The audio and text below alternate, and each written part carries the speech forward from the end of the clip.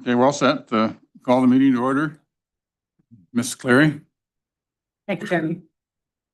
Dear Father, thank you for giving us the opportunity to gather together, to learn, to listen, and to pay attention to each other. We appreciate our people, our landscapes, our home. Dear Father, look at the sides of the deputy cars. It says community first. I so value that. Every time I see a car go by, I understand what they're doing for our communities and how they're doing it and how they're thinking. We thank you for that. Together, we can achieve great things, but we have to be able to do it respectfully, and we have to listen carefully, and we have to listen to you. In your name, amen. Wilson? Please rise.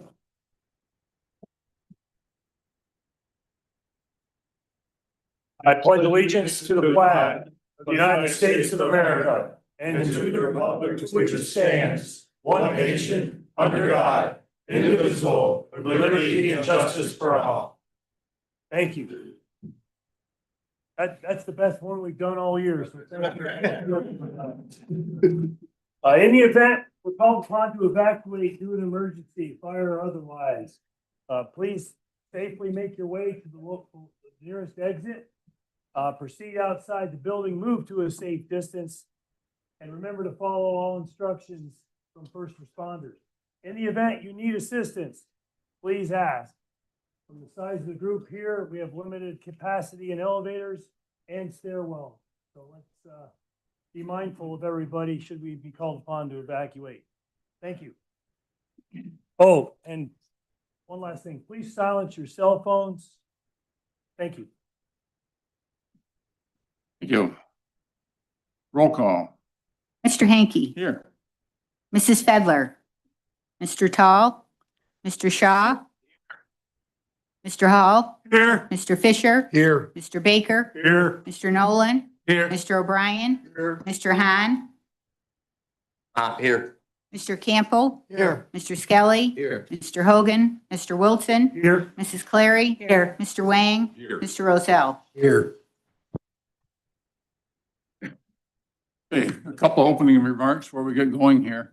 We are a bit over capacity, so if any of you do not want to speak, you just want to listen, please get down to the committee room where we're Zooming it. I don't want to have to, pick a certain number of people and throw it out, but our code enforcement officer is all over me here about being over capacity for the room. So anybody wants to just listen. The committee room is down the hall and on the left. There's a gigantic big screen in there. You can watch everything going on. Another public statement. I'm very glad to see all of you here. I appreciate having a room full. I wish the room was full every single time we do this instead of having 2 or 3 people here. Some of you who were confused about the sign up in the back, the sign up for speaking is just if you want to speak at the public hearings, which are not about the budget. If you want to just speak, it is what's called supervisor's privilege of the floor, and each individual supervisor gives his own constituents privilege to speak. I'll go around the room, start with me, and I'll, do all the Argyle people, and then we'll go to Cambridge and so on. If there's anybody whose supervisor isn't here, like Kingsbury is absent today, for example, just raise your hand when I call Kingsbury, and I'll call you. I'll give you privileges under me. Okay, so if you weren't caring about the tax anticipation note, your public hearing or things like that, you don't need to sign up in the back. Okay, and we're going to start out a little bit different. We're going to have Matt Simpson one. Oh, one other thing. I debated about doing this, but this morning I've been getting all kinds of messages and things about how well armed everybody was going to be and what a threat it was going to be if things didn't go well. And I just wanted to say to you, if anybody feels that juvenile, start with a chairman. Okay? If you feel the need to brandish a weapon or something, start with me, ignore everybody else, and watch what happens next. Okay, we have our Assemblyman, Matt Simpson. I'd like to give him opportunity to speak.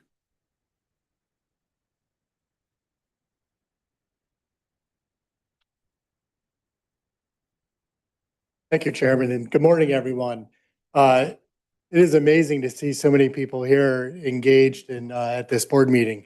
I was a town supervisor prior to my public service in the state assembly, and I've sat in those same seats over in Warren County, and always fretted, concerned about this time of year when we had to work on a budget and present a budget that met the needs of the county. So I have a lot of knowledge of what all of you are doing and appreciation for the process that you're doing. It's a very thankless job, very difficult, and just wanted to thank you for the work that you are doing. I just felt compelled to provide a little context to what's happening here in Washington County and the budget discussions and the stuff that I've seen, in social media. I've paid attention. I've read countless posts and comments and things that are happening here. And the reason why I felt it was important for me to be here, because a lot of those issues, a lot of the problems that your supervisors here are dealing with directly come from the state, the policy of New York State. And I'm not sure everybody understands that. I was a county supervisor and I didn't fully understand it until I went there, became an assembly member, and saw the inside of a budget that's right now, the current budget is $254 billion. When I was first elected 5 years ago, it was $81 billion less. That is far greater than the 2% tax cap that all of the supervisors and all of the town boards and county legislatures around the state are compelled to comply with. That was a great law that was passed when it was done.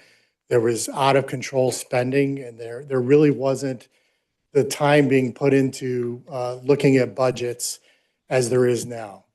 And I can assure you, from my experience, to stay under that 2% tax cap, we had to run a really tight, smooth running machine in Warren County, and as every other county did. Otherwise, you're going to have to go through the tax cap. But there are many, many things. Matter of fact, it's about 90% of every single budget in New York State, county budget, that is really predicated on state mandates, state responsibilities that the legislature has voted through policy on to the counties. And so that gives about 10% of the county budget of discretion, of areas that they can decide, well, we need to increase funding for our EMS. I know for a fact, many, many years now, the Office of Aging has not seen an increase.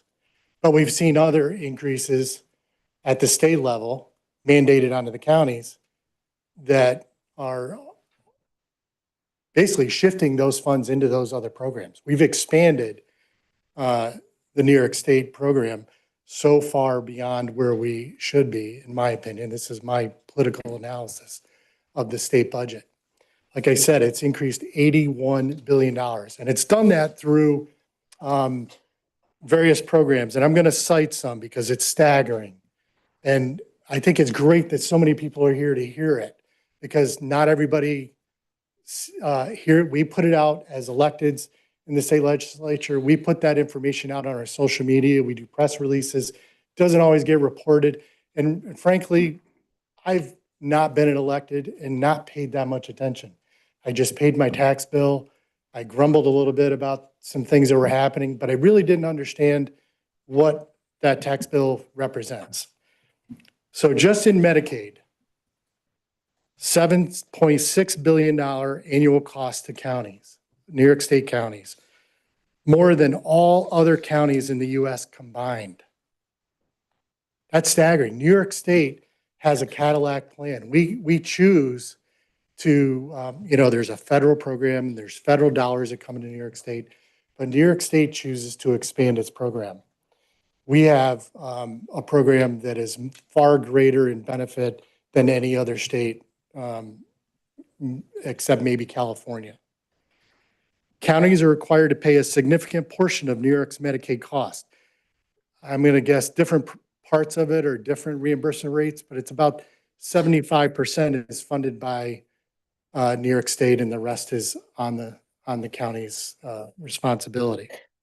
Unlike most other states where the state covers that entirely.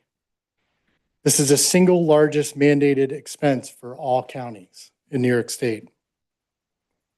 Our safety net program, $3.7 billion. Counties must fund a share of the public assistance and welfare benefits as dictated by the state and federal eligibility rules. I used to be the ranking minority member on the Social Services Committee. And every 2 years, we have to pass the public assistance bill.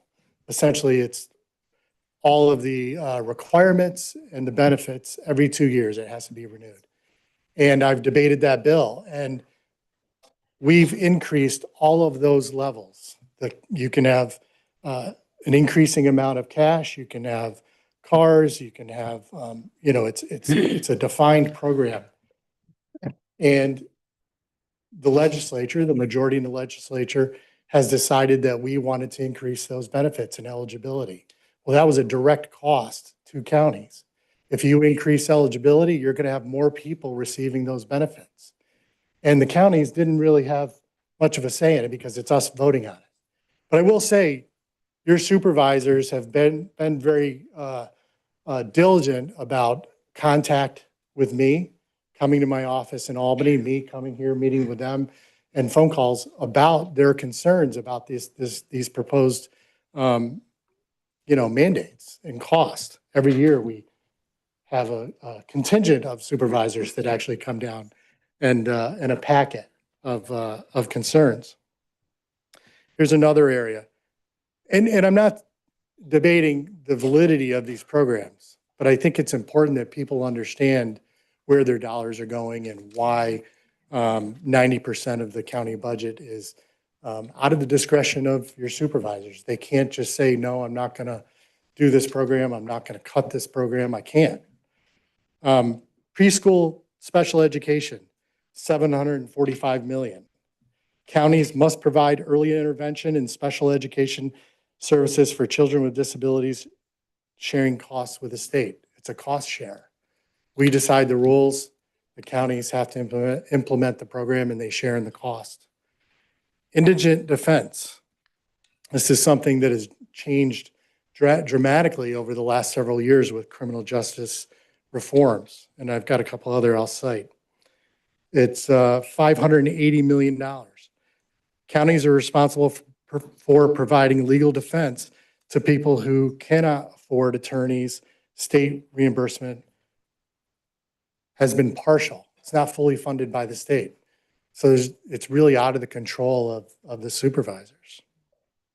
The state has passed a law, you may have heard, it's called Raise the Age.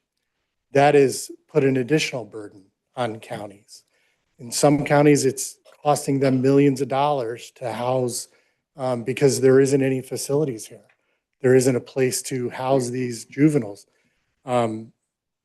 It's costing Washington County about $50,000 a month just for the Raise the Age. And along with that, there was another state mandated cost that goes into the millions for many counties. It's close to $800,000 for Washington County per year.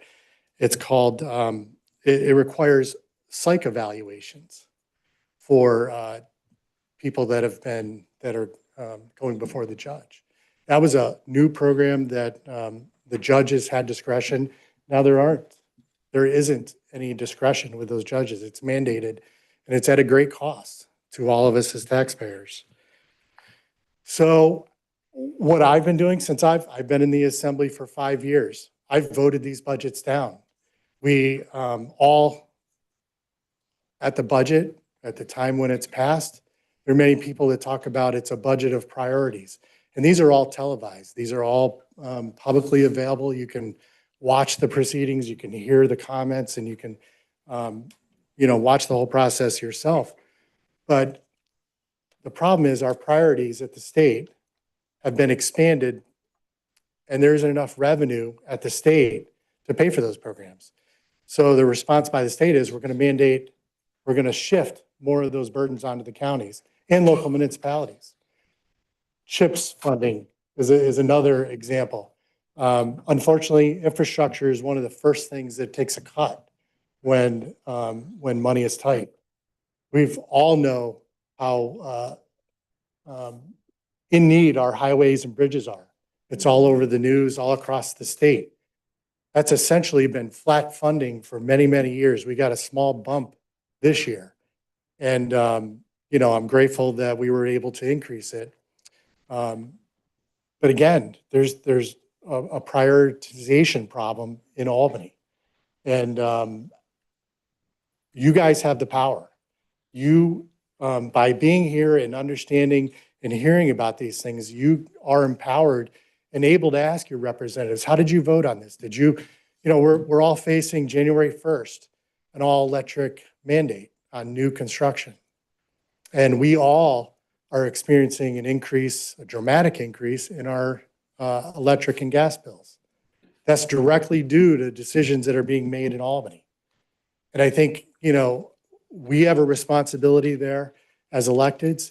And I would hope that you all feel you have a responsibility too to ask those questions of your representatives. Where do you stand on these issues? Because every time something is added, there's a cost. And we don't always equate that to our property tax, our county tax, or our county budgets, our town budgets.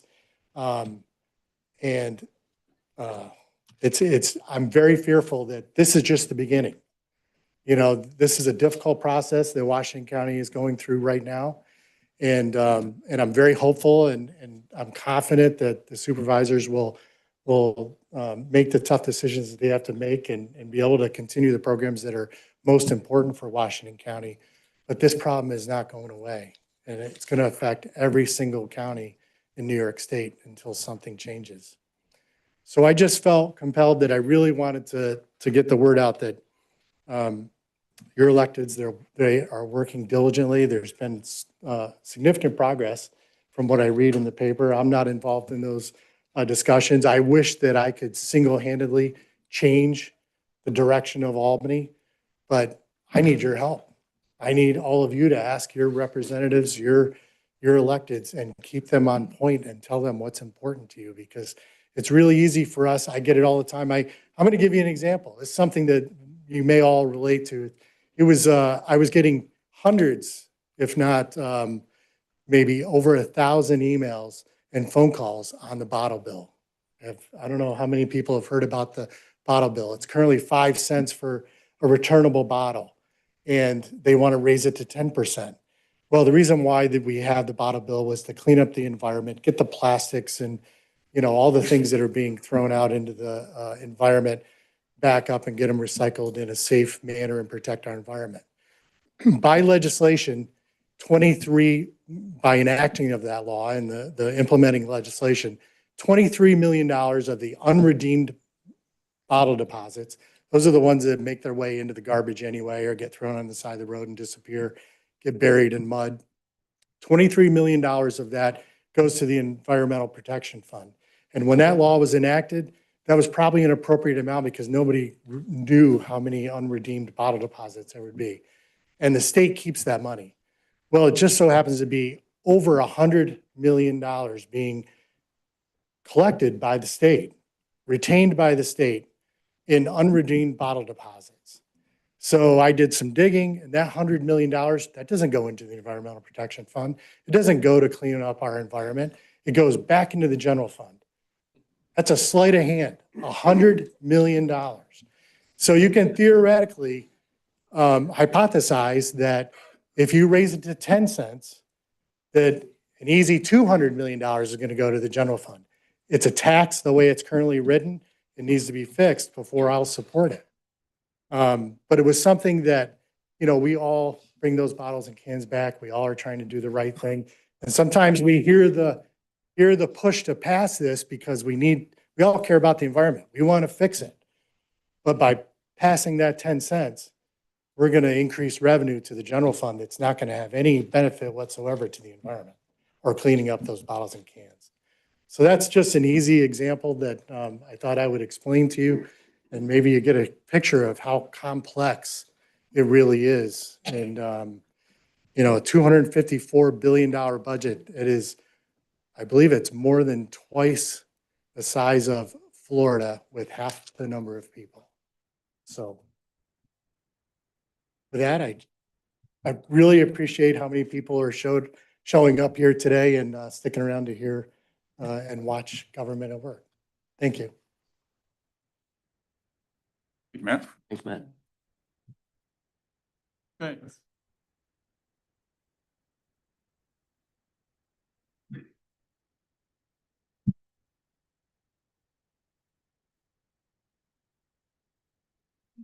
Okay, next order of business, we have a public hearing on introductory local law D of 2025. The clerk would read the notice, please. Public hearing concerning introductory local law D of 2025. The Board of Supervisors of Washington County will hold a public hearing in the Supervisors Chambers, Washington County Office Building B, Fort Edward, New York, on the 17th day of October 2025 at 10:05 a.m. to consider the adoption of proposed introductory local law D of 2025, entitled a local law pursuant to Chapter 97-2011 of the laws of the State of New York and Section 3C of the General Municipal Law, overriding tax levy limit for fiscal year 2026. Washington County's intent is to override the tax levy limit imposed by Chapter 97-2011 of the laws of the State of New York and Section 3C of the General Municipal Law for fiscal year 2026, and may adopt a budget requiring a tax levy that is greater than such tax levy limit of 2.59%.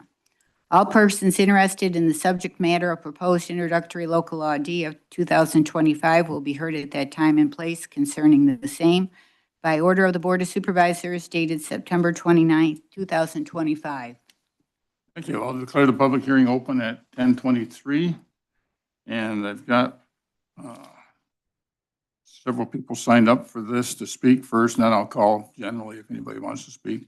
Mike, it's like M-I-L-L-D-E, something like that.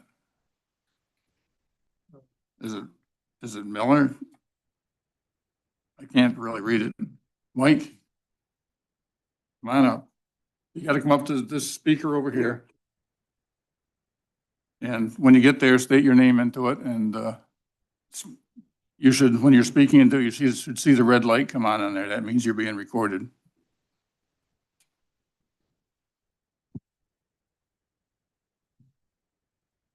My name is Mike Miller. I live in the township of Salem, New York, Vermont state line. I guess my first question to you folks, how did this happen? You know, and then, you know, how is our assessments all different through every township? How come we're not all at 100%, so we're all paying our share of taxes? Right. The guy that just spoke, our assemblyman, I think Jack Ash is mine. You know, you got to go all the way to East Greenbush to talk to him. You know, the state mandates. If you folks aren't getting no money, you know, grab a backbone and say, you got to stop.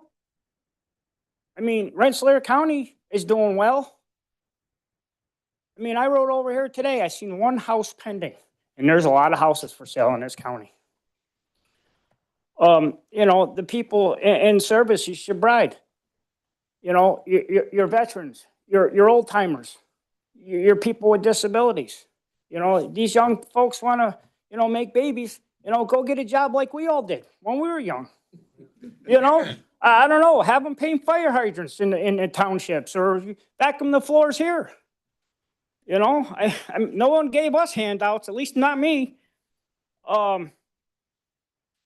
the main concerns of, your roads, bridges, and, snow removal at the county level. And then a lot of us went to 100% reval. Where'd all that money go? My taxes went up $700. I live on a dead-end dirt road. I see a road grader and a snowplow. 900 square foot house and 5 acres of rock. I choose to live there. I'd love it. It's, I don't know. And then the taxes, just on my road. We have ag, we have forestry, we have land conservative. Why should I have 100% tax levy when my neighbor that owns 400 acres is only paying 20% on his land taxes? 80% is in forestry. I don't know. If I can't afford it, I got to sell my house. But that guy's getting an 80% reduction in taxes, and he's only got to manage his forest every 10 years. I guess my question is, we're going up 20% this year, maybe. I don't know if you guys scaled it back anymore. What's going to happen next year? 20, 25% again next year? I mean, it's got to stop. The guy that spoke here, what did he say? State mandates, state mandates, state mandates. Well, if the county can't afford them, you guys got to have a backbone, like I already said. I don't know the answer, but it's got to stop.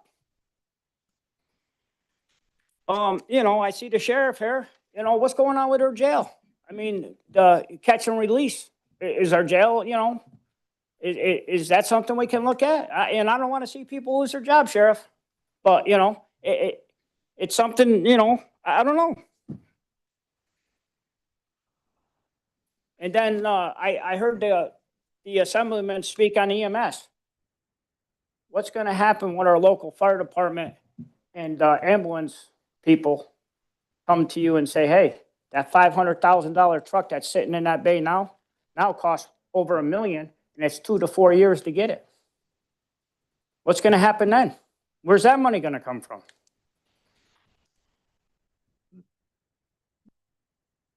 I guess I said enough, and I know a few of you, and I hope you do the right thing. And I'm gonna. Is the person from the town of Greenwich here? Stop over and see the Vietnam vet that's pushing shopping carts at Hannaford.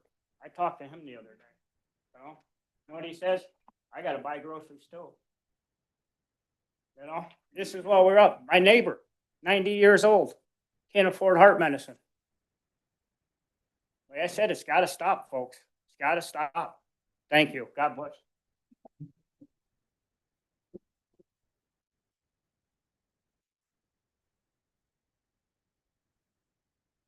Okay, I got Tim Havens.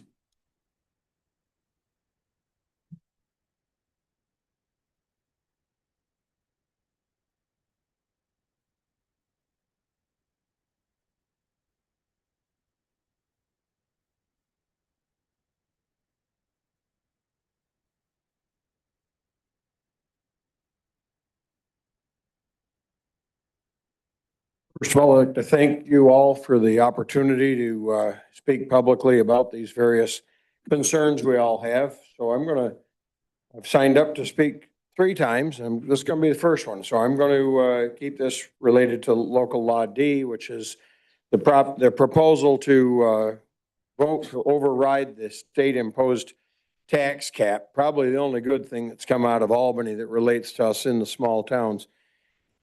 There is a tax cap. A lot of you mentioned it through social media, and you can't believe that this board has to consider a budget that would exceed that tax cap. And that's exactly where we are. So before you can do that, you have to vote to override the tax cap, which is what this public hearing is about. Overriding the tax cap to me is like opening the barn door and letting the cows out. And once you've voted to override the tax cap, you seem to have knowingly no limit. And so I'd like to see the introduction of local law D modified so that it does not allow us to exceed 10% increase instead of just opening it up for free reign.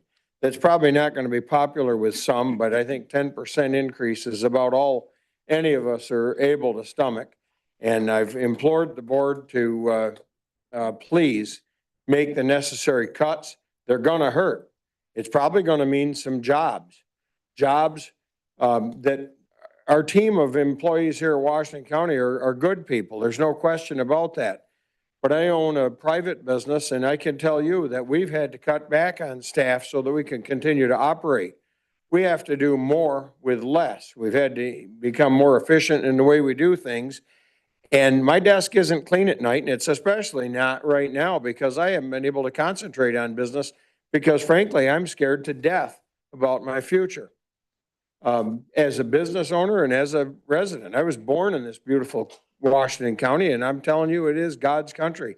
It's where I'm going to take my last breath, and it's where they're going to dump me in the ground when it's all over. I've been very blessed in that we raised a couple of real nice young kids. They both went and got education as engineers, and they could have gone anywhere to go on and live their life. They're smart kids. Their professions are in high demand. And they've honored my wife and I in the most sincere way by deciding to come back and make their home here in Washington County. They both own homes. One just bought a fixer-upper in Kingsbury right near the farm. The other one is over in your town, Chairman Hankey. And he's really committed because he bought a piece of land to build another house over there. So I'm speaking on behalf of the next generation. We've got to rein in the spending. Life in Washington County is not going to be sustainable. Our county is teetering on financial collapse because of state mandates. And so I guess I'll save the rest of my comments for later. I'm going to ask you to modify your vote on local law D to not exceed 10% increase. And I think it should go on record that way. I think that is a goal that you have to shoot for, to get the budget within that and not kick the can down the road and surprise us next year with another 45.3% tentative budget. I know I've made a lot of enemies in this room, but I can't afford to buy friends. I made a few friends in bringing this to light. The fact of the matter is we have to be able to sustain life in Washington County for the working people, not the lazy, not the unmotivated, and certainly not the addict.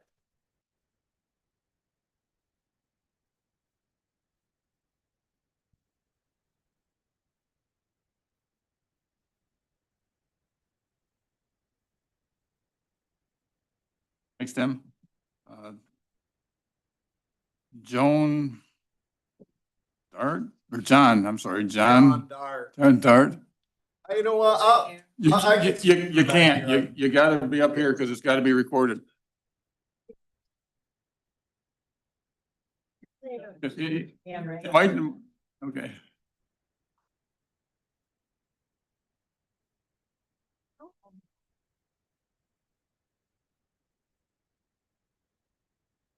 We have to transcribe everything that's done here, so you gotta do it in there so the transcriber can do it.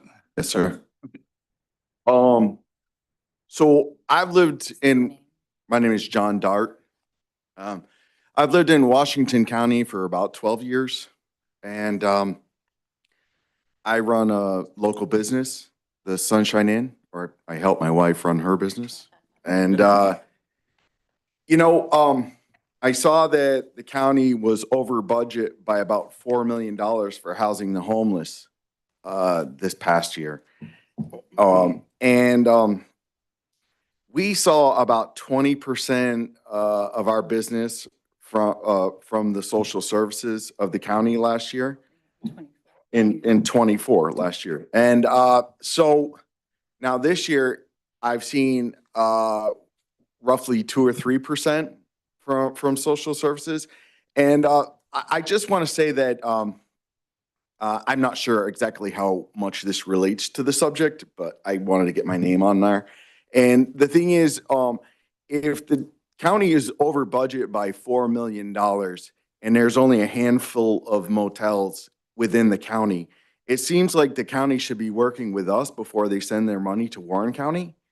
And just, in relation to that is if we're sending all our money to other counties, then at what point does it become another county's concern? So that's the biggest issue that I have to say. I listened to Tim speak and I loved what he had to say. It was posted on Facebook, and I couldn't agree much more, other than I'm not prepared to work 75 hours a week. And Mike is a good friend of mine. I helped cut trees down at his place. We are a part of the community. I love Washington County. I do. I really do. But I am concerned about our ability to stay within Washington County.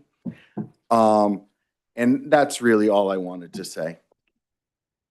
John, are you going to stay for the whole meeting? Probably. If so, would you talk to me afterwards? I sure will. It's a whole nother matter. I know. I used to drive your grandkids to school. Yeah, I know. I understand. All right. Yeah, if not, I'll stop down. Yeah, it'd be nice. to Okay, talk. thank you.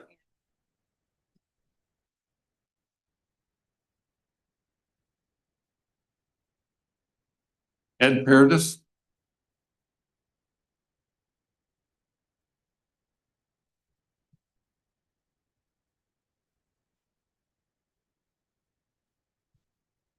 Ed Paradis. I own and operate the Moose Hillock Camping Resort in Fort Anne. I am a resident of Washington County since 2012. I'm sorry, I want to begin by apologizing to you guys if you've experienced some type of anger in this room before the meeting. I stand before you today with nothing but heartbrokenness, honestly. I have no anger in my body whatsoever.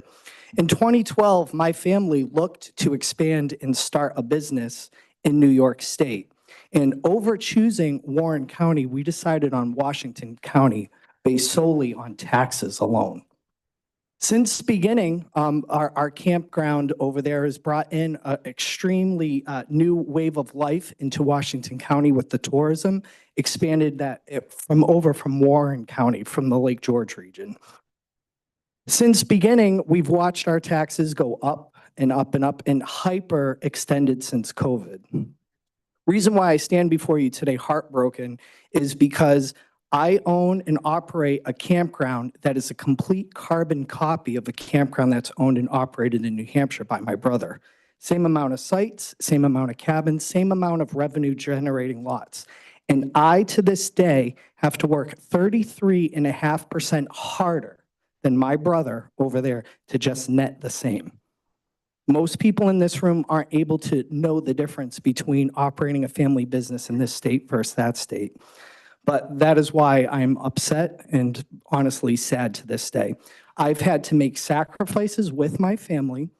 For those of you guys to understand, I have to make cuts where I need to in order to get blood out of a stone. A campground is only able to generate revenue May to October. And mainly, the window's even smaller than that. It's July and August, because that's the school season, all right? So when I come before you and I see my taxes go up and up and up, know that I'm trying to get blood out of a stone. I am working, I'm not kidding you, April 1st through the end of October, 107-hour work weeks, because I can't employ all the people I need to make payroll tax and all this other stuff. So before we go and exceed our taxes, I just want you guys to see the burden on a young person in here trying to bring up business in Washington County and expand better. Because the type of revenue I bring in brings stuff for the school, brings stuff for everybody, employment and stuff like that. But honestly, I'm to the point where I'm going to be looking at dire straits because this state has mandated EV mandates. Do you know what that alone has done to my business? You guys have taxed away my population to enjoy an income.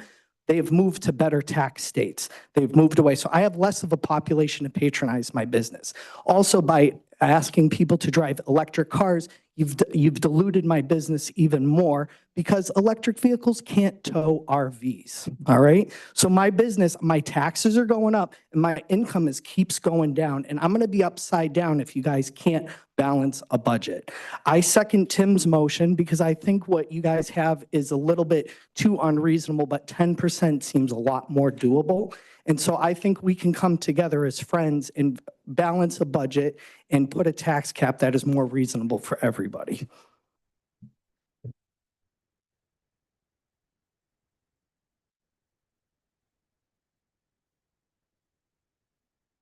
Anybody else want to be heard on this public hearing?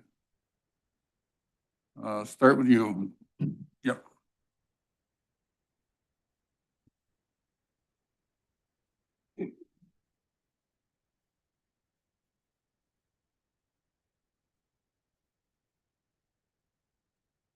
Go ahead.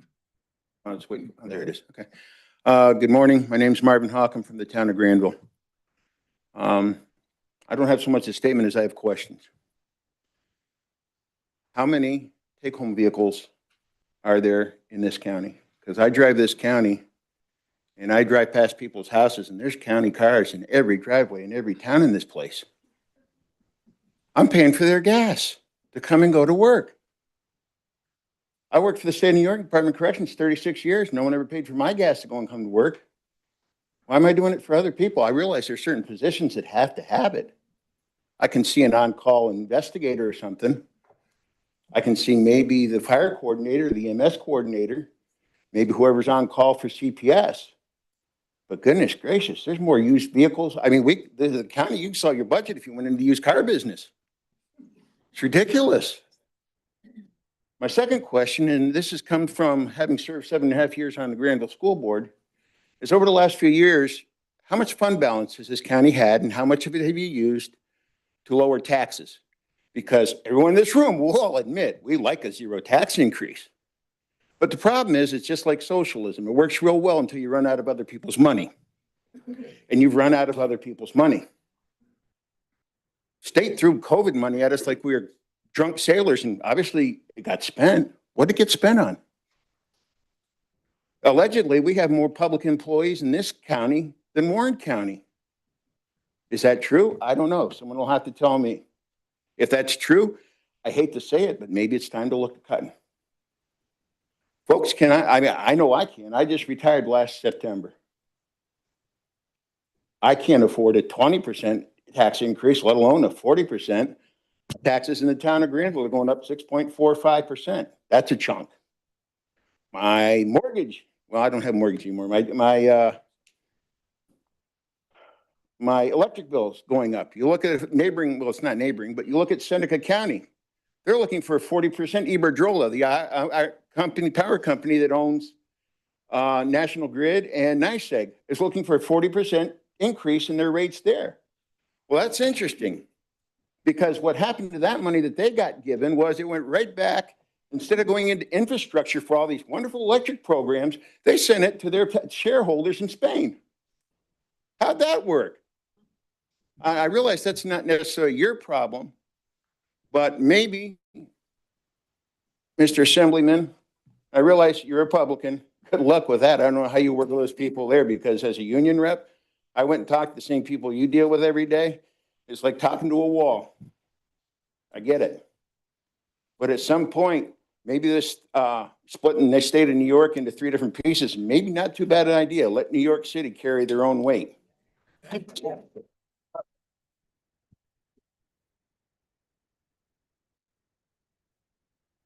That said, sir, I do have one issue, Mr. Henke. If someone threatened to bring a gun into this meeting and use it for a nefarious reason, that's not juvenile, sir. That's criminal. And if they did, the gentleman you ought to be talking to about it is right there. So they can go find out who it is. And we have this wonderful little thing in this state called a red flag law, and maybe it should be invoked.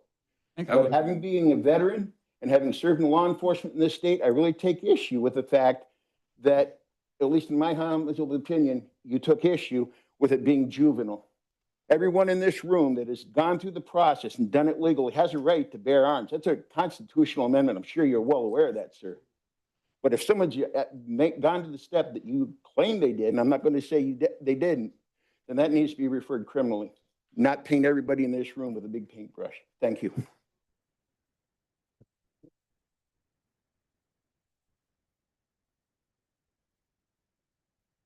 As a cop for 32 years, I'm aware. Morning, everyone. My name is Brian Granger. I'm the former owner of 100 Park Road in Kingsbury in the industrial park. The new owner is right there, Gary Tucker. Several years ago, I brought this fact up to the county, and it seemed to be overlooked. Our address is a Queensbury mailing address. So everything on Park Road is a Queensbury mailing address, but we're physically located in Kingsbury. Our sales tax dollars are going to Warren County. Fuel, our utility bill, sales tax, register a truck, buy equipment, everything's going to Warren County. Mr. Tucker just checked with National Grid yesterday, and the sales tax is going to Warren County. So there's a few $1,000,000 a year that is not being given to Washington County. And I brought it to the attention several years ago. That needs to be looked at. I don't know this to be true. My understanding is the state sales tax department will go back and look at that and look at every address and look at the sales tax dollars that were paid and refund it back to Washington County. And you can go back a few years on that. So maybe I was the bearer of good news today. Yeah. Thank you, everyone.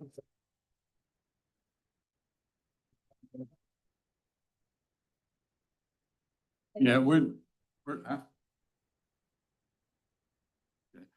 Yeah, we are quite aware of that, and we, have looked into that several times. I would point out to you guys, this is for the tax override we're talking about. If you got general tax things, we're gonna do privilege of the floor here later and give you your time to talk about, general stuff. This public hearing is about the tax cap. Next, I've got Jason Willett.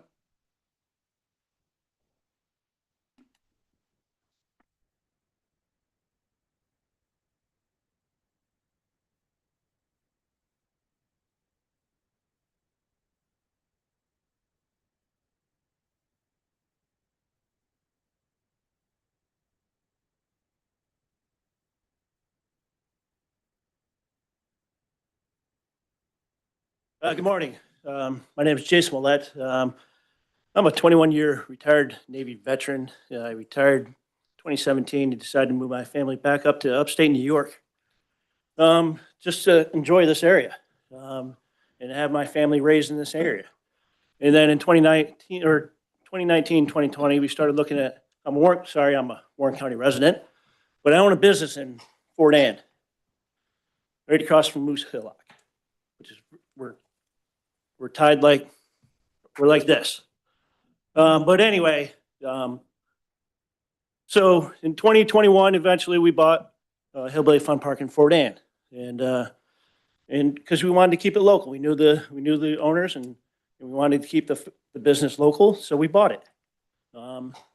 But how this is gonna affect me, as a business owner, any tax increase, our costs are skyrocketing, right? My product is 30%, 35% higher than it was 5 years ago, right?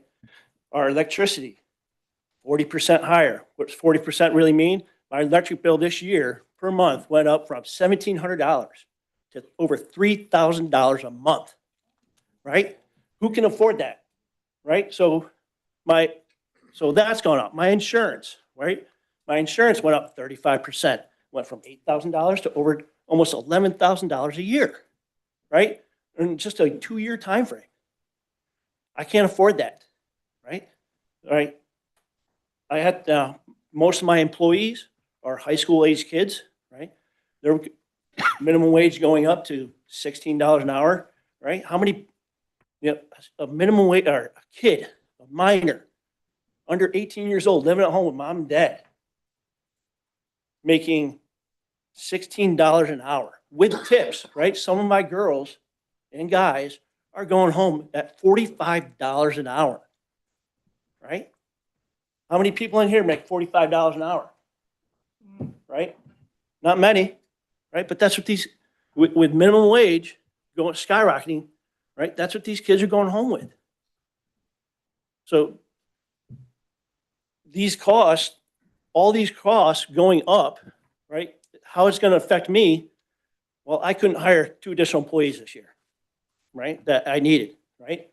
So, and then with taxes going up, Well, that's potentially 2 additional employees I'm not gonna be able to bring back. I cannot raise my cost or I can't raise the cost of my product up 20%. I can't raise it up 30%. At best I can do is raise it 5%, maybe 6%, right? And then I raise it up 5-6%. Unfortunately, people don't like that either, and they're pretty rude to our customer, to our girls, right? They're very disrespectful to them, which I understand their frustration. So eventually this cost gets passed on to everybody else. And for us, and for me as a small business owner, it's just, unfortunately, it's not sustainable. So I don't know where we're going to go from here if the 20% goes through, right? I'm okay with, I can eat 10%, and I appreciate what you guys are doing. And I don't envy your position whatsoever, because you folks have a thankless job, and it's a very difficult job. You're going to have to make some very difficult decisions and tell people no. So that's about all I have to say. Thank you.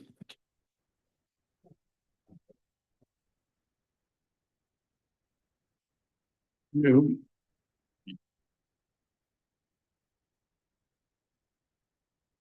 On the tax cap.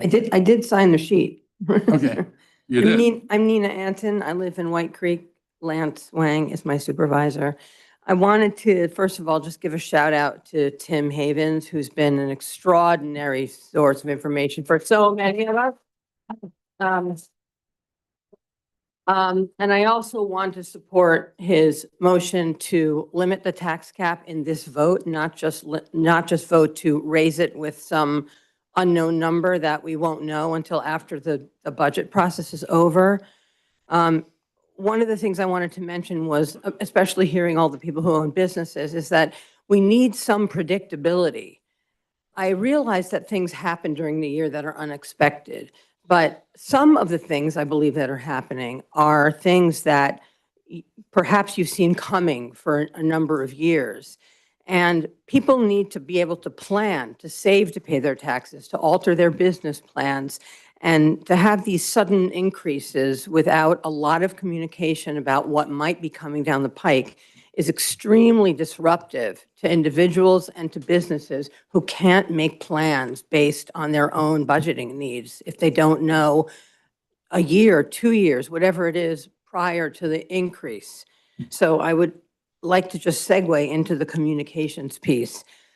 And I know a lot of people, and I have expressed this to my supervisor and others, have been really disappointed with the lack of communication in the last, let's say, 30 days about this process. There's an extraordinary amount of misinformation running around on the internet, all kinds of people, some understand, some don't. But I heard a supervisor say in the meeting, I think it was in the finance committee, and someone said, well, I'm not on Facebook. Your constituents are on Facebook. And you have to find a way to communicate with your constituents around these issues. So much misinformation. What is stopping the supervisors from communicating outside of the, we put an official announcement on the county website? It's not enough. Letters have to go out regularly. This is what's happening. This is what you can expect. This is what the process looks like. And it's disappointing that that has not happened because there's so much anxiety in the county about these issues. I don't understand why there hasn't been better communication about these issues and more thorough public explanations. So I would ask that that happen. And since I did ask Lance to recognize me during the meeting, but I'm going to have to leave, I think, before that happens. So I just wanted to add that during the finance meeting, I heard a lot of, there were questions about like, well, should we give the county employees a 1% raise or this percent raise or this percent raise? It's not fair. None of this is fair. And no, I don't think there should be raises. I think there should be a hiring freeze. Everybody in this county, whether you're employed by the county, live in the county, or operate a business in the county, is going to feel pain during this process. And so The idea that the county should spend money that is discretionary, raises are discretionary, hiring is discretionary. There's no room for that kind of discretionary spending if we're facing a 20% tax increase. The other thing I heard was that in the Personnel Committee, which I found very troubling, that full-time employed exempt lawyers that work for the county have been paid for a number of years, I don't know how many, for overtime, meaning if they're on call. That is not legal. And it was shocking to me to watch the Personnel Committee. None of them seemed to understand what the difference is between an exempt employee and a non-exempt employee. You can't pay a lawyer who is employed full-time on a salary basis any overtime. You can call it on call, it's overtime. It's part of the job. And I'm wondering how many thousands of dollars, the Personnel Committee said that it was the largest single driver of overtime in the county. How many thousands of dollars were paid overtime to lawyers unlawfully in the past number of years? So I think there is room to cut more than what I understand what the large ticket items are. And I also wonder, aside from wherever our state assemblyman went, I understand the issues that we face about the state. I'm also wondering what happens if the county says no. What happens? I heard one supervisor told a constituent that supervisors can be jailed. I can't imagine that that's true. If anything, it's a judicial process. But I'm wondering, I mean, you can't answer me now, but what happens if the county says no? This is how much we have to spend on.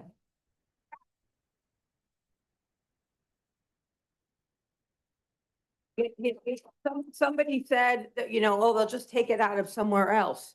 Okay, I mean, there has to be some process by which the county can object and just not provide what it's mandated. I'm not saying we put homeless people on the street. Nobody wants to do that. But there is some gray area that we have to decide how much do we need to push back. I would like to know from Mr. Henke at some point what happens at the Association of Supervisors level or the Association of Counties. What is the pushback other than relying on our assembly people who work hard, I realize, to try to change this, but what happens if we just say no? What happens? And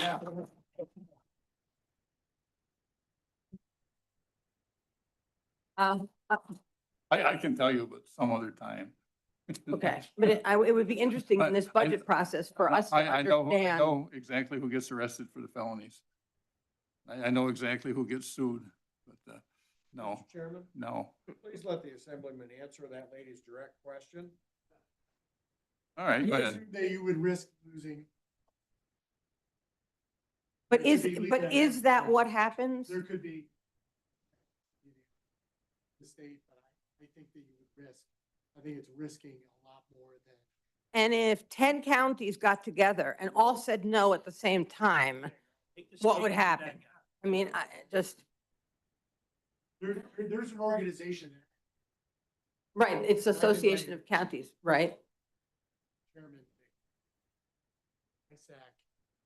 I just think it's time to think about sort of extreme measures and pushing further than we are comfortable pushing.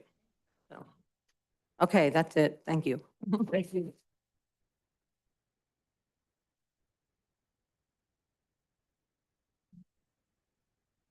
I am being notified by our fire officials that they're gonna have to clear some people out of the room if we don't get more people going down to the classrooms to watch it on the thing. If you're not gonna speak, if you're just listening, please get down there. We're gonna wind up having our room closed here because we're way, way over capacity.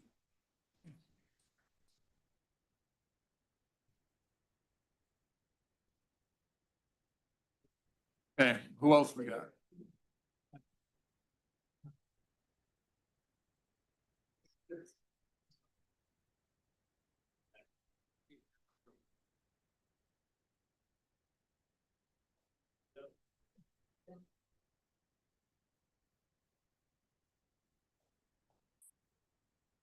Okay. Yeah.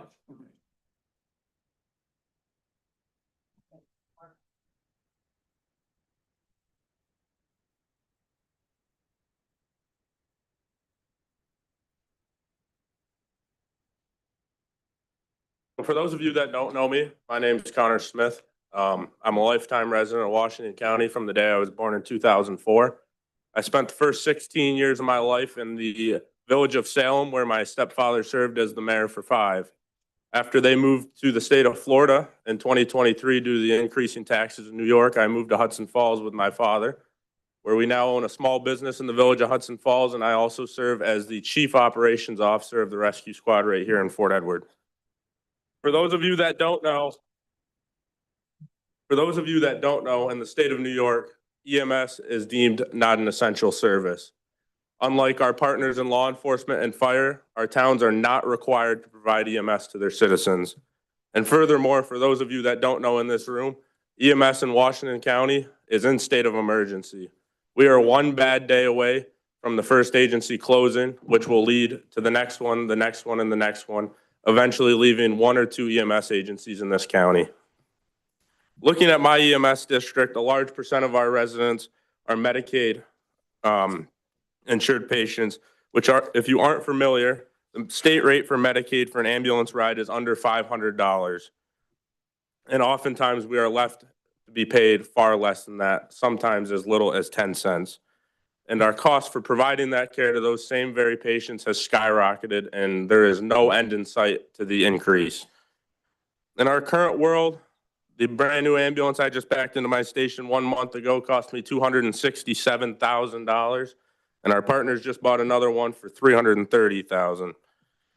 Those ambulances last us approximately 5 to 7 years, and the equipment to go in there makes the total for that ambulance pretty close to $450,000 when we're all said and done.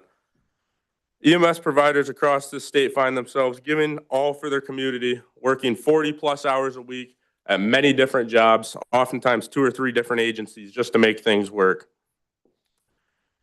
Finding themselves 30 years later with nothing to show for that 30 years of service, other than mental health issues, back problems, no retirement, nothing. Just like my father, who has served 33 years to the residents of Washington County.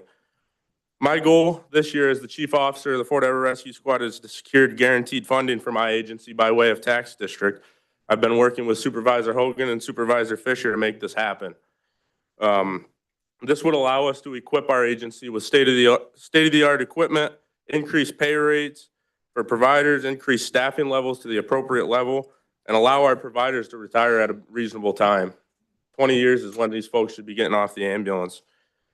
The proposed increase to the tax cap in Washington County is going to make this pretty much impossible for us. It's kind of difficult to look at our residents in the town of Kingsbury and the town of Fort Edward and say, hey, the county just made you increase your taxes 10, 20, 30%. Now I'm coming for another 10, 15% of your money because I need to do what I need to do. I won't get into the politics of why I feel that this increase is going to happen. But I know all of us that work in public safety and are out on the streets every day can see exactly why this is happening, and we're getting no support for it. So my ask to this county is going to be, and all the supervisors here, is going to be to take some time before you approve this increase and think about what we're going to do for arguably the second most important service in this county besides our friends over here at the sheriff's office. When you have a medical emergency, who do you call? It's us. It's time for you guys to step up and set some funding aside and make sure we're able to continue into the future. Otherwise, 5 years from now, I don't know. You might not have an ambulance show up when you call 911. Thank you.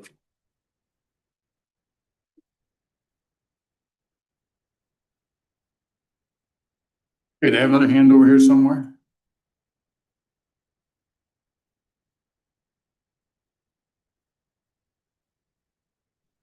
Hello, my name is Landon Weaver, and I've been a resident of Washington County for my entire life. I attended Argyle High School. Argyle is the town in which I grew up in. I work as a paramedic currently in Fort Edward as well as Warren County. Like many of my fellow Americans, home ownership has been a lifelong goal of mine. This past September, I began this journey. I purchased a multifamily residential property in the town of Fort Edward. This goal was accomplished by working 70-plus hours a week, saving smartly, and not borrowing a dime from anybody. Within weeks of closing, I heard about the proposed tax increase from Tim and Tim's son, Dave, who we purchased houses within 2 weeks of each other. I want to preface this with, I understand the need for some taxes. I do. As it currently stands, on this year on my property, I'll be paying over $4,300 on a 1-acre property in the village of Fort Edward. Excuse me, town of Fort Edward. I'm also a licensed New York State real estate agent. So I understand the real estate market, and I chose a multifamily property as an educated way to meet my goals as one to be a homeowner. With this being said, one of my tenants is on a fixed source of income. The proposed tax increase will cost me substantially more, which will have the unwanted, however, inevitable downstream effect of rent increases. Taxes go up, fixed income does not for those folks. This is not the only property I plan on purchasing in the coming years. I have a plan on having several multifamily properties and trying to create a smaller rental environment in this area. If this large proposed increase does pass, I will definitely begin to look to the surrounding areas. The taxes are already high, and you want to make them to the point where it'll be non-feasible or logical for property owners in this county. Wrapping this up, I came here as I wanted to be the voice of a young homeowner and taxpayer to be heard. You're proposing this increase to give more to those who don't work and take it from us who do work every day to make our goals happen. If this substantial increase does happen, you will lose property owners, revenue payers, businesses, and taxpayers. Thank you.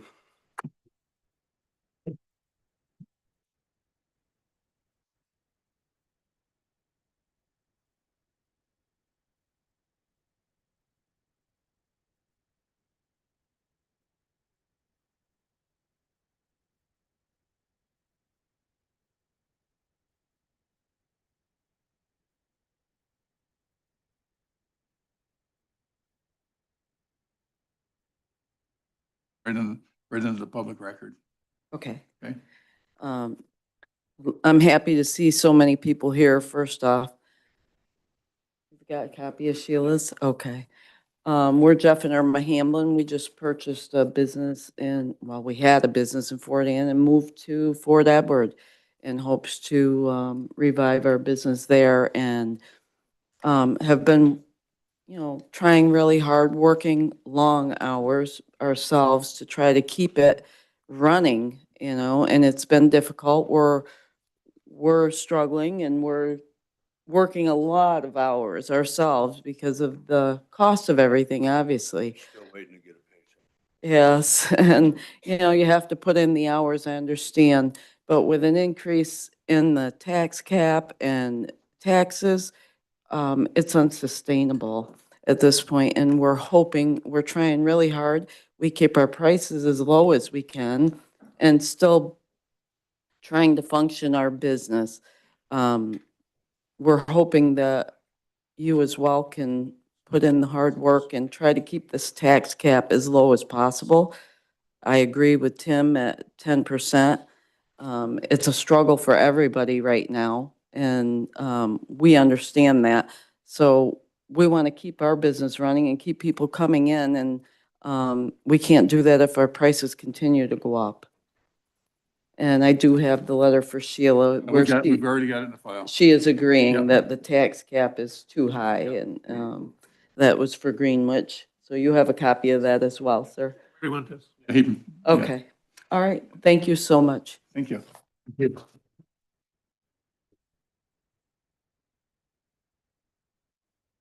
Okay, anybody else? Yes.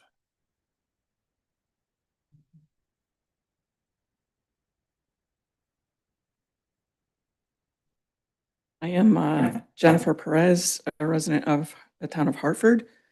I actually grew up, was raised in the town of Wilton.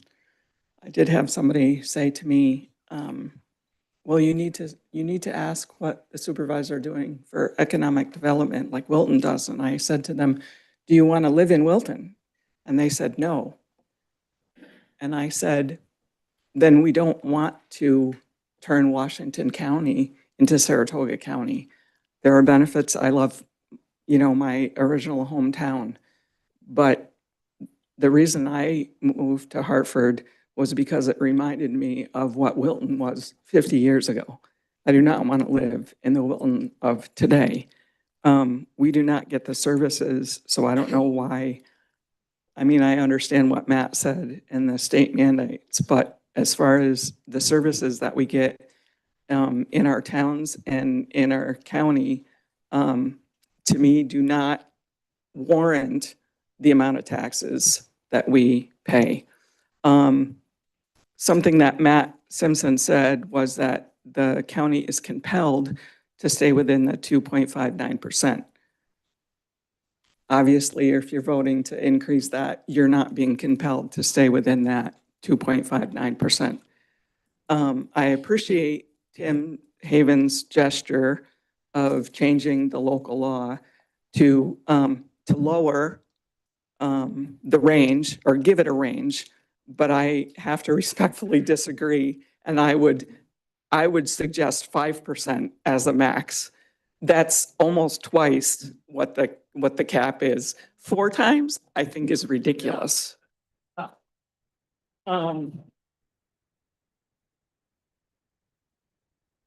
The other thing, you know, yeah, hopefully you've all seen this. There's no such thing as government funded. It's taxpayer funded. It doesn't matter if it's the town, the county, the state, or the federal government. That's our money. And I agree that hard cuts need to be made. We've heard from business owners. I'm not a business owner, but we've heard from business owners. If they don't have the money, they can't spend the money.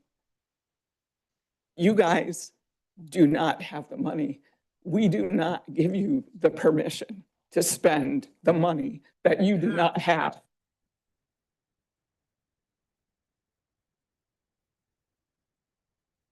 We've also heard that assessments have gone up, and that is true. I think we all understand. We see houses listed for sale. We see business listed for sale. I'm like, oh my gosh, there's like no freaking way I would spend that much money for that property. But there are people that do. So I understand why the assessments have gone up. I honestly do. But as Tim Havens mentioned in his, I'm going to say televised speech, but that's not what it was, whatever. There is going to come a point in time that those people are not going to be there to buy those properties because it's ridiculous. So between the assessment going up and then the tax going up, that's like a double whammy on what we pay as consumers in this county. And like I said, you do not have the permission to spend our money. And the other thing I heard, and I understand this about communication, and the woman that talked about the responsibility that you guys all have.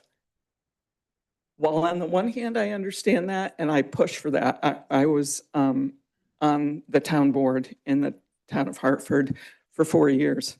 I made it a point to get things out onto Front Porch Forum.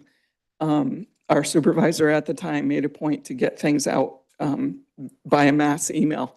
I understand that.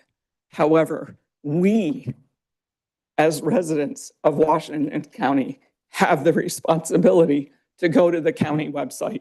We have the responsibility to attend these meetings.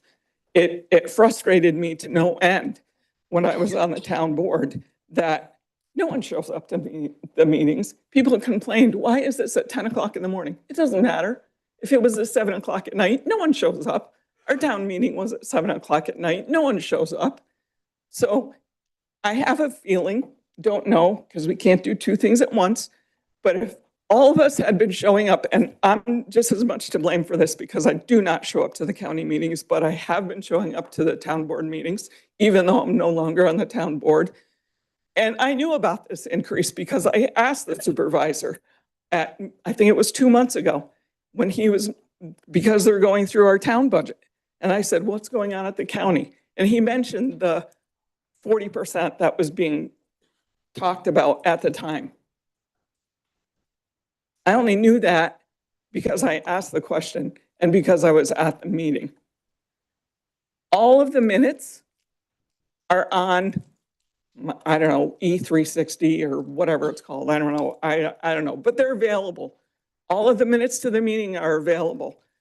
The meetings are like every month, same time, same place, same day. There's like freaking no reason why there aren't more people involved until the you know what hits the fan.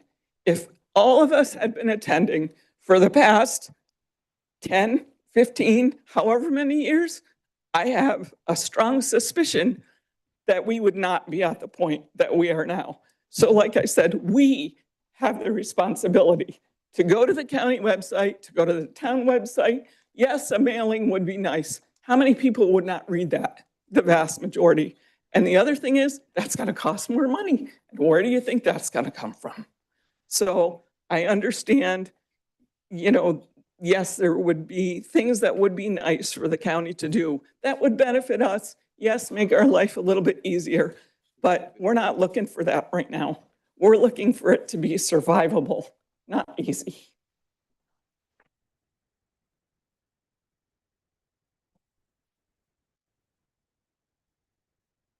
Thank you. I really appreciate that sentiment. We've been saying that for years. You know, and I think that every supervisor here gives a supervisor's report at their town board meeting about what's going on at the county. I know I do, and the two people that are always sitting there, the same ones every time. I complimented you at the beginning for having this many people here. I wish this room was filled every time we did this. I wish my town board was filled every time we did this. Who's next?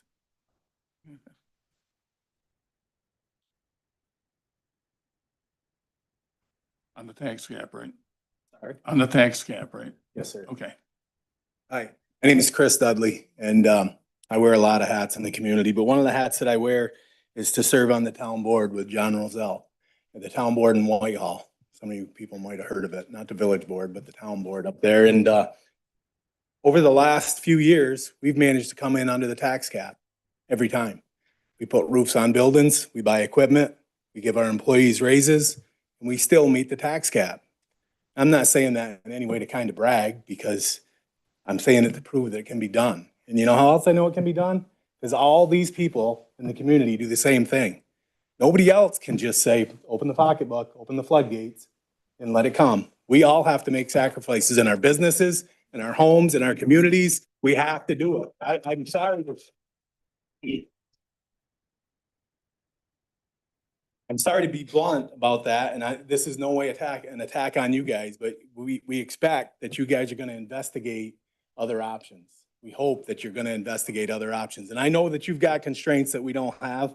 Like Mr. Avon said, I'm fortunate to have raised a family in the community, and I'm very proud that my kids live here too. And when they come to me with situations like this, the struggles they're having in their lives, maybe it's sarcasm, maybe it's stupid dad humor, but I'd like to think most of it is reality. When my kids come to me and say, my insurance went up $600 this year, my mortgage is this, my wife's car needs a transmission for $4,000. When they come to me with that stuff, my response is always the same. Figure it out, right? Figure it out. I'm not saying it in any kind of a smart aleck way. Figure it out. We have to do that. Us people in the community, us business owners, we have to figure it out. And, you know, it's unfortunate that a 45% or whatever tax cap was published, and now it's gonna go to 10%, and you guys are gonna feel like heroes. We're not thinking much about heroes right now. We're really not.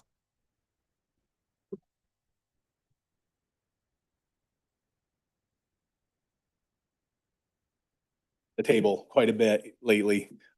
And people come to us with genuine concerns, and we're just coming to you with genuine concerns and hoping that you'll listen.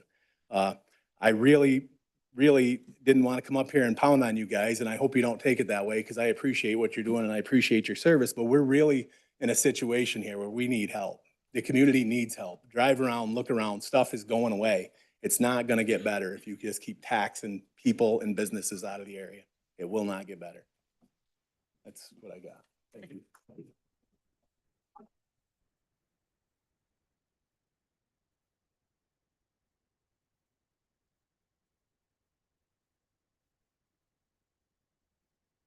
Hi, my name is Michaela Trudeau. I am a proud resident of the town of Hartford. You'll have to excuse me, I wasn't planning on speaking today. I will make this a long story short. My life blew up a couple years ago, and I am now a single mother of two who worked very, very hard to pinch pennies and scrape by and do what I needed to do to keep my children and myself in the town of Hartford. I have a very, very strict budget, and I am one bad accident away from potentially losing it all. So I understand having to pinch and cut and everything like that. Hartford's my home. I did not grow up there. I moved there in 2018. I grew up in Lake Luzerne. Hartford has welcomed me like there's no tomorrow. I've been fortunate enough to now own a home for my children and I in Hartford.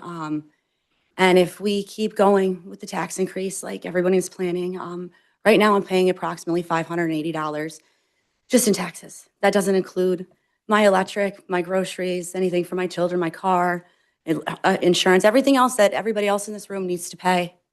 If the insurance or if the taxes keep going up, many other women and men like me who found themselves in the same situation I found myself in are going to be pushed out of Washington County. We're going to be pushed out of our communities, our home. Our children are going to lose their friends. You know, their friends are their family. I'm gracious enough that, I know Mr. Hahn by face. My daughter milked with him at the milking contest. I mean, we're proud to be from Hartford. It's home, and I've never been welcomed someplace so much. And it would completely devastate not just myself and my family, but many families like mine who are in the same situation like I am, that we're going to be forced to leave Hartford. We're going to be forced to leave Washington County, and we're going to wind up in schools where they don't know our children by their first name. We leave, and, Mrs. Dupuis, she says, oh, hey, hi, Kieran, how's it going? And they know our kids, and they're safe, and we don't have to worry about when we put them on the bus and we do that. And if you guys just keep raising these taxes like this, we're going to lose a lot of really, really good people. And honestly, where are we going to go? We're going to go someplace where we don't belong, where we don't have a sense of community. And that's what Washington County is. Like I said, I grew up in Warren County. I couldn't wait to leave and go to the big city. I moved to Long Island. It was terrible. I walk into Stewart's and somebody holds the door for me. Hey, how's it going? And a big smile. You don't get that down there. I couldn't wait to come back home. So I'm just asking that we keep the tax cap down, we cut what we need to do. There's fat to trim everywhere. Sometimes we have to make hard decisions between, sometimes I make the decision, do I pay my electric late or do I buy the kids school snacks for their lunches?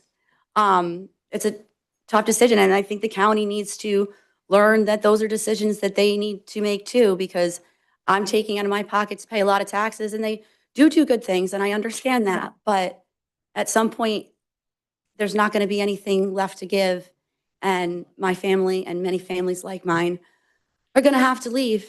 And I think that would just be devastating for not just my community, but all of the surrounding communities in Washington County. I thank you for your time. I'm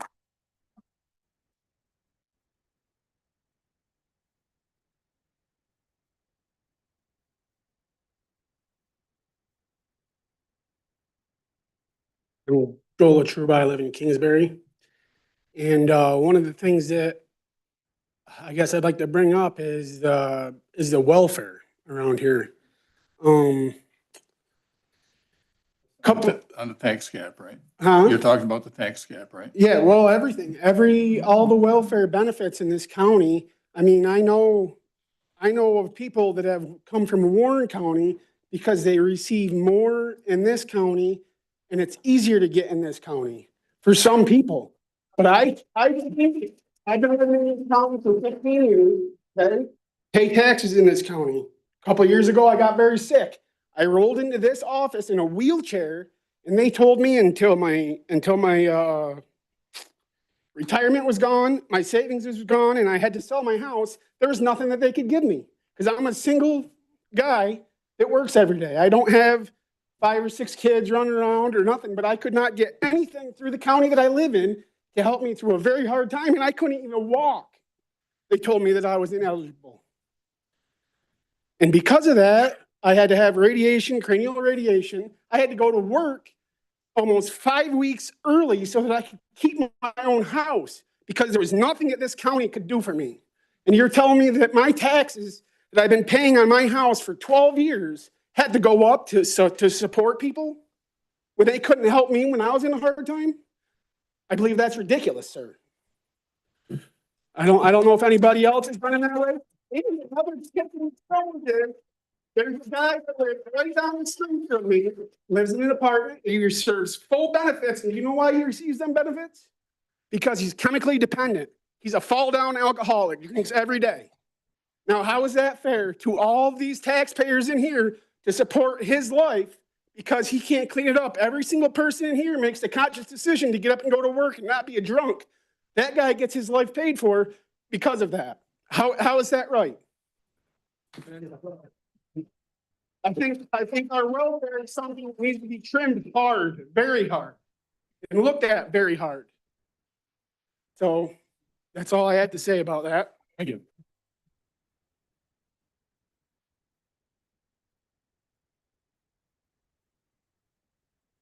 You guys lining up neatly over there. This is good. Someone left their keys up there on the podium and I stole them. Thank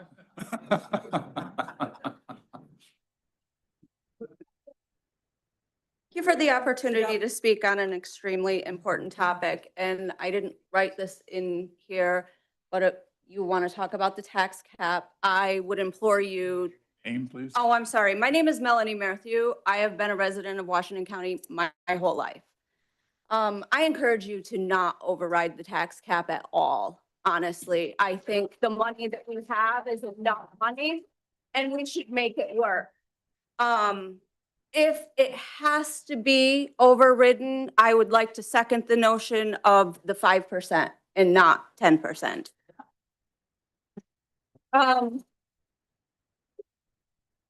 I own a small business here in Hudson Falls and a home in Granville, both of which I pay taxes on.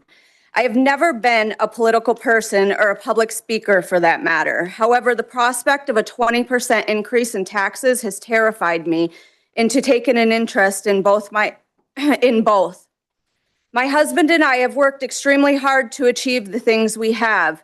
We have come a long way from being homeless at 16, couch surfing where we could, eating mayonnaise and mustard sandwiches with the occasional treat of a slice of cheese, to owning a home and a commercial building. So I do sympathize with those in need.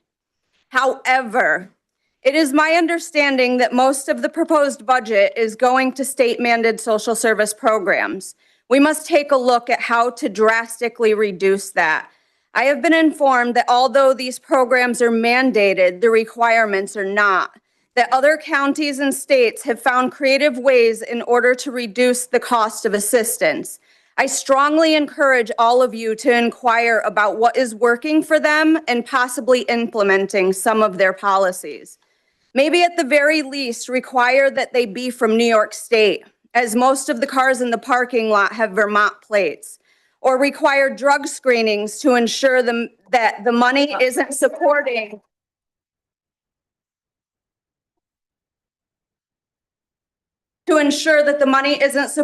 their habit, taking a look at reducing the amount of money they receive, as no human needs the amount that most receive in food stamps to survive.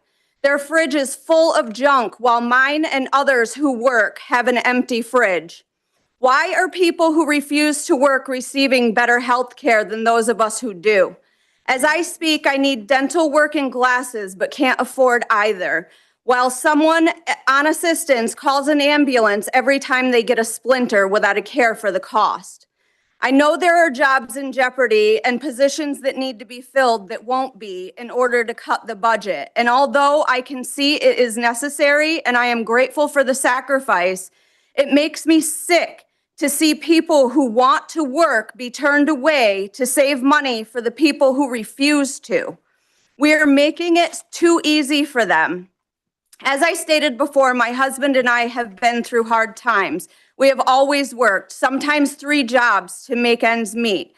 We are among the first to give back to those who are truly in need. However, I don't agree with giving to those who refuse to try and help themselves. We live week to week and struggle to pay our taxes now. If this tax hike goes through, we will have to sell everything that we have worked so hard for because we won't be able to afford to keep it. In closing, I strongly encourage you to please explore every avenue to get around the state mandates, or else we are going to have a lot more homeless on our hands. But this time, it's going to be those of us who have worked hard for everything we have instead of begging for handouts. Thank you for your time.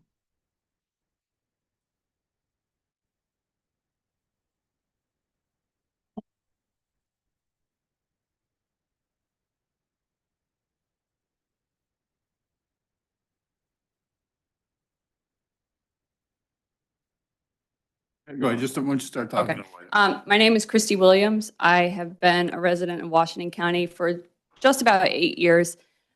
Forgive me, give me some grace. I didn't plan on speaking. I don't have anything prepared.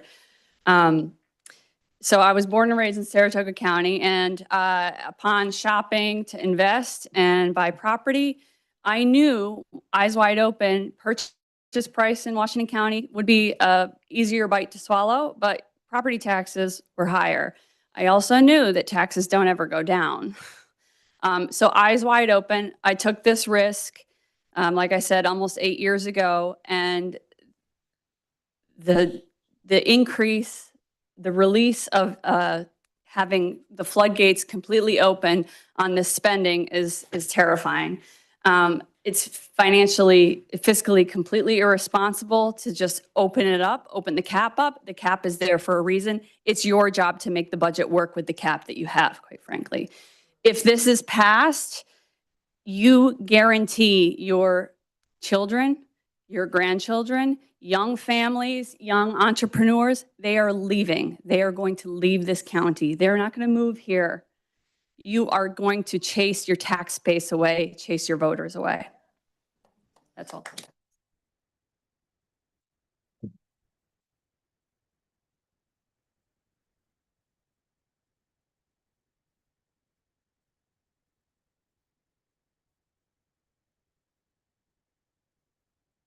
Hi, I'm John Salisbury. I was born and raised here in Kingsbury.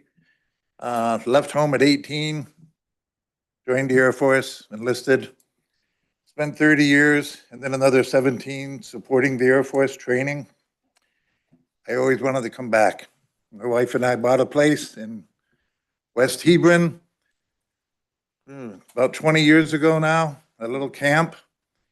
We turned it into a house about 10 years ago and retired 4 years ago and moved back here. Only took me 50 years to get back. And we're thrilled to be here. And every year the taxes go up. And I would offer that I think every comment that has been said here directly relates to the tax cap. Directly. Because if we abided by the tax cap, we wouldn't need this discussion.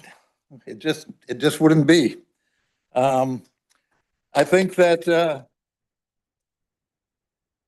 we talk about the 40-something% that started everything going, and then it was 20 or 30 and then 20. Recommendation for 10. I do like the idea of adhering to the tax cap. And if it must go, the 5% is still a bitter pill, but you all have that responsibility to budget. Everybody here has to do a budget of some kind for their family, their business. I don't understand why you guys don't feel that same need. And also, why don't you need our permission to increase the tax cap? Why isn't that on the ballot for Washington County residents to, yes, we support increasing the state mandated tax cap to 5%, 10%, 40%. And then we would have a say. And instead our elected officials we're telling you what we think, and yet I suspect it's not going to be 2.59 or whatever that number is. And I also wanted to second,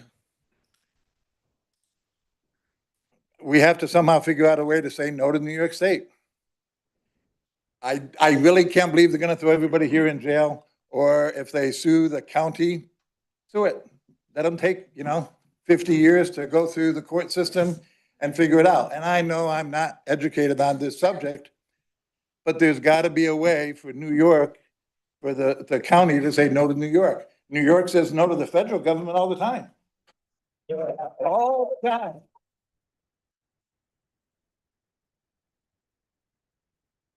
So why can't we?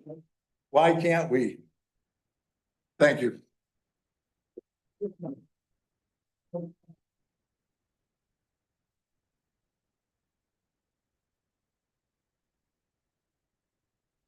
Hi, I'm Becky Slane. I live in Cambridge. I'm not from Washington County. I am not a business owner. I've only been here a year. I might dress a little funny, but I'm a working class person. I'm a trim carpenter, and I see a lot of other working class faces out here. Something's got to give. I understand. I've lived in a lot of places. I understand the income level of this area. Something's got to give, and it cannot keep being the people out here. They're going to be like, I'm just going to echo, they're going to be really hard decisions to make, but you got to make them. You got to. When the taxes go up, like, hey, we get a 17, 20% tax raise, and you guys did a great job because you whittled it down so far. And yeah, it's hard. I understand it's hard. My very first job, I had to do stuff like that, and it wasn't easy 30 years ago. But it's got to happen. When the taxes go up like 17%, like I was saying, you know what I'm not going to do? I'm not going to shop at the local hardware store. I'm going to order stuff off Amazon. I'm not going to go out to eat in town. I'm going to give my money to a corporation like Hanford. That's not local money. That's not all staying in the community. I'm not going to go to IGA. So please, this is impacting people so far beyond the few people that are in this room. Just when, I don't know where it's got to come from, but the guy just said he got an ambulance that was 200 and something thousand, which I totally understand. Somebody else got a new one that was 300 and something thousand. It's like, well, could the 300 and something thousand ambulance be a 200 and something ambulance? I don't know. I know how to reproduce a foot of antique trim when it doesn't make sense to cut new knives. I don't know where to get all this money from. You guys do. If I thought I knew, I'd run for office, and I'm not about to do that. So please, that's it. Thank you.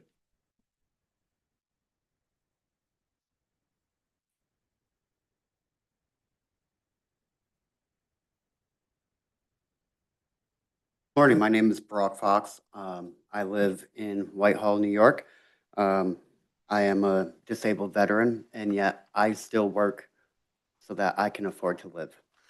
And first and foremost, I'd like to say, before we can have our taxes raised, we need to have fair and proper assessments of our homes and properties. In the chat, now I'm going to call some people out that were in this room today, just from my town and my board, because their taxes are far less than many others in our town. John Roselle, 2545 County Route 12, assessment 171,500. Zillow estimate on that property, 252,900. 4-bedroom, 2-bath farmhouse, 11.13 acres. That's a difference of $81,400.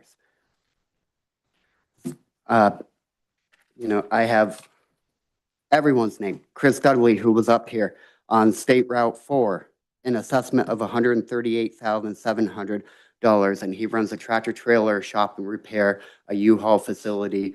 There's charging stations on that property, and a 4-bedroom, 1-bath house on 3.7 acres.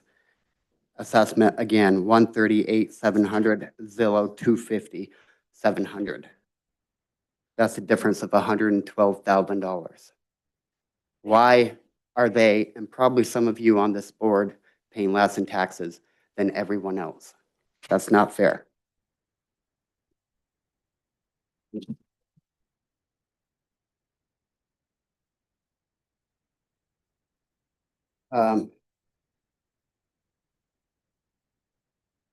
Furthermore, it's our officials' duties to have the backs of our people. And we had a meeting on Wednesday, and we had over 30 people show up to the meeting, which we never have in our town. And people wanted to speak to the assessor. Where was she? In her office. She would not answer anyone's questions. I made phone calls. I tried to talk to her about my taxes that went up. And my taxes are assessed at $314, yet my Zillow is even lower. The majority of our budget prices is due to the amount of people collecting handouts. We need to stop this madness. We need to limit the time people are allowed on assistance, put them to work, no more free rides, make them clean parks, schools, and roads, and to receive free money, because it's not free, it's coming from all of our pockets. There's a cap for a reason, and going over it means you all have not been doing your job for the longest time. And it's time to start doing your job.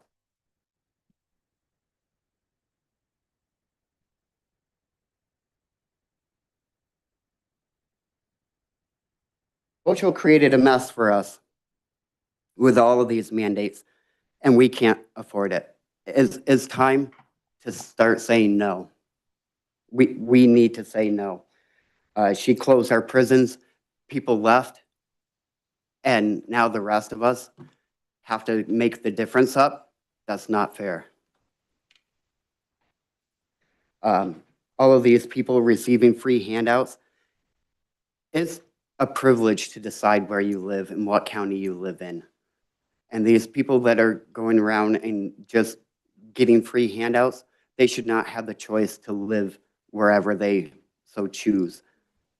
Put them on a bus, send them to the Capitol, let Hochul deal with her mess that she created. Thank you.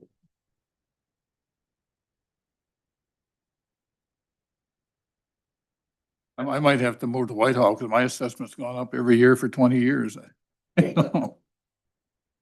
I promise I'll be the shortest speaker. Cliff Nelson, Fort Ann, New York. Very simple. You do not have my permission to spend over the cap. Every single discretionary item should not be funded.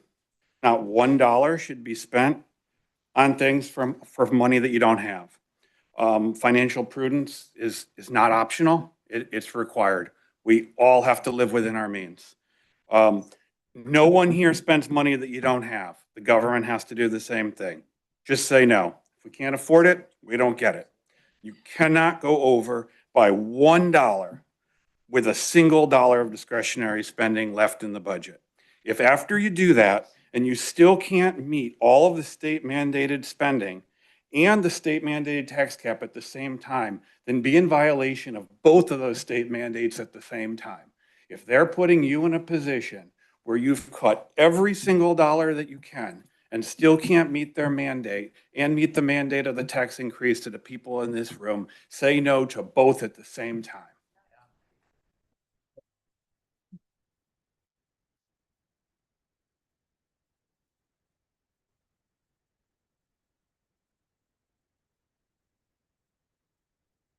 I'm Gerald Schroeder. I'm from Hartford, New York. I've lived here all my life.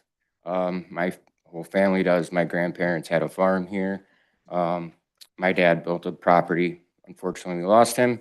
I own that property. Currently, my taxes, I have to save as much as I do every month for my mortgage to pay my taxes.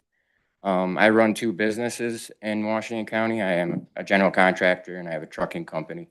I generate revenue through collecting sales tax for the county and surrounding counties. We pay those taxes. I pay property taxes. My big fear is with this, if they do this increase, I will no longer be able to provide service to my community members because they won't be able to afford to repair their roof, fix their sink, to their kitchen. The properties, I have noticed it significantly since COVID. A lot of properties have been going up for sale and they're being purchased by people out of state. And they are using them as secondary homes, vacation homes. So they only come here during certain parts of the year, which means there's not a family living there full time. That means that family is not going to the grocery store. They're not going to Hillbilly Fun Park. They're not, generating revenue in the area. They're only here for a little bit. And I'm not going to be able to sustain that raise in taxes. And if I also employ 10 people in Washington County that live in Washington County, if I move, there's 10 people that no longer have a job, which Hillbilly Fun Park closes. There's more people that lose a job. I just see it as a double-edged sword. You're just going to hurt the community more than help it. And what I'd like to see, no, I do not want to see Hartford become Saratoga, but we need to do something to bring in revenue. Not take it from the community, but from the businesses that are here. And without doing that, how are we going to come up with more money? Because like everybody said, especially after COVID, nobody has the extra funds to afford that. And that's all I have to say. Thank you for your time.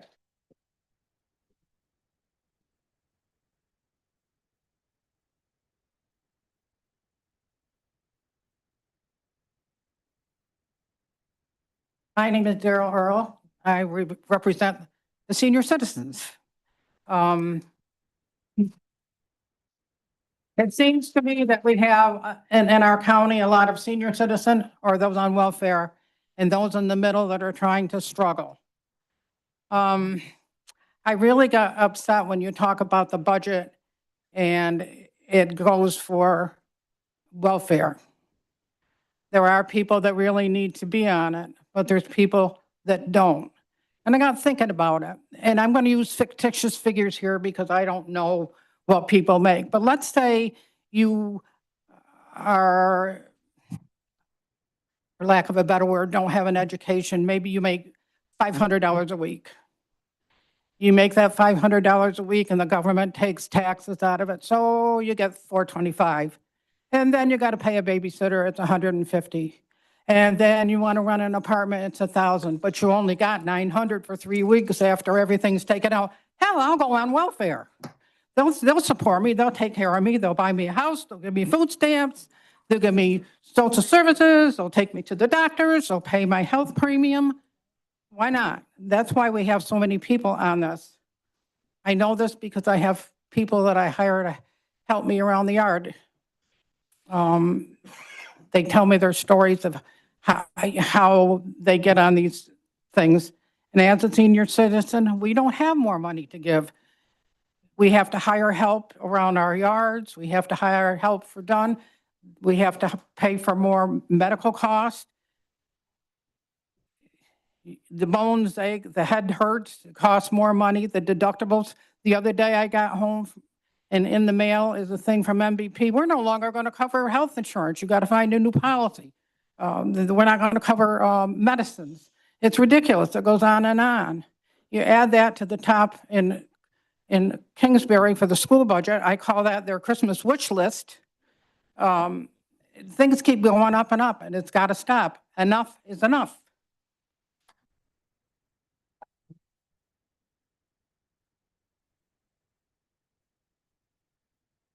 Anybody else want to be heard on the tax cap?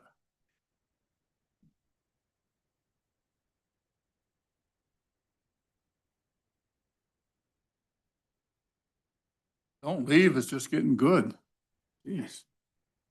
How's it going? I'm Mark Ross. I was originally a resident of town of Brunswick in Rensselaer County. I had a piece of property down there I was going to build a house on. Brought the prints down to the town. got the tax figure of what I'd be paying if I built the house. It was a little more than I wanted to spend, so I started looking outside of Brunswick. Found a house down in Argyle, purchased it in 2018. Bought it, property assessment went up, taxes went up, so that's a tax increase right there.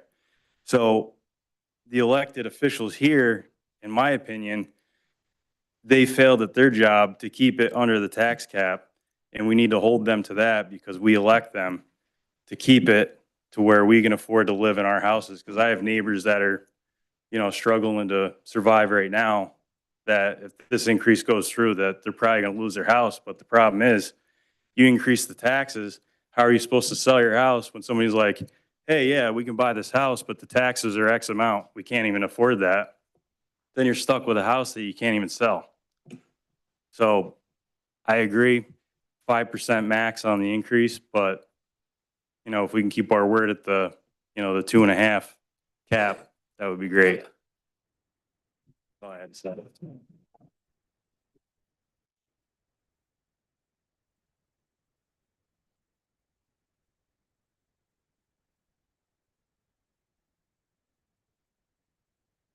Good afternoon. Hi, my name is Orson Kingsley. I'm from Whitehall, New York. Very upset about all these reassessments. It's just out of control. Nobody can give me a formula how they reassess their places. My nephew called me the other day. He says, Uncle O, I said, what? He says, I finally made it. I says, oh yeah? He says, I'm a millionaire now. He says his taxes went up so high. But anyways, everything's out of context. It's got to be put under control with our representatives. And I think a 5% would be more than reasonable. And that's all I got to say. Have a great afternoon.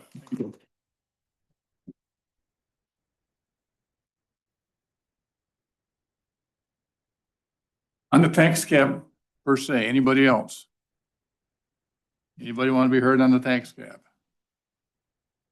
Anybody want to speak at this public hearing? There's always one.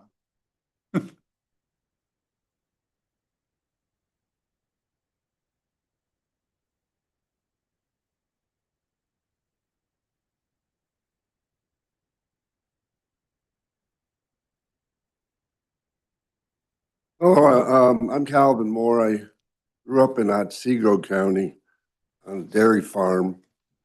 And I moved to Argyle, Washington County because it's more like where I grew up. Otsego County has gone the way of higher taxes and a house in every hayfield and all the things that are going on. And I'm a Vietnam vet. I live on the disability that I get from my service. And I used to think, hell, I'm going to die soon. Everybody else going to have to put up with this crap. But it seems to be catching up with me quicker than I ever anticipated. I love this town, this county, this country. But we can't get anywhere by shooting our wounded. We have people here that that don't have the ability to really stop what's going on, how this stuff is rolling downhill, not just from New York State, but from Washington, D.C. and from around the world. And, we have to stop leaving it up to everybody else to solve our own problems. We have to, if you want to see things change, get involved. I'd rather not see my taxes go up, but I also enjoy having my road plowed, and I enjoy having a EMT come to my house.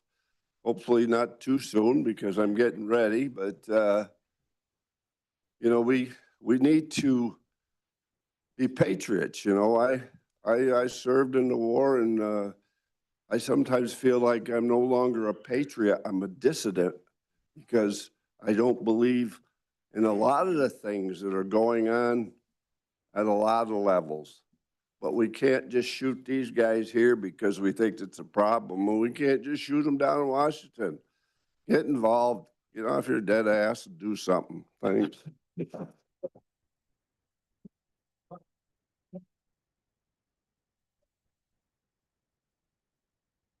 There's your Argyle residents for you.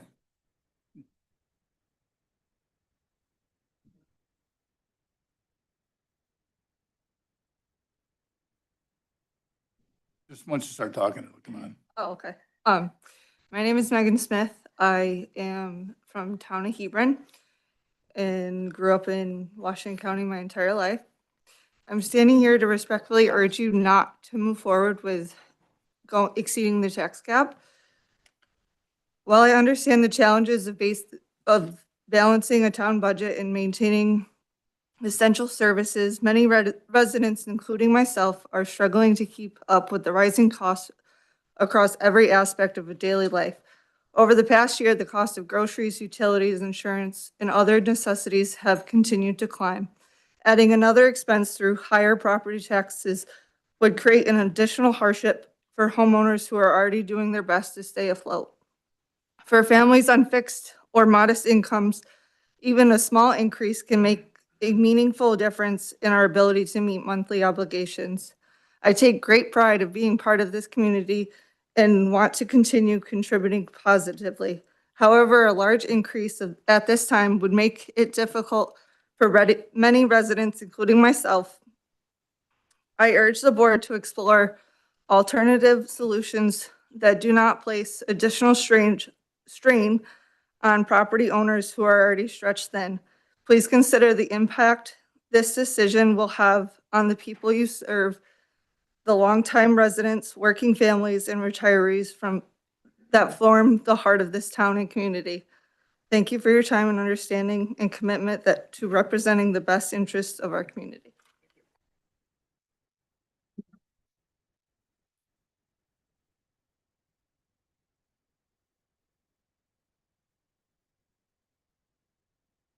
Good morning, almost afternoon. My name is Joseph Fioretti, and I'm from Hartford, New York. I'd like to thank you for the opportunity to speak here and address the board.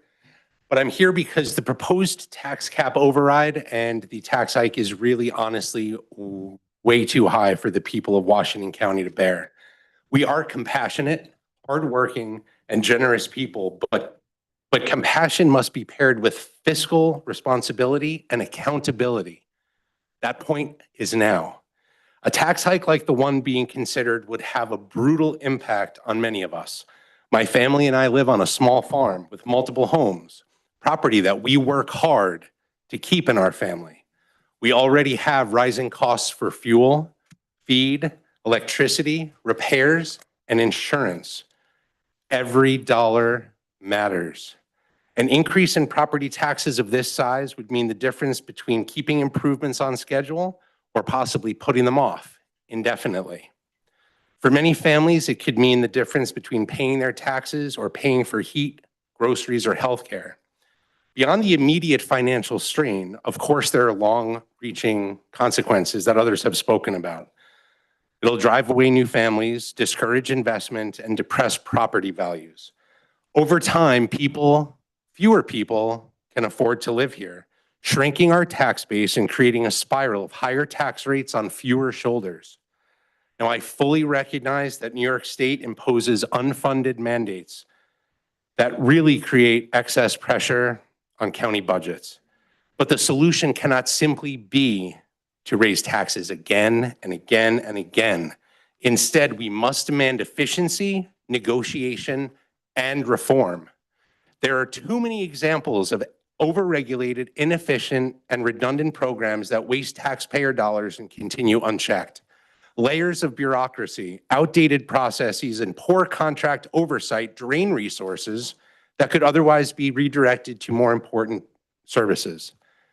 Every department should be asked to justify its spending, identify waste, and streamline operations before new burden is placed on taxpayers. We all want to help those who are truly, truly in need. And I, for one, do believe in second chances. That's part of who we are. But good government means running programs effectively, not just expensively. We can show compassion without writing blank checks for inefficiency. Before approving such a drastic increase, I urge this board to, one, conduct a comprehensive audit of all mandated and discretionary programs. Two, eliminate outdated and duplicative processes. Require each department to find measurable cost savings, including possible reductions in workforce, before asking taxpayers for more. Explore shared services and regional collaborations with neighboring counties. And fifth, create a multi-year fiscal plan to bring the budget back within the state tax cap and prevent recurring overrides.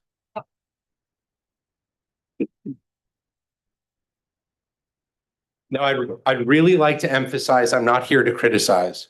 I am here to appeal for prudence, transparency, and creativity. Washington County should lead by example, showing that responsible government finds efficiencies before reaching deeper into residents' pockets. A large tax rate increase is not just a number on a spreadsheet. It represents real pain for real families, for real retirees, and for real small business owners. People who love this county, who maintain its farmland, and who keep its towns alive. In conclusion, I respectfully ask and strenuously encourage this board to adopt a smaller, more reasonable increase and to really commit to streamlining operations, auditing programs, finding effective ways to push back against Albany's clearly overreaching mandated financial demands, and working collaboratively and creatively to bring spending under control. We can help those in need and still protect the hardworking families who love and sustain this county. Thank you for listening. Thank you for your service and for your dedication to the people of Washington. Thank you.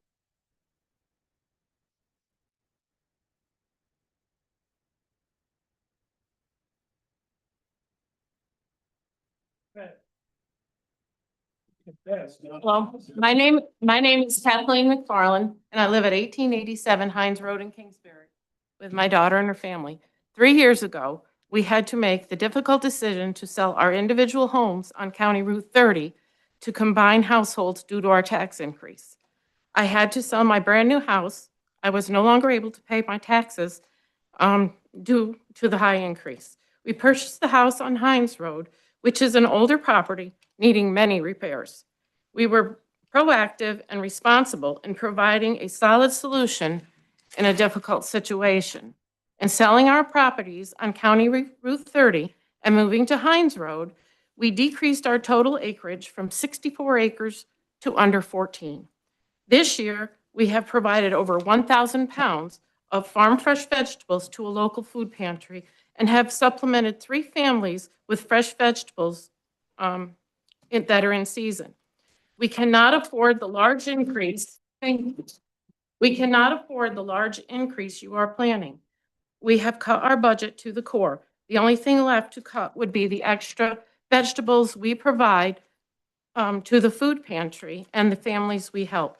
After that, the only solution would be for us to sell and move out of the area.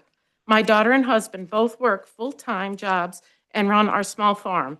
We have put everything we have into the property so as not to have a mortgage, yet the taxes are as high as a mortgage. To my knowledge, road maintenance is the only municipal service we receive. While not part of this discussion, we have school taxes as everyone else, and they are significantly higher than most of the other areas. We cannot afford this large increase you are planning. Board, please sharpen your pencils and be willing to make tough decisions to not cause the high increase. The combination of this increase and school taxes are too much for the taxpayers to absorb. Please sharpen your pencils and be willing to make the tough choices to not increase this high, to do this high increase. The residents of these communities are not your private, unending bank rolls. A budget needs to be kept in check, and yours is no exception. Thank you.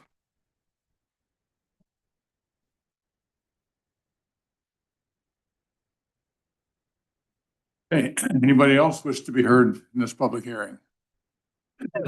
Any other speakers for the public hearing? Are there any other speakers for this public hearing? Okay, hearing none, we'll declare this public hearing closed at 12:05. And we will go on to the next public hearing. If the clerk would read the notice, please. Public hearing concerning authorizing the issuance not to exceed 25 million tax anticipation notes of the County of Washington for the fiscal year 2026. The Board of Supervisors of Washington County will hold a public hearing in the Supervisors Chambers, Washington County Office Building B, Fort Edward, New York, on the 17th day of October 2025 at 10:05 a.m. to consider authorizing the county treasurer to issue tax anticipation notes of up to 25 million for fiscal year 2026 to fund the continuing operation of the county government or so much thereof as may be necessary to be paid from the proceeds of the obligations issued pursuant to the local finance law. All persons interested in the subject matter of the Washington County Board of Supervisors authorizing the county treasurer to issue tax anticipation notes of up to 25 million for fiscal year 2026 will be heard at that time and place concerning the same by order of the Board of Supervisors dated October 1st, 2025. Thank you. I'll open this public hearing at 12:06. First one on my list is Mr. Havens.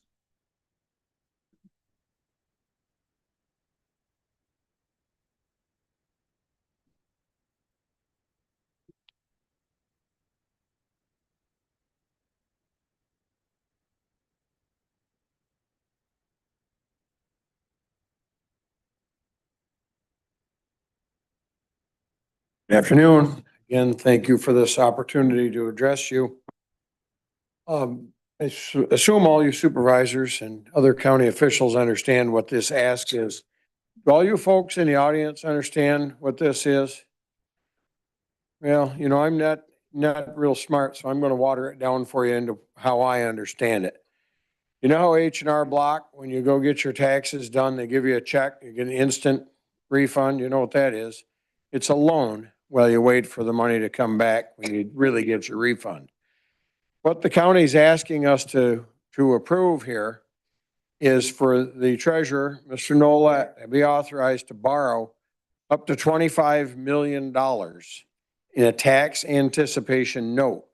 That's a loan that we have to fund the ongoing operations of Washington County while we wait for the tax revenue or the reimbursements from the state of New York to come in. Now, I had an extended conversation with the treasurer yesterday, and I have the utmost respect for this man. I want you to know that he is truly an asset to Washington County. Say a bridge, for example. We have numerous county-owned bridges in Washington County, and as they are scheduled for replacement, some of them get 95% reimbursement from the state of New York. Problem is, we have to front that money, and then we have to wait for the reimbursement, which could take, how long, Mr. Nolet? Up to 2 years. Up to 2 years to wait for that reimbursement. So that's like Wimpy, you know, I'll pay you Tuesday for a hamburger today. It's a real cash flow crisis. Now, to my knowledge, I believe this would be the first tax anticipation notes Washington County's ever asked to have. And the reason for this is that we, as a county, are on a financial precipice right now that is very, very bad. We don't have the money in reserve funds to fund our ongoing operations while we wait for state reimbursement, for example, on a bridge, or welfare reimbursement for the things that the state funds, or even the federal government funds. We get money back. You know, we have $100 and some million budget. Only 30 some million of it was raised by property tax levy. The rest is either revenue, either anticipated or unanticipated revenue, sales tax, or reimbursement. So we are being asked to allow them to borrow $25 million in a tax anticipation note, a paycheck loan, if you will, while we wait for that money to come in. Inasmuch as there's nothing in the sock drawer left because we've spent our fund balance down so far, we really have no choice Well, we have two choices. We don't pay our bills, and that includes our payroll and funding these mandates, because the money that social services pays out in food or in rent assistance or heating assistance or anything, that money all goes out of here on a regular basis. We're dispersing money every day. We don't have it in savings. I see that we have no way to operate without a tax anticipation note. I think it's a pretty horrible spot for Washington County to be in. I think it's shameful, and I think that it should be a wake-up call for all of us, that this isn't just lip service. We have a real problem here with cash flow. What a shame that we are in this situation. It didn't happen overnight, but it happened. And sometimes they take money out of the fund balance to try to lessen the impact of the tax increase. They're pulling out all the stops to try to make it so that the tax increase isn't so high without ever confronting the elephant in the room, which is spending, whether it's mandated spending or discretionary spending. There's the elephant in the room. We don't really have a revenue problem. What we have is a spending problem. I remember coming down here and crying at the budget hearing in 2003 when we suffered a 30% tax increase, thinking how much worse could it get? But if you add up all those increases, and those of you that understand compounding, how much the county budget and the amount to be raised by tax levy has increased since that auspicious year in 2003, it's way more than 30%. You know, it's 2% here and 5% here. We have a real cash flow problem. The only way we can answer this right now is either we are immediately in default and can't pay our bills, or we have to have this tax anticipation note. I think it's a shameful position that we're in, but I don't see any other way, but they're going to have to approve that, or we're not. It's kind of like a government shutdown, like what's going on in Washington. But that's what you're facing when you don't have the money to pay the bills. That's it for that one. I'll see you again in a little while.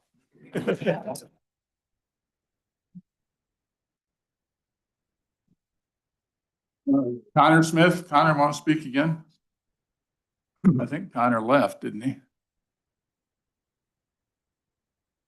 I don't see him. If anybody sees Connor, gray suit and tie, tell him to come on back in. Anybody else wish to be heard in this public hearing? Any other speakers for this public hearing? Is there anyone who wishes? Sure. Well, what's the nature of the question?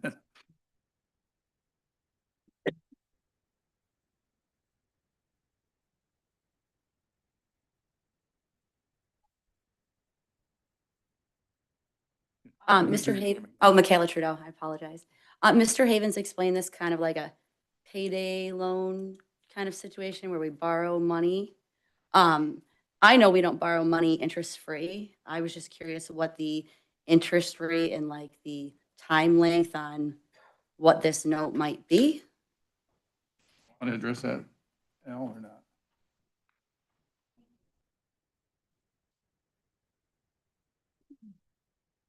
Well, preface this by saying that probably the hardest thing I've had to do in my public service career was to tell my board that I wasn't going to have the cash to pay the state's retirement bill in December. One of the hardest, this isn't about me, but I'm just sharing with you that was the beginning of a very difficult process. So the reason that I conceded to even considering this as an option for the county right now, and I hesitate to say this, but it's the truth. Right now, I can actually borrow cheaper than what I have my money invested at. So the little bit of reserves that we do have, I actively work every day to maximize what we have invested and only pull out the cash we actually need that week to pay those bills. So right now, it's my projection that the cost of this borrowing will be covered by the interest that this borrowing earns through the investment account. It's the only way that I conceded to even considering this.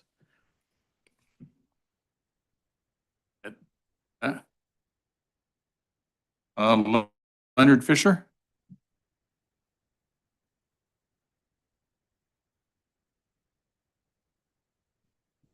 right, that's not Leonard Fisher. Barb and Tom Beebe. Frank Gates. Nina Austin. Departed. Anybody else wishes to be here in this particular public hearing? Anyone else wish to speak at this public hearing?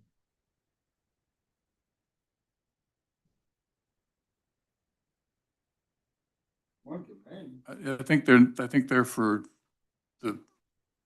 the supervisor's privilege, Merle. They weren't for. Thank you. Anybody else wish to be heard at the public hearing? Okay, having called for further comment 3 times and heard none, I'll declare this public hearing closed at 12:16. You have in your packet the condensed minutes from the September 19th meeting. I'll consider them accepted as mailed unless there's any additions or corrections. Are there any additions or corrections? Seeing none, we'll accept them as read. Communications. For communications, Warren County, we're in receipt of their resolution number 334 of 2025, ratifying the collective bargaining agreement between SUNY Adirondack and the educational support personnel of Adirondack Community College. Also, communication from constituents regarding proposed tax increase and truck signage, and copies were provided to supervisors. That's all. Okay, we have the introduction of local law E of 2025. The clerk would read the title.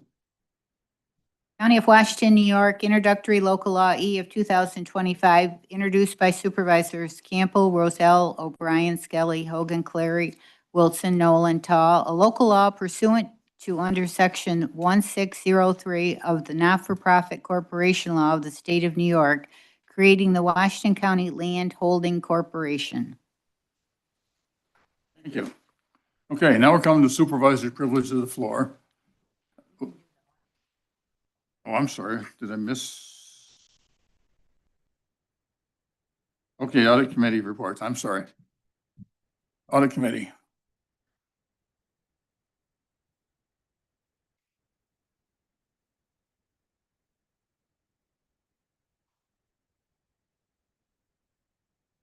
Moved by Mr. Roselle, second. Pedler, Hall, Baker, O'Brien, Hahn, Clary, Wang, and Nolan. Discussion. All those in favor?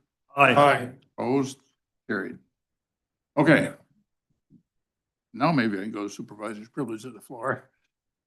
How this works is for privilege in the board rules, you get 5 minutes. Individual supervisors recognize constituents for, their town, give them privilege of the floor to speak. When you start speaking, I'll hit the button over here. I'll give you either a 2-minute warning or a 1-minute warning, whichever you prefer. And at the end of 5 minutes, we shut you off and you let the next person come up. Okay? Any questions? We'll start with Argyle. Now start with Mr. Nichols. Thank you.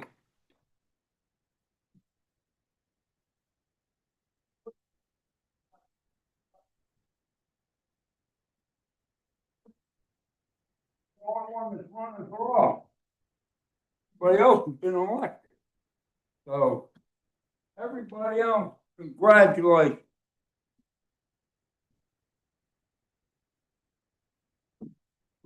I've already voted. And you're all running unopposed, so you're elected. So, carry on destroying our county. Putnam, we still got a chance. Good morning, everybody. I'm back, as you can see. I hope you are all learning to keep your head down. All of you. I have a list of upcoming items I wish to talk about. It's over there. The topic today is the most important. The First Amendment, which I will read to you. Congress shall make no law affecting an establishment of religion or prohibiting the free exercise thereof or abridging the freedom of speech or of the press. Oop. Oh, here it is. I got it. Wait a minute. Two more lines. Or the right of the people to peaceably to assemble. I'm glad to see a lot of people out here. And to petition the government, that's you, for redress of grievances. We've heard a lot today. Documents attached separately. Thank you very much. And this is where I was going to rip up the Constitution. Over here. Yeah, that should be passed out. So can I pass it out? We passed them out. We, Oh. we made copies and passed them out, Merle. Oh, okay. But if you want to rip it up, go ahead. It's already ripped up. But anyway, you guys have ripped it up. And what I was hoping to do was just to give each one of you one page. So instead of ripping up the whole Constitution, you can make it easier to tear it down one page at a time. Be easier, like the old stick thing in the Bible. Break the stick, can't. You take one stick at a time and break them. And then I'm done. We're down to 1 minute. Oh, trying to find, as usual. Oh, there it is, maybe. Well, I just had it. That's the new. Oh, here's the new. Thank you very much for your time and patience and for your service, even though I don't agree with what you do. But thank you. And thank you for being reelected.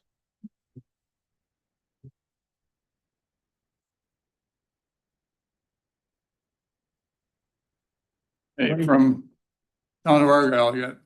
Wouldn't want to speak?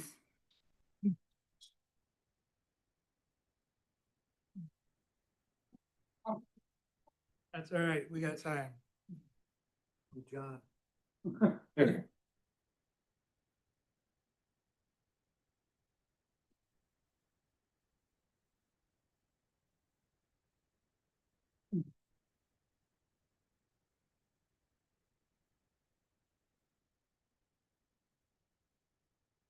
Hello, my name's John Wood from the town of Argyle. Born, raised, probably die. I think of the county as a business. And these are all managers that us taxpayers have hired to run our business. I see a lot of failure. Just today alone. You knew today was a big day. This should have been at a better location and at a better time when some of the people that have to work could have been here to present what they needed to present. But crammed everybody in this little room, put people down the hallway. It could have done better. You say somebody threatened you. Well, 200 people walked through this building. Not one of us was checked. You're in danger. We're all in danger. If there's a threat, we should have been addressed. So, again, another failure. I stood over there in the corner for a while, witnessed a lot of people here playing on their phones. Can't even turn off his phone. But only a couple were taking notes. Like people spend their time, a couple hours here talking and you got nothing to write down, it just makes me question, what's your intention? You're running our business. Should be taking notes. But I pay over $12,000 in taxes. I can afford it. I don't like it, but I'm worried when I retire. How's that gonna work? What if I die early? Like, look at the obituaries. People are 60, 65 all the time. Now my kids have to pay it. They can't do it. So my family property, my homes, they're endangered. We need to get this under control. But, I feel that some of the county employees are underpaid. That should be looked at. I feel some are overpaid. That should be looked at. But there's fat to trim. And I'll just say one last thing quickly. For example, I sell tires. There's a state contract price that all the townships have to pay by New York State. It's set in stone. But yet, a lot of the townships in here purchase tires from Vermont. It's a fact. Don't sit there and look cross-eyed like, oh, that can't be. Take a look. Write it down. Ask your highway department. Some of them support us locally, Washington County business, but some of them are buying from Vermont. Keep our money, at very least, in the state, but keep it in the county. That's what we're here for. And it's a nickel for nickel. It's no better price. So I'd love to ask each one of you to hold up your notepad and show the people what you wrote down. But I'm guessing there's some uncomfortableness right now. You should have been taking notes. Mine's on. I saw you writing. All right. I did, and I'm not saying everyone here didn't. But there was quite a few. The pen laid there. How are you gonna memorize 2 hours of speaking? Not happening. Thank you.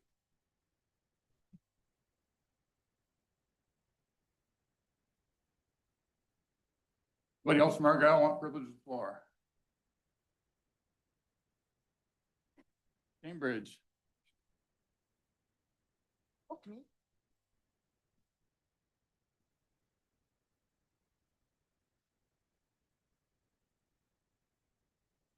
Dresden. If your supervisor's not here, I'll give you privilege under me.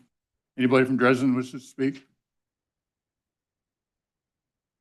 Mr. Shaw, Easton. Owen from Easton, but I've been asked to represent the supervisor from Kingsbury when we get to him.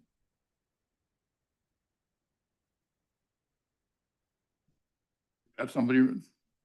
Well, do you want me All right. Good job. now or till you get to Kingsbury?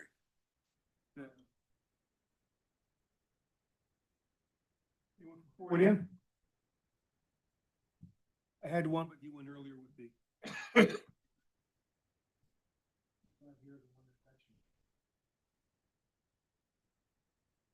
Oh, from Grandma already.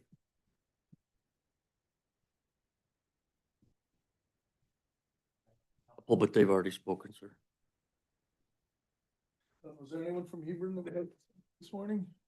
We've had a few already, but. Excellent. Yes. Oh, wait, I got one back there.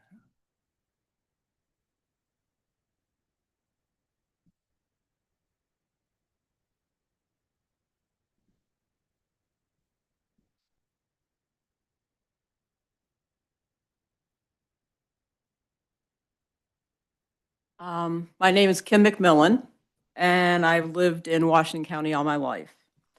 My husband retired from the highway department. He worked his way up from a laborer to actually running the highway department for a few months when they didn't have anybody to run it.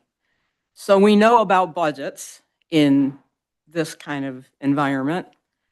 And we feel that it would really be nice to know that the budget officer and all the heads of the departments are really watching their budgets during the year. It's like if I build a house and I have a budget of 200,000, say, and I'm getting up to 175, I have to start looking at my budget and saying, am I going to be able to finish the house? Am I going to have to cut maybe the second bathroom until we get moved in another 5 years from now or something like that? So I think a lot more of that could go on to keep the budgets in line during the year so that we don't end up with all these overages and whatnot by the end of the year. That's number one. Number two, I work with the food pantry in Cambridge, and we service according to the school system, about 125 families a week. Now you times that, times 17 counties, and that's a lot of people. And that's not all the people. There's a lot of senior citizens that I know that won't even go to a food pantry because they're embarrassed. So we have a lot of people in our county that are relying on assistance, not necessarily because they don't want to, because they don't want to work, but there's a lot of seniors and whatnot that really need that food. We have people that have 5, 6, 7 kids. I wouldn't want to have to feed 7 kids in this day and age, but they need that food pantry to exist.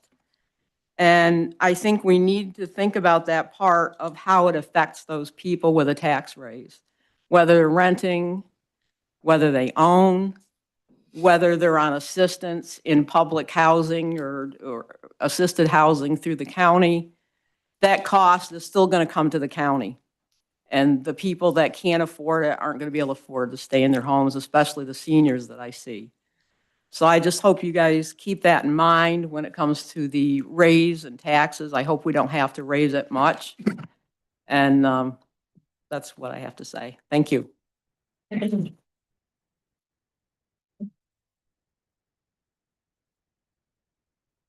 Chairman, I also have Louis Steele that would like to speak.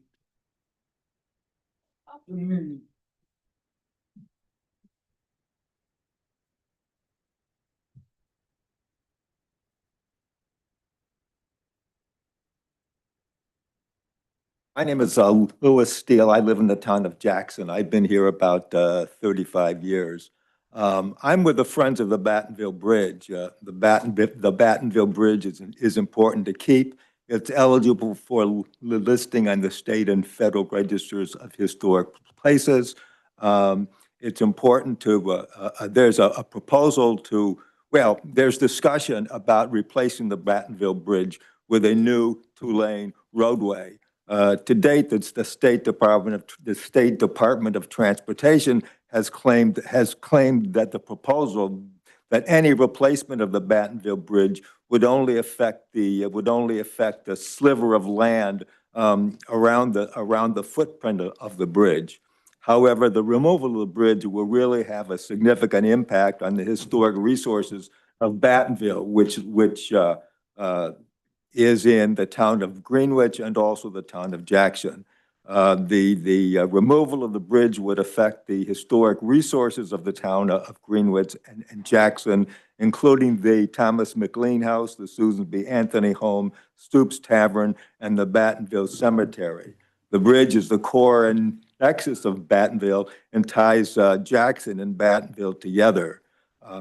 Related to this is the budget discussions, and that's why I originally thought I was going to be talking about that, but I'll bring it up here. So I'm here because of the budget discussions and deliberations. Regarding this, it generally costs more to build new things rather than to rehabilitate things. I asked that there be a full and fair and true evaluation of the costs of the replacement versus the rehabilitation of the Battenkill Bridge. As residents of Washington County, we do not want to see money wasted either in the current budget or in the county's capital fund. Thank you.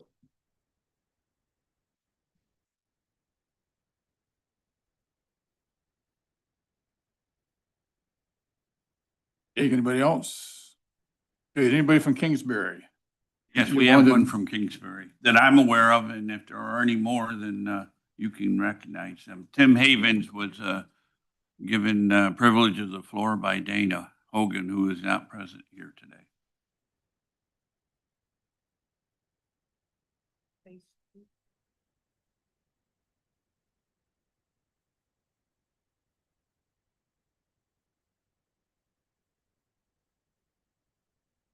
Um, 1 minute warning will be fine. You shut the mic off if I go over, Mr. Chairman? We have this door that opens and drops water. Down I go. Good morning. No, I'm sorry. Take that back. Good afternoon. Thank you for the opportunity to address you today on this topic of grave importance to my fellow taxpayers. From past experience in this hall, I know that it's not a question and answer session. For 30 years, it's appeared that if you or your predecessors can sit through a couple hours of impassioned complaints, we get it off our chest and you all go on with business as usual. Time for that to change. One evening this week, I took the time to explain on social media some things about the upcoming tax increase and had over 46,000 views. During this year's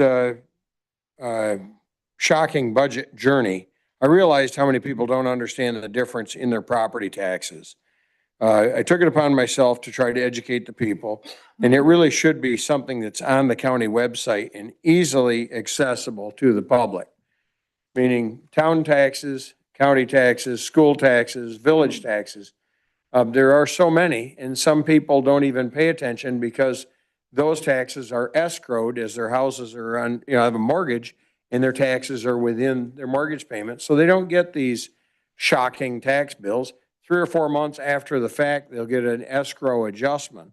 So I've tried very hard to educate people, and I think I've just scratched the surface on what I'm going to do. It's really not my job to do it, but I hate to talk about something with people and not have them have an understanding of it. So, I had a couple of dreams as a kid. I was either wanting to be a tractor dealer or an agriculture teacher. And the agriculture teacher would have required me to leave home to get an education, and I was too much of a homebody. So I got stuck being a tractor dealer. But the bottom line is this: I do love to teach people, and I love to have them understand. And I'm a natural teacher when I'm at work doing what I do. I try to dispense information and try to help people understand things, whether it's a chainsaw or an antique tractor. I like to have them understand, and I'm impassioned with what I do. I'd like to ask you all, as you craft this budget, and I know you got another couple of weeks before you're going to present the 2026 Washington County budget. We have some unfilled positions in the county have been brought to my attention. So I'm going to ask that you immediately enact a hiring freeze. This is very, very important. Now I got my pages mixed up because I've been madly writing notes because I've changed what I wanted to say quite a few times. Why is it that it's always the state mandates that make you throw up your hands and say, we can't do anything about it? It's a state mandate. We understand from our assemblyman that there are repercussions, the ones I hadn't even considered. My Supervisor Hogan, said that the state could jail supervisors that don't carry out the mandates of the state. I thought that was pretty extreme. One of the supervisors told me that that's not such a bad deal, 3 hots and a cot. I'll let that one stay anonymous here. But anyway, we have, I didn't realize that the state could, well, I just didn't think it through, is what it comes down to. I didn't think it through. Assemblyman Simpson said they can withhold all the funding. Well, that would put us in an awful position. The governor has the power to force an elected person out of their seat if they don't carry out the wishes of the governor. Hey, huh? 1 minute. We do? Yep. Somebody got a few minutes they can give me? Oh, we can't do that. It's not an off, just talk. Well, I guess I got to move forward. And anyway, we really have to get you guys to go do the job we elected you to do, and that's go face to face with the governor, whether it's Governor Hochul or a successor coming in. You have to represent us. It's an awful job, and I know that you have an awful job already. You all got elected by your townspeople, and then you come here and you have to represent the county, and the county gets all this mandated things put on them that the towns don't. It's a big, nasty job. So I got just two things left, and Chairman, I'm going to go over by a minute. Please indulge me. Starting now, I'd like to make sure that all recipients of social services assistance must pass drug and alcohol testing before receiving assistance.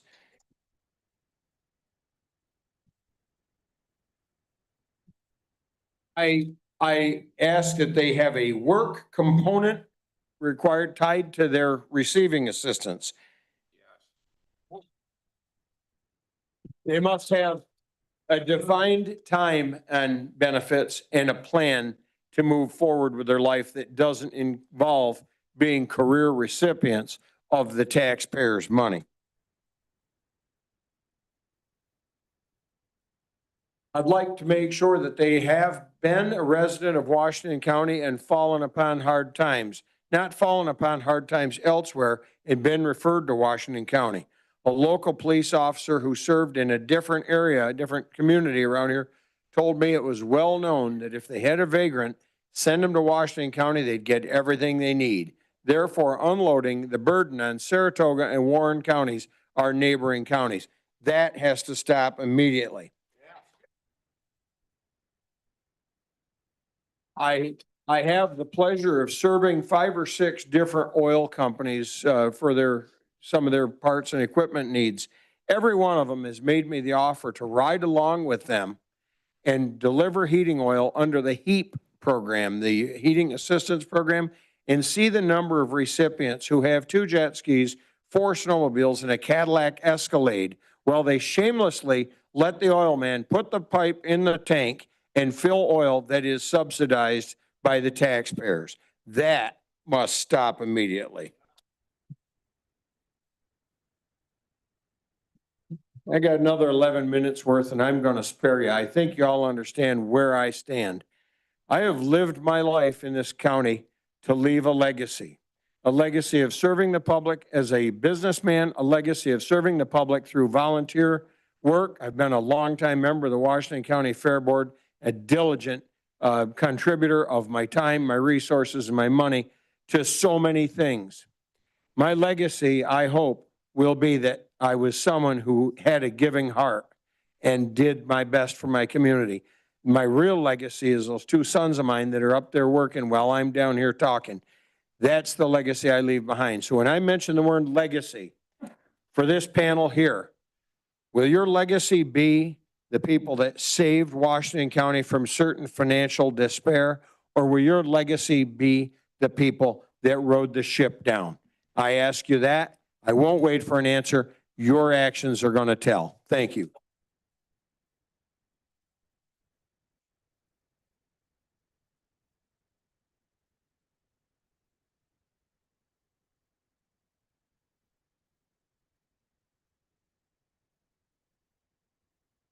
I've never heard him talk less than 6 minutes. That's pretty impressive. Is there anybody else from Kingsbury that wants to speak?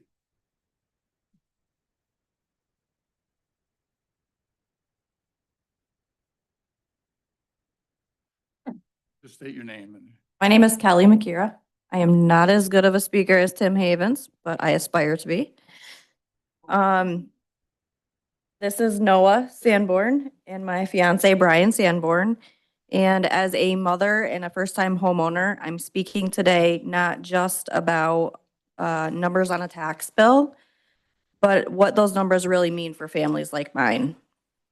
When my family first bought our home in June of 2024, here in Washington County, it wasn't just a financial decision. It was a dream come true. We worked hard and budgeted carefully and made choices that allowed us to finally put down roots. Every dollar counts for us, especially with the rising costs of groceries, childcare, formula, and utilities. Everything's continuing to rise. So when we hear about a county tax increase, it's not something abstract. It's something that directly impacts whether we can afford new shoes for our growing child or whether we have to cut back on things that make our home feel more secure and comfortable. I understand he's been here since 9:50 a.m. Yeah. I understand that taxes are an fund important services like roads, schools, community programs, and I also believe in investing in our community. But I also believe that those making these decisions need to fully consider the burden being placed on everyday working families. For many of us, this increase doesn't feel manageable. Home ownership is already a stretch, and rising taxes can make it feel less like an achievement and more like a struggle to keep our footing. As a new homeowner, I want to be proud of contributing to my community, not anxious about whether I can afford to stay in a home I've worked so hard for. I'm asking that our leaders find ways to balance the county's needs with the reality that so many of us are doing our very best to make ends meet. Thank you for listening, not just to the concerns of a taxpayer, but to the voice of a mother who wants stability and opportunity for her family and community. Thank you.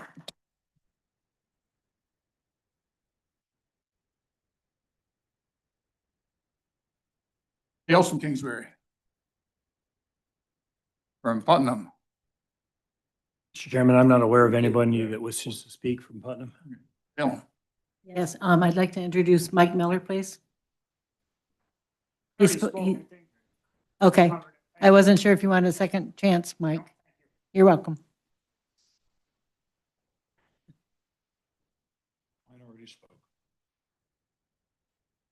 I already spoke. Notice came to me from Greenwich. Anybody else want privilege of the floor? I'll give it to you. Okay. Thank you. Introduction to resolutions. We're going to ask to waive the reading of the resolves for 267, which is what? And 268. Yeah. Resolution number 267 by Supervisors Campbell, Roselle, O'Brien, Clary Hall, Nolan, Tall. Title: A Resolution Authorizing the Issuance of 25 million tax anticipation notes of the County of Washington, New York, in anticipation of the collection of tax revenues to be received from the taxable real property in the County of Washington commencing January 1, 2026. Resolution number 268 by Supervisors Campbell, Roselle, O'Brien, Skelly, Hogan, Clary, Wilson, Nolan, Tall. Title: To approve change orders, Washington County, Town of Fort Anne Shared Highway Facility. Yeah.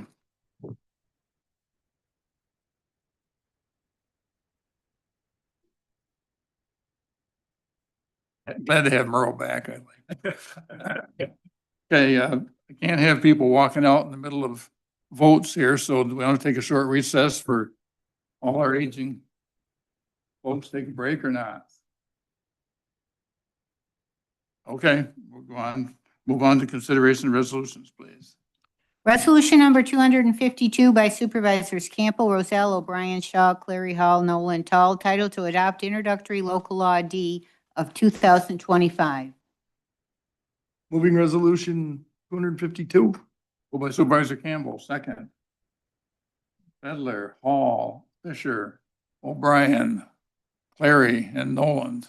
Discussion. Mr. Shaw. This is a touchy situation, and I don't support and I will not vote for a 20% increase in taxes. But I do know we need to override the tax cap. So this is basically what we're talking about, correct? Overriding the tax cap? Yes. If that's the case, I think that I could support this since there'll be a limit if we do an amendment and I wasn't going to vote for this, but after Tim Haven suggested we amend it and put the limit at only 10%, I could support it. Without limits, I can't support it. Oh, it's got a formula to go, excuse me, established by the state to override it. I think the limit we put on it is our own limit. That's, We could do that. We could do I it in don't- our resolution. I don't think it can go in as part of that law. Maybe I'm wrong, but I don't think that, because I've overridden the tax cap every year in Argyle. We've never gone over the tax cap once, but I've overridden it every time just to tell the governor that, hey, I don't like being told what to do in my local town. However, I think I was told we tried to put some other language in there and they told us we couldn't do it because it fit. I don't know, Dan, I'd defer to you, but. And when you have the local law, you have the public hearing, you are allowed to amend it afterwards as to this specifically. Worst case scenario, we try and we see if someone sues us. I don't mind getting sued. I've been sued before. Is allowable, is what you're saying? You can amend the local law before you pass it, yes. Be the time to make an amendment is what, if it is, then I will move that. Want to do the discussion first, or you want to? I don't care, whatever you want to do. If I didn't see any hands pop up, so Brian's first.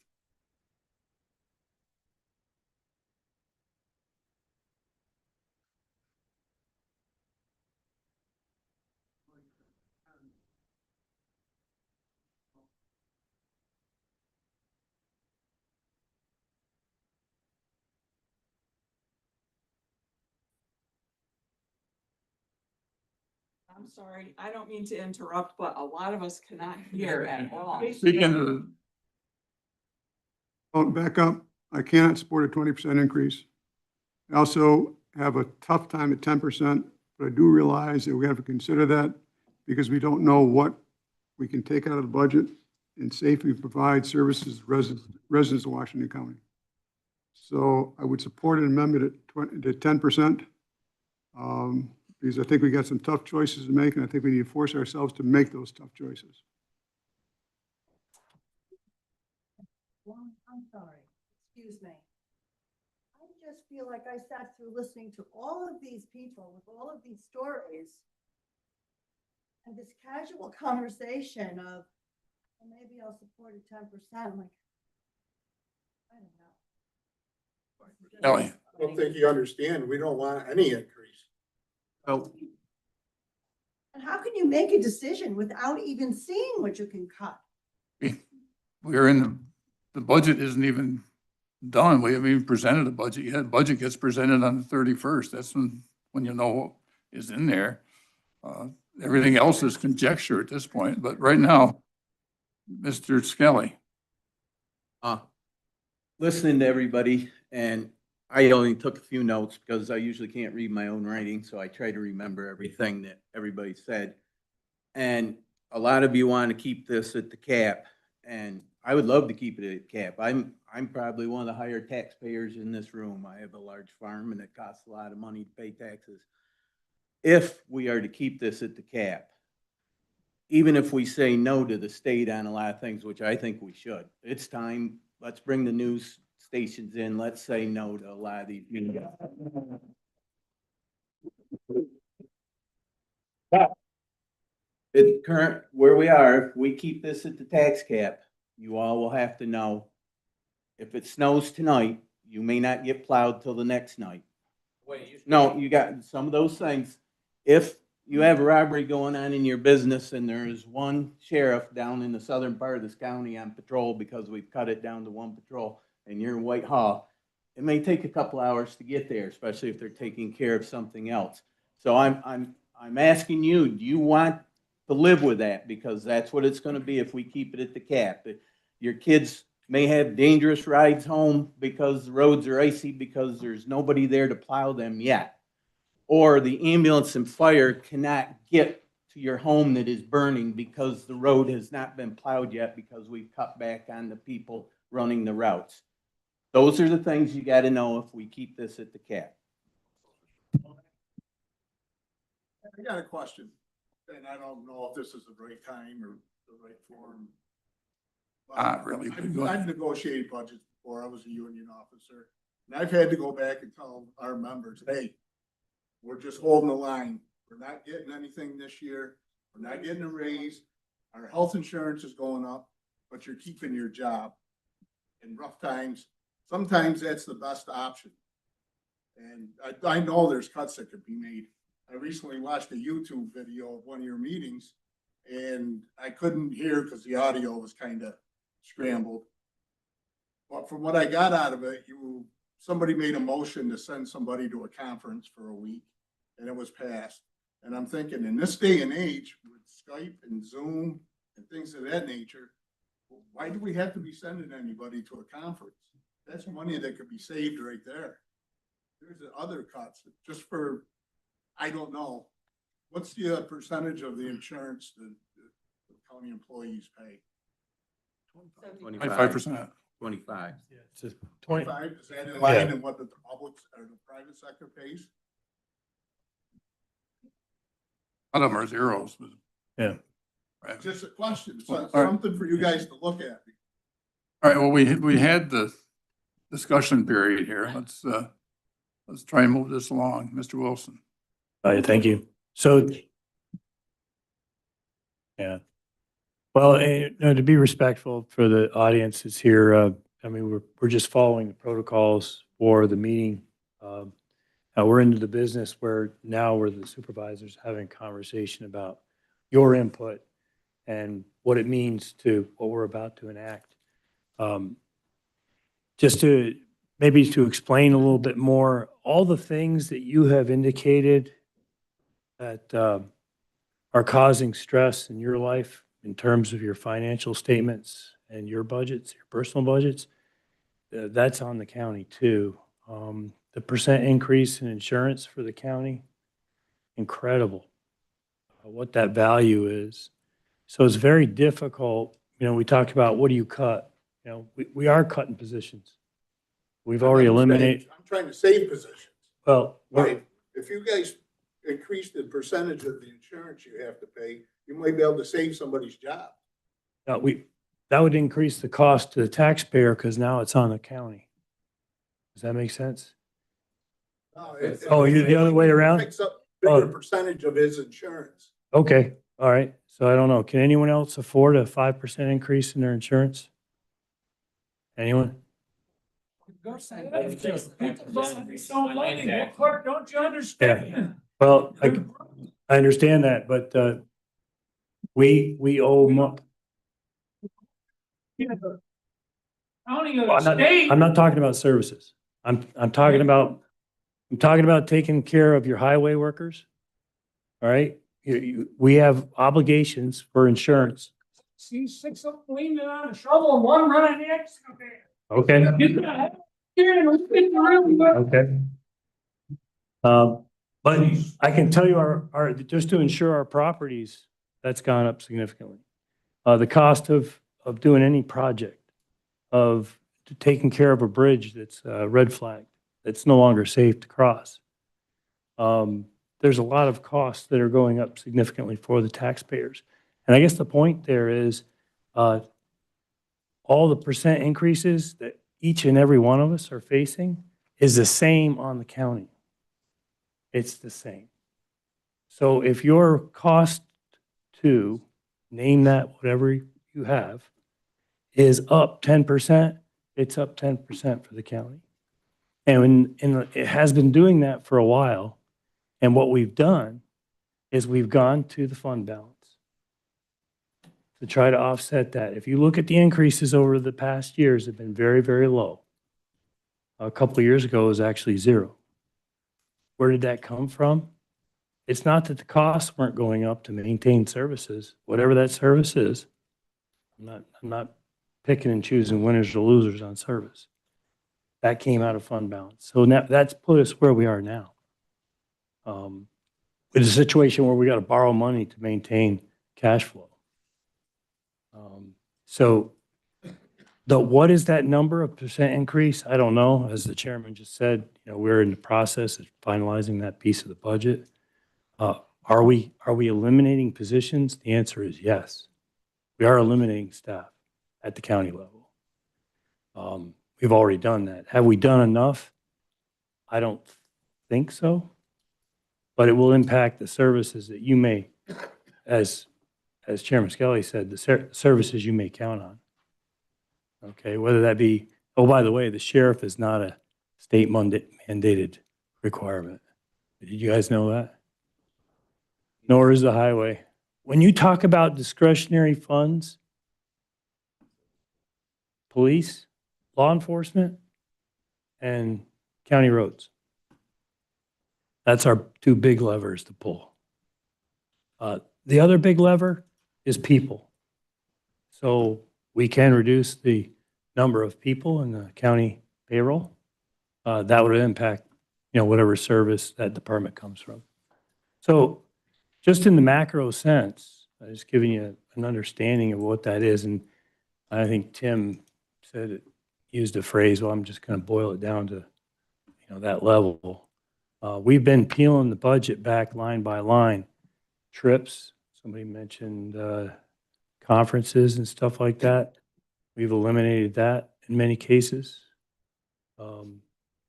There's a lot of the budget that we've taken out, but it's not making the kind of dent that we're talking about here with a percent increase.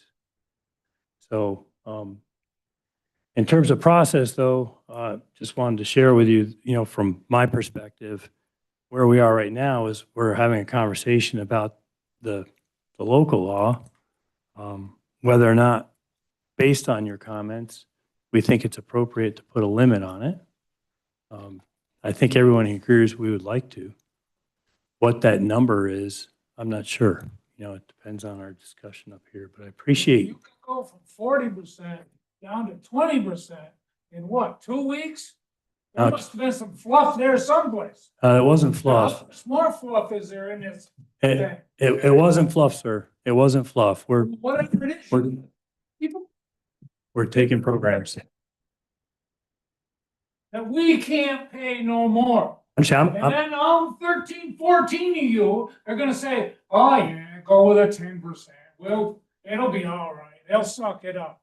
No, I understand, sir. They're telling you they can't suck it up any longer. I'm a taxpayer too. I own multiple properties. Well, you're a lucky man. I am lucky. To override a mandated tax cap, but we're not able to override any other mandates. That's a great question. That's a great question. That is a very good question. And why have we got a mandate and the state doesn't? That's the bigger question. If you're wondering why I just piped in here and talked about process a little bit, I honestly, I absolutely respect that opinion and your question about the tax cap. I have a responsibility and a role in the meeting here. So I'm kind of exercising that role a little bit. We're just going to try to focus on the local law and see if we can do the best we can. What you heard about comments about the number really comes down to how far we think we can go into the programs and how many people. Quite candidly, sir, to answer your question, to get it down to the tax cap, we're going to reduce a lot more people. Go ahead. Okay.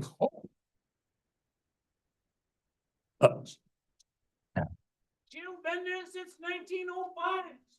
Yeah. She didn't give a shit.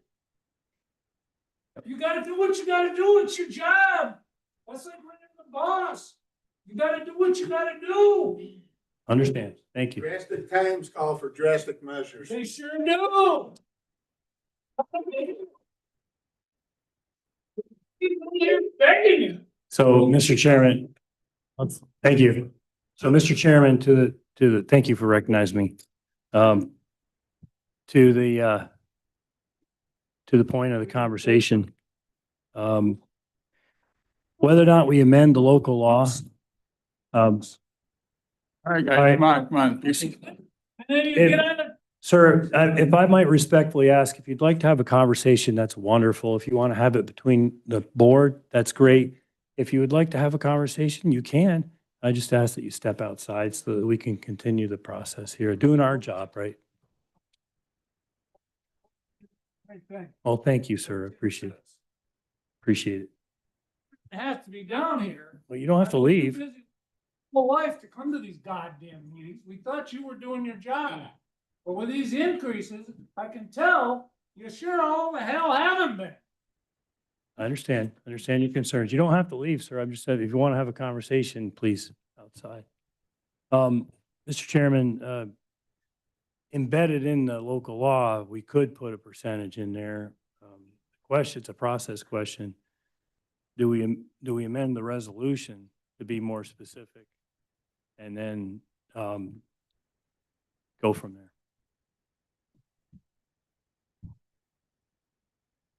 You're passing, the resolutions to pass the local law. So you have to, I think, since the local law is what was circulated and not the resolution, you would have to amend the local law first, then pass the resolution. We go back through the public hearing process for. No, we don't have to. We've had the public hearing. Part of what the purpose of the public hearing is to take input so that if we have to make a change, we do so we're doing it based on the public's input.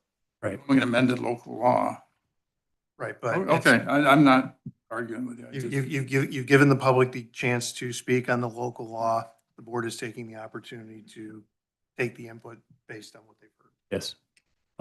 Then with that said, Mr. Chairman, I'm favorable to amending the local law if we want to put a limit on it, based on the comments we have. And what that'll require us to do is go back into the budget.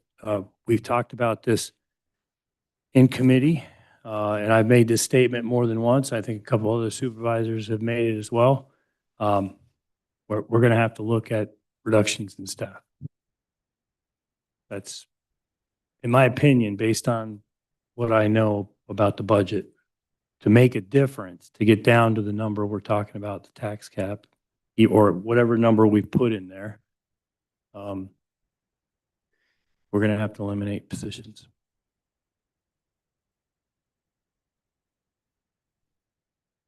Start off, I don't appreciate the comments that run down our employees.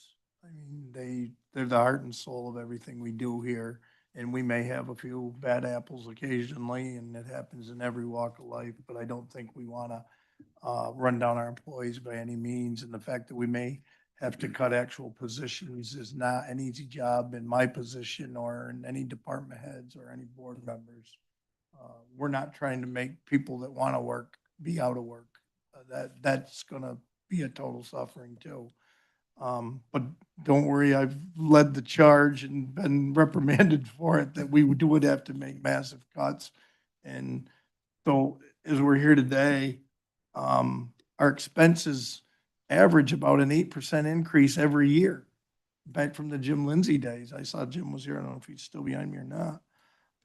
And the cap's been at 2% all that time.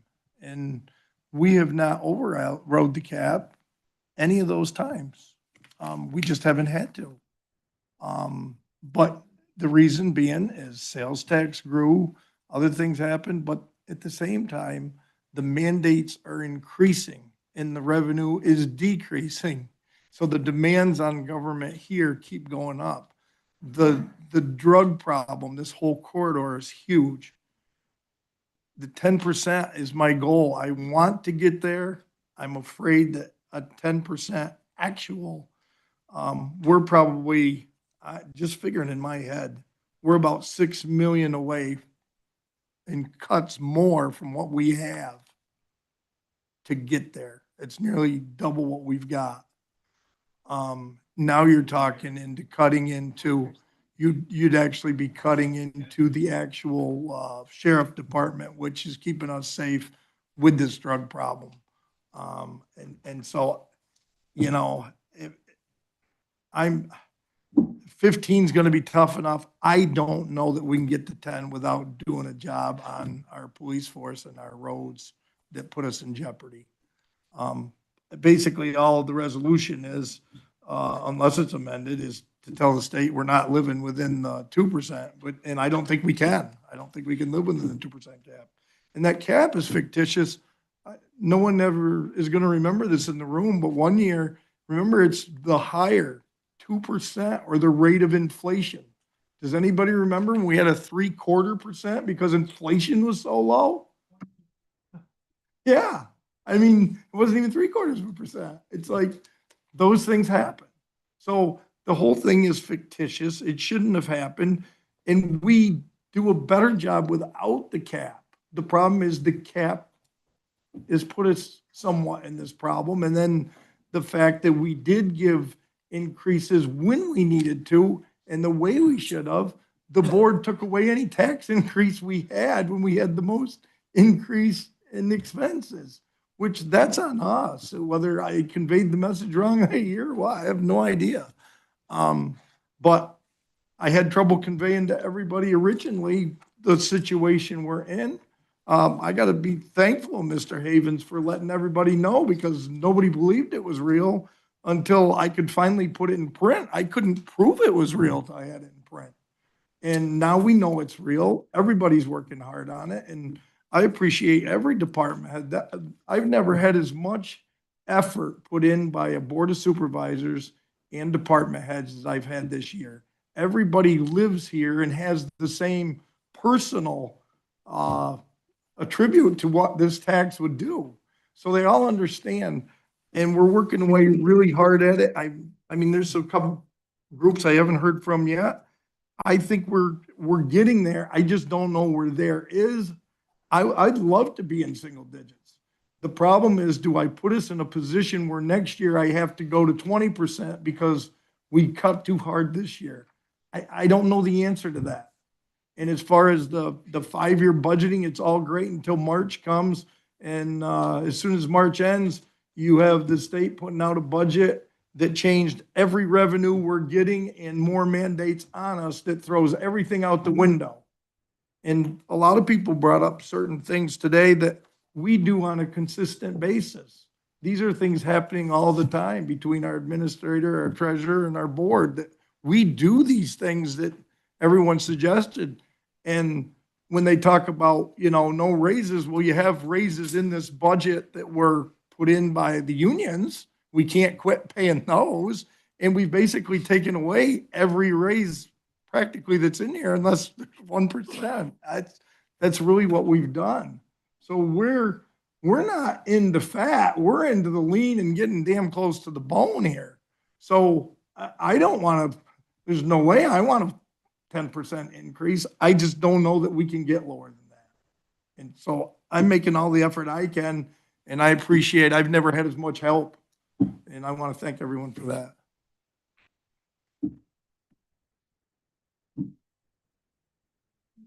I'm not for overriding the cap at all. They put that in writing. They made a law about it. So why are we looking at these mandates like they're more important than the tax cap?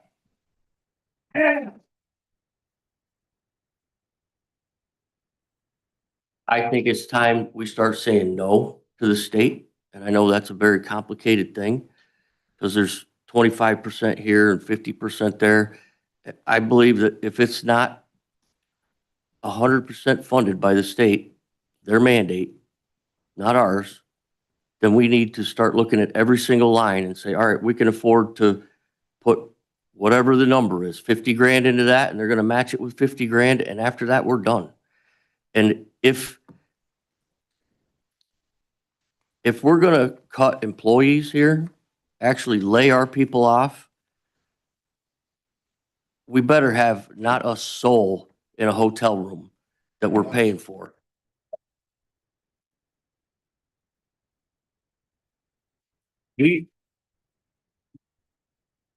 Very evident here today, people have had enough. I'm one of them. And it's time to push back. I've been saying this for a while here. It's time to push back. They're putting us in the poorhouse, and they're down in Albany laughing. And I don't like to be laughed at. So I am not for overriding tax cap a penny. Thank you. Yes.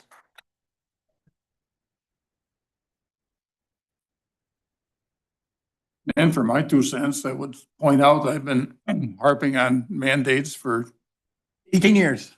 18 years. Every time we have one, I make sure it's on the record that we've got one. We've had a few that we have said, no, we're not doing it. We haven't got the repercussions in them yet, but we have done that in the past year, and I appreciate this board for backing me on that. I don't like the tenure that talking about, how rich our employees are. Number one, they're all taxpayers in Washington County. And number two, we're the lowest paid in the state. So if you think we've been prolific in our spending, NISAC, Tim mentioned the New York State Association of Counties does a summary every year of all the salaries in the state for all the counties. We are consistently at the bottom. I don't know if I got any department heads or I got a county administrator. We hired her as a personnel director, the lowest paid personnel director in the state. And she was there, 4 or 5 years as personnel director. At the end, she was the lowest paid personnel director in the state. She went on to become county administrator 6 years ago as the lowest paid county administrator in the state. And today, the thing came out last week, lo and behold, Washington County is still the lowest paid in the state. Our people are the lowest paid. We treat them the meanest and the rottenest of anywhere in the state. We are at the bottom, and I understand somebody's got to be at the bottom, but it doesn't have to always be Washington County. So I hate having you feel like our employees are a big issue. And I also hate talking about mandated versus unmandated per se, because I heard somebody say in the meeting, I wrote it down, eliminate all unmandated programs. Well, the unmandated program we always talk about are the police and the highway. You got some others, Meals on Wheels, for example. The meal program, all the seniors programs are not mandated programs. We got some problems with doing that sort of thing. So, I appreciate the input and I appreciate even some of the rhetoric, but some of it's wrong. Some of it, our employees have been taking the brunt of this for the past, at least 15 years that I've been here. Mr. Shaw, I'm sorry, Nate, Okay, Mr. Roselle. Has that ever been explained what the penalty would be if we did not override the tax cap and we went over the tax cap? I believe certain funds are kept in, correct me if I'm wrong, Alan, an escrow account, in a reserve account, basically. If you don't override the cap and the budget comes in over, you have to reserve the overage and apply it to next year. That's how that works. So you put yourself behind the 8 ball. So either don't override it or override it legally, because overriding it accidentally has some pretty serious repercussions going to your 27 budget.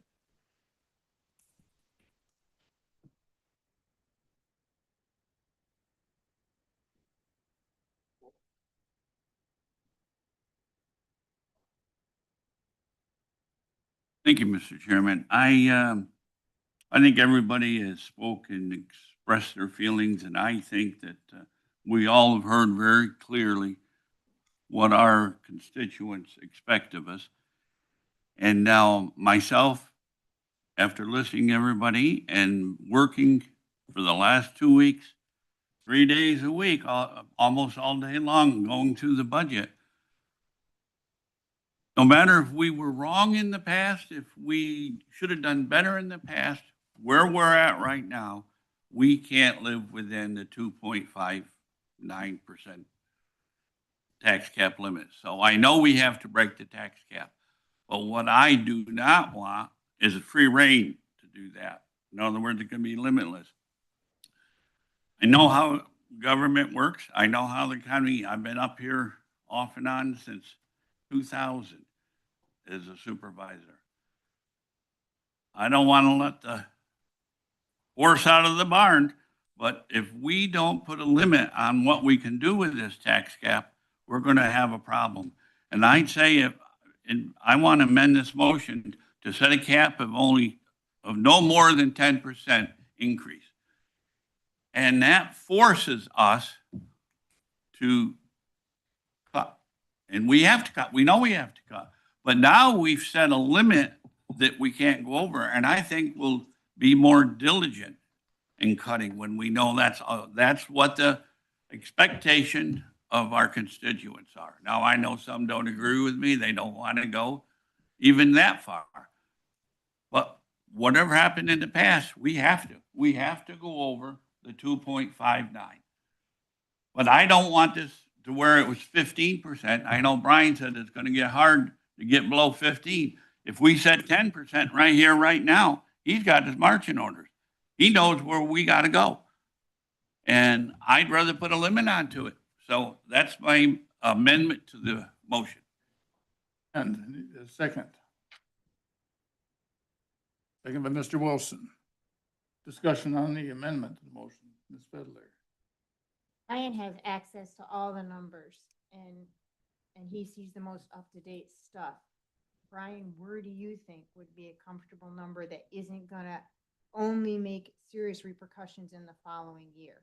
Because if we make a mistake this year, then we're only gonna be in more serious trouble next year. So is having access to all the most current numbers, where do you think would be the best? I'm still lacking some numbers is the biggest problem because, you're right, so I'm lacking like total departments. That's the biggest problem right at the moment as to where we go. And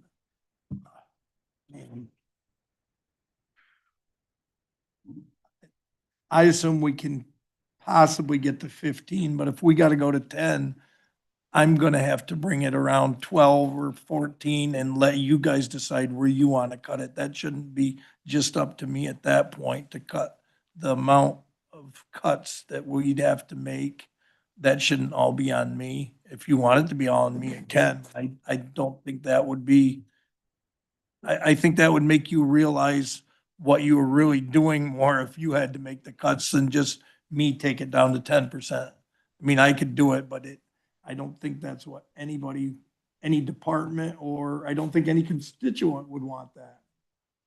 I just think that, I think 15 is a fair number and shoot for 10, but I don't know that, I just don't know how you get to 10 without taking away the sheriff patrol. I don't know that it's possible. And I think we live in a different time, a different society than what I grew up with, that I want to cut the police force. I just think that's totally wrong. I think that's what you're doing. You're putting a lot more people at risk. That's my concern.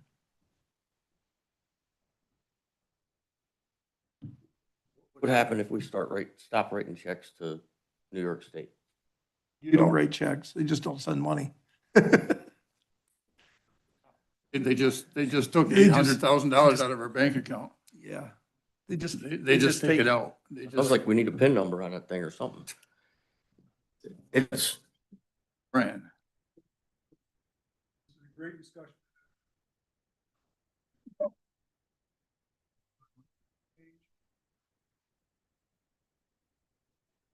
We can stop these mandates being passed now. That charge. Trying to change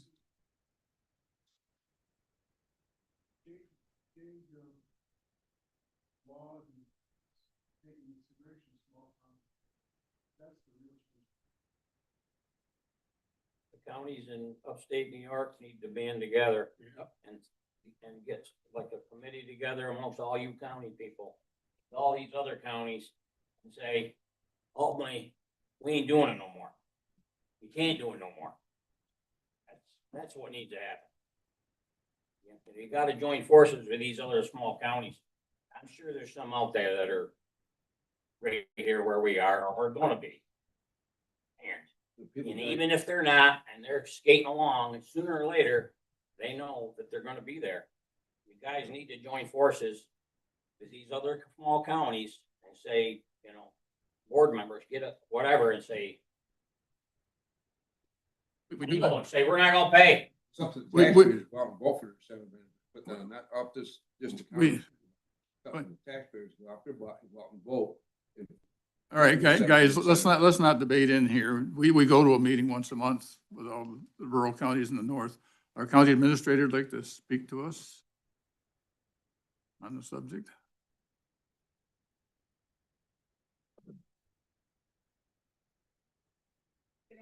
Yes, I'm Melissa Fitch. I'm the least paid county administrator in New York State that the chairman was referring to. I just wanted to mention, I think, the supervisors, we've all been working hard together on this budget. I think we realize that we need to make more changes, and I think that we've heard all of you today speak on your behalf, and totally understand that. I do want to say that I think we can make future cuts. A lot of the supervisors have made mention of cutting positions. We certainly can do that. We have, as you know, quite a few employees working for the county. They're also in your communities, your neighbors, taxpayers. So there's an effect to cutting their positions. But I just wanted to mention that in that discussion, we also have to talk about what services we want to cut. Because the services and the employees that are in these positions, you have veteran services, right? We're mandated to have a veterans director. That means we could have one man with a computer sitting at the desk, or we can probably have the 5, I think, that we have on staff. Same thing with DMV, right? We can have one clerk there with a computer registering the vehicles, or we can have the 10 that we have down there now. So we just have to think about, there is going to be an effect on that. The roads aren't going to be plowed at 7 a.m. Veteran services are not going to be processed as quickly as they are now. So there's going to be an effect to that. But we certainly do have changes we can make. We can do without some of our employees. And maybe we need to talk about giving a no increase pay to the non-union employees. We can't do anything about the union employees. They're already in contract. But, that hurts our employees as well, because they're trying to pay their fuel oil bills and their mortgages. But I get it. So I think that our future discussions in the next couple of weeks have to be probably a little bit harder, and looking at our reduction in staff, but really realizing what it's going to do to our services. Yes, sir. You stand above us and say, the veterans, the law enforcement, the guys that plowed out the roads. Yep. What about social services? Come on. People have already spoke. We got the best around. I don't know. My wife got sick. We got nothing. I'm still paying medical bills. I don't get it. You threaten us, I don't know. The veterans, the highway, the sheriff, stop. My checkbook's closed. Your checkbook has got to start closing too. Open-ended checkbooks, man, it's got to stop. You want us to stop giving the services to the people that are coming up to the front door, right? That's what I'm hearing. Audit, where have they been? What's their background? I worked with alcoholics and drug addicts my whole life. I know it. It's a rotating door. Yep. Right. There's got to be better oversight on the people getting into these programs and riding on our shoulders. And sir, the only thing I do want to comment on that. We have a very, very new DSS commissioner who has just started about 2 weeks ago. He has started employment at the worst possible time in Washington County. He has already made huge advances in looking at the processes right now that these people undergo to get their services. And I really feel that there's going to be some change down there, but it's not going to be overnight. I know people in law enforcement, and they tell me they deal with these people on a daily basis. They come up here from the city because, as everyone said, this is an open door policy. Come on up, sign up. You had people up here visiting relatives in jail. They stick around, they get on the program, and they're riding on our coattails. And that's got to end. Sir, we just heard some of those same stories recently, and I assure you, we also are looking into that because that enrages us just as much as it does you. If we have that reputation, then we need to do something to change that. Well, you do have that reputation. And one of our biggest vectors into that program, by the way, is women with children, domestic violence issues. We have a huge number, or a high percentage that's what so typifying, I don't like to typify all our people on social services as, the ones that we all disagree with. and dislike. And as a, a former cop, I certainly, feel the same way. But we have a pretty high percentage that are domestic violence shelters. So, all right, more comments on this. Mr. Shaw. More question to Brian. Our budget now, with it 20%? I've heard all kinds of comments today. The 20% is the last number I've got projected into my computer at the moment, but we're putting together like all the vacancies, all the other cuts that are possibly there, but you don't want to have to change the line a million times, the same line. So you're trying to get them all correlated till you can remove them. And I, just off of the top of my head, there's another $500,000 or $1 million to come out. And Now, you're if talking, we did a you're talking hiring another freeze. 4 million to get to 15%. So it's going to take a long time to get to 10. If we did a hiring freeze, you handed out a sheet, or Al did, but I think it was you, that there is $2.4 million worth of. 2.5 million, but some And of them. wait, now, Yep. and vacancies right now of openings that haven't been filled. If we did a hiring freeze, that's 7%. Would that take it off your 20%? Well, some of those are what I'm including in what I'm telling you. Most of those are gone and some of them are in the sewer district, so it doesn't help the general fund at all. Well, there wasn't many in the sewer district. That There's was 3. down at the bottom. Yeah, there was 3 of them at the Yeah, bottom. but there was a whole sheet full of them. So if you did a hiring freeze, how much would that save? Cause I didn't know you've already subtracted some. Well, that's the problem. It's a work in progress, and that's why it's hard to update I can't get them in yet to look at them in total. Because when we held our meetings, as you know, they'll come in and they say, well, this person makes 60,000 and there's 40% bennies, you can take 84,000 off that line. Well, you can't take 84,000 off that line. They're all in different lines. So you have to figure out what's coming off in actual .1 lines, the personnel line. You have to figure out the insurance coming off and the retirement, the bills there, the bills from last year, because you're a year behind. So the retirement can't come off. So the numbers we get told are not real to the numbers that need to go in the budget. Not their fault, but we have to work through all that. And that's why 2 weeks is a real short time right now to bring this budget out. And so the more stipulations I'm under, the harder and longer it's going to take. And I'm guessing now that'll be the 31st in the afternoon that I'm going to present the budget, because there's really no way we've lost a day today. I mean, that's just the way it is. So I think we got a $500,000 to $1 million out of what you're talking, the 2.5. I think they've given us those. That's the thing. You're getting 3 different sections of information to once. I need to get it into one so I can actually look at it. And that's what, Sue and Sandy and I have been working on this past week as it comes in. You got to remember, these are coming in from department heads. A lot of this information is coming in and it's trickling. So you're taking a department at a time and trying to work through it. And then if we need to take more, we got to go back and do that all again with another section. That's what's I'm not making it clear tough. what the answer to my question is, but I do still support a hiring freeze. Yeah, well, if we'd done that 3 months ago, would have been my preference, but we didn't, so.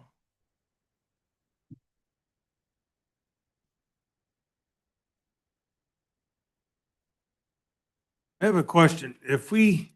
Brian's been working extremely hard on this budget. He's doing yeoman's job. If this passes with 10% cap and Brian gets it down to 11.5, and will that budget fail because of the 10% amendment? It wouldn't fail, but if your issue would then be you've got to amend the local law to get the budget to whatever he is, and that's going to be another 2-month process.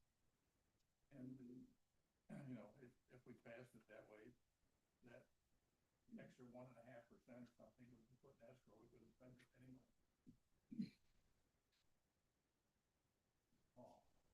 Chairman, I guess I've got to ask a question because everybody keeps saying that the tax cap is mandated. If it's mandated, then why is there a clause in there where you can override it? It's not mandated. It's put there. That's been a goal. And I think if we look it up on the Office of Control and Taxation, that's what we'll find.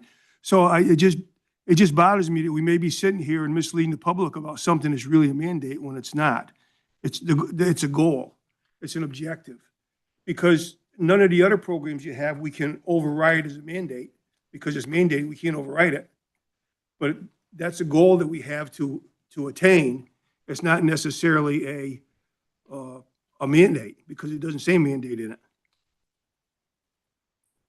And I only bring that up because I don't want people thinking that it is a mandate. Why can you override one and not override the other? And that's, it's not a mandate. It's a goal they've given you, for lack of a better And it's term. different rules for every group. The school board has a different role where it goes back to the voters. We have a role where in the towns where it's, what, 60% of the town board. And then we have a role here too, where we have to override it. It's the same, all different. Oh, it's not for local governments. Local governments can write the state's property tax cap by having their governing body pass a special law or resolution, okay? But that's no different for the county than it is for the town. Right, no, it's only different for the school. Right, They actually have exactly. a vote. So my point being, it's not a mandate. So I just didn't want people going home thinking it was a mandate, that we'd overrid something that was a mandate when it's not a mandate. It's a goal, it's an objective, but there's a process in place to override. We're talking about the amendment to put 10% in, John. At the beginning of this whole budget season, the first week, we knew we'd have to get down to this at the end. We knew that there may be chance of getting cuts and everything. We've got to stop beating around the bush and get to it and get it over with. That's my.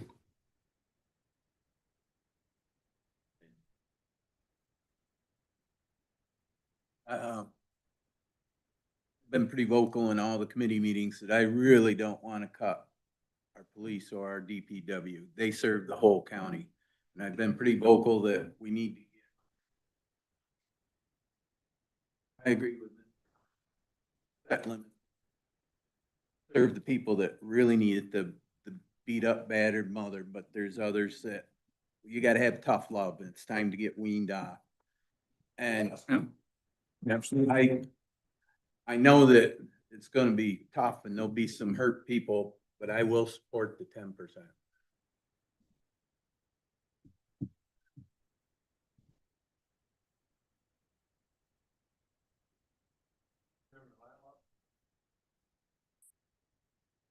Your department head, go ahead.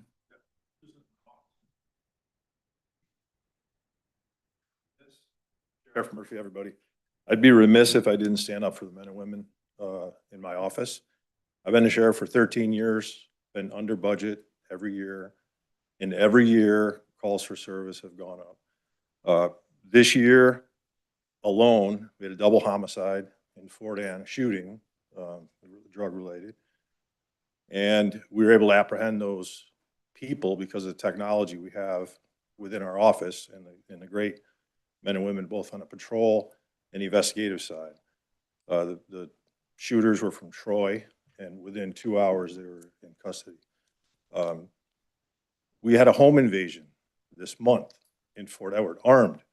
The video is chilling of these two individuals, all in black with masks on, one with a rifle, and the woman, tenant, ran out the back door naked to escape this. We had an infant death, drug nexus.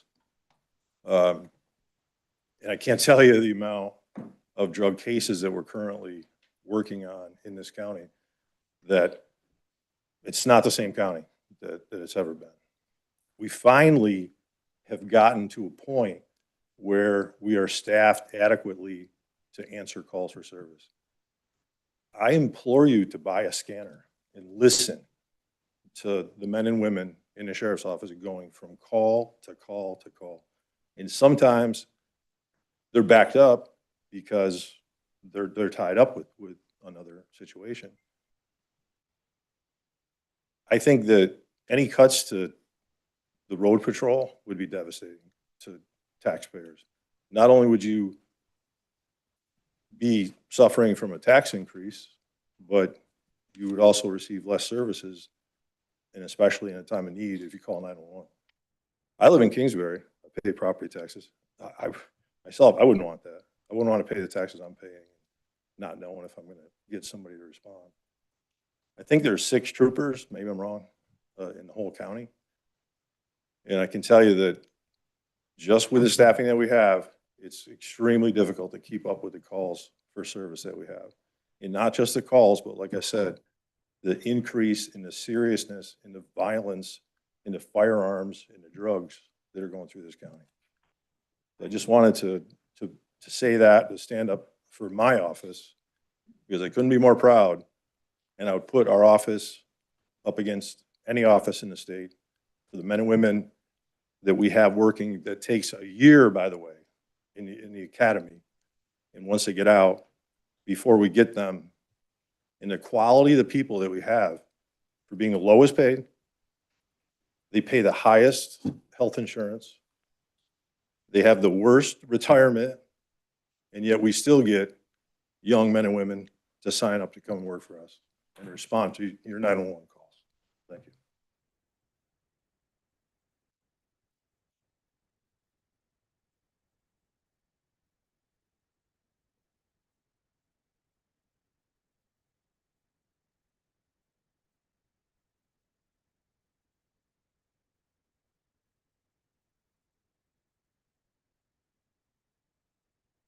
If we restrict it too much this year, are we only kicking this horrendous problem down the road again? So we really need to look at that, because that was another concern, because Direction initially from this board was that we were gonna try to do everything we could through attrition. So even as we're working today, I'm still getting stuff where people now know of retirements like in the beginning of the year and stuff, and you only have to put in so much of their salary and whatever. And you're gonna get more of them throughout the year. And as Dan said, that's kind of where the hiring freeze comes in. The whole idea is if you can do it through attrition, you're not putting good people out of work. And you're getting there methodically, and they have time to regroup as to how they're gonna work as those individuals, come out of their departments. So that's kind of what we're looking at. And so, yeah, I'm afraid if we get down to 10, we're looking at 20 next year. I was hoping that if we're down to 15, we're below 10 next year. I think if you cut too far on this end, we're gonna have more problems going forward. That's my biggest concern at the moment, because the first thing we gotta do is we have to rebuild that fund balance. If we had that fund balance, that's like 11% right now of our budget. That's 11% that would be gone if we had the fund balance there. We don't. If we can somehow get that restored this year, it sets us up for next year. If you cut it to 10, you're also going to do away with the opportunity of rebuilding any fund balance. That's the huge concern. Because then you have to keep borrowing over and over to make payroll. We want this a one and done on borrowing for payroll. We don't want to go through that again.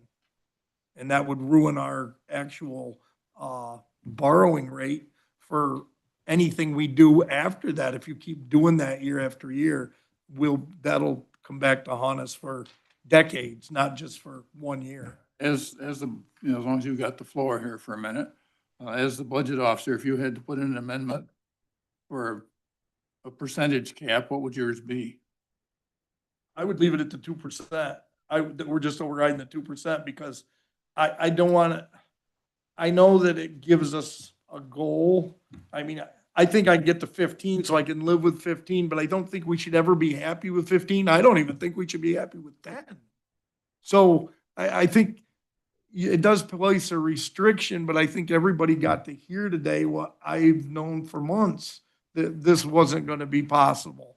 And that's why I went to the Chronicle and told the story that nobody read. But you kind of have to do this methodically and do it as a government.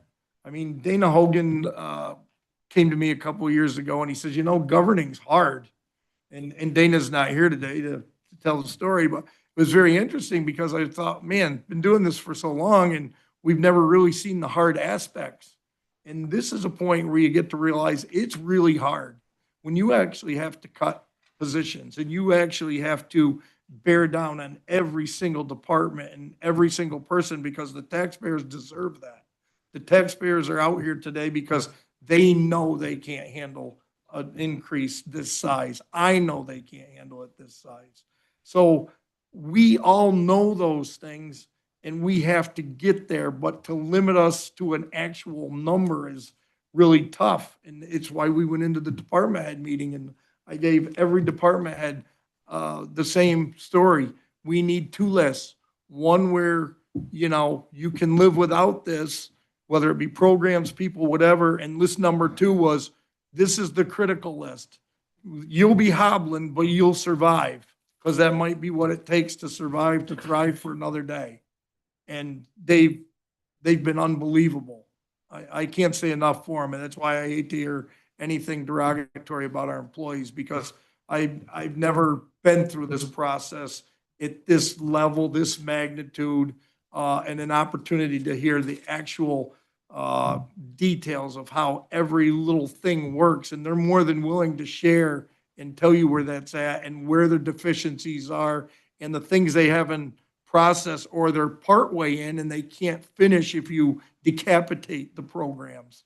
And so that's where the discussions have gone. And that's what's making it the hardest right now to go to say, oh, it's 10% because you have to decapitate everything that's in the middle of the process that was going to lead to more savings later.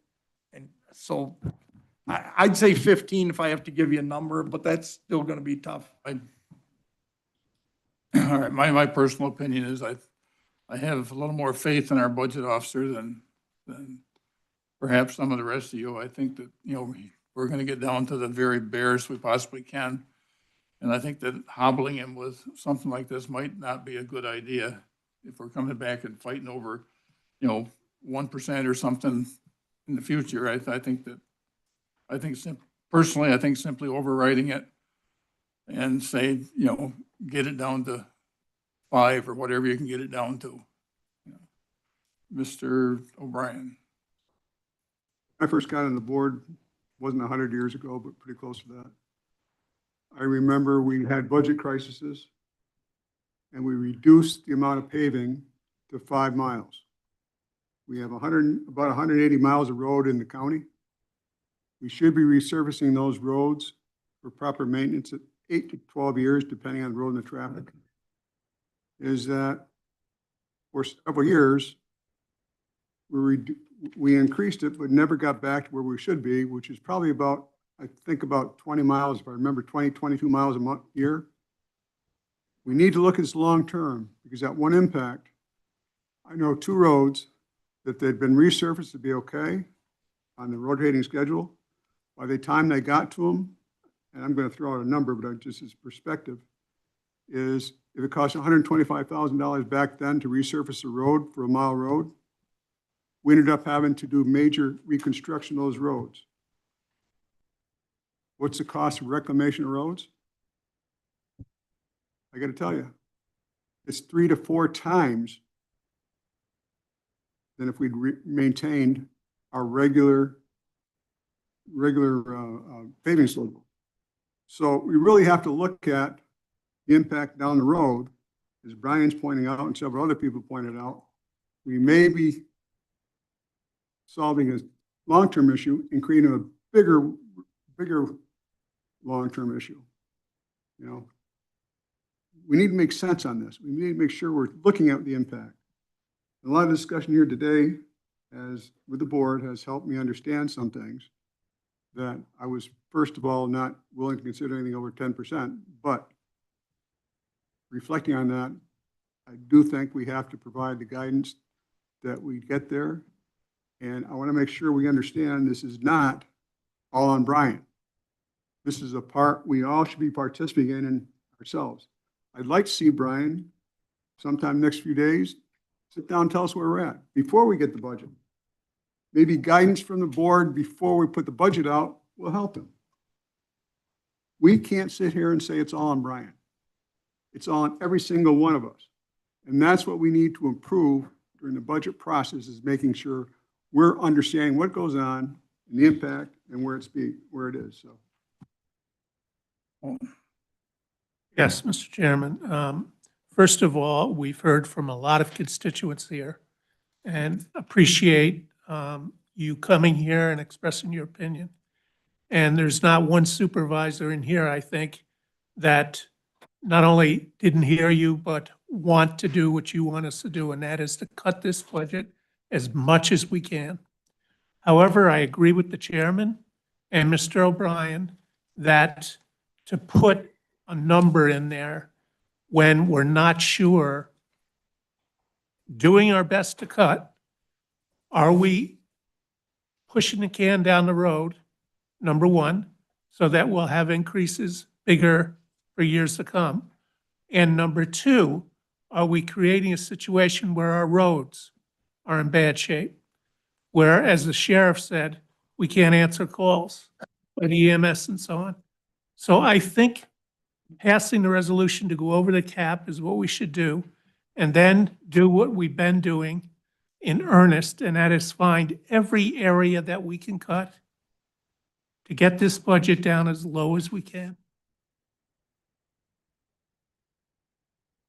Chairman, I'll just say, I'm concerned that our process, say 10%, not a number we kind of pull out of our ear. You know, there's a lot of work that needs to go into it. I think something that arbitrary, we're already hobbled enough by this. And I'd much rather we actually dig in. If it comes out to 9%, you know, that's still higher than we like, but fine. It's up to 11%. Higher than we like, fine. But I think pulling arbitrary numbers, that I would support that.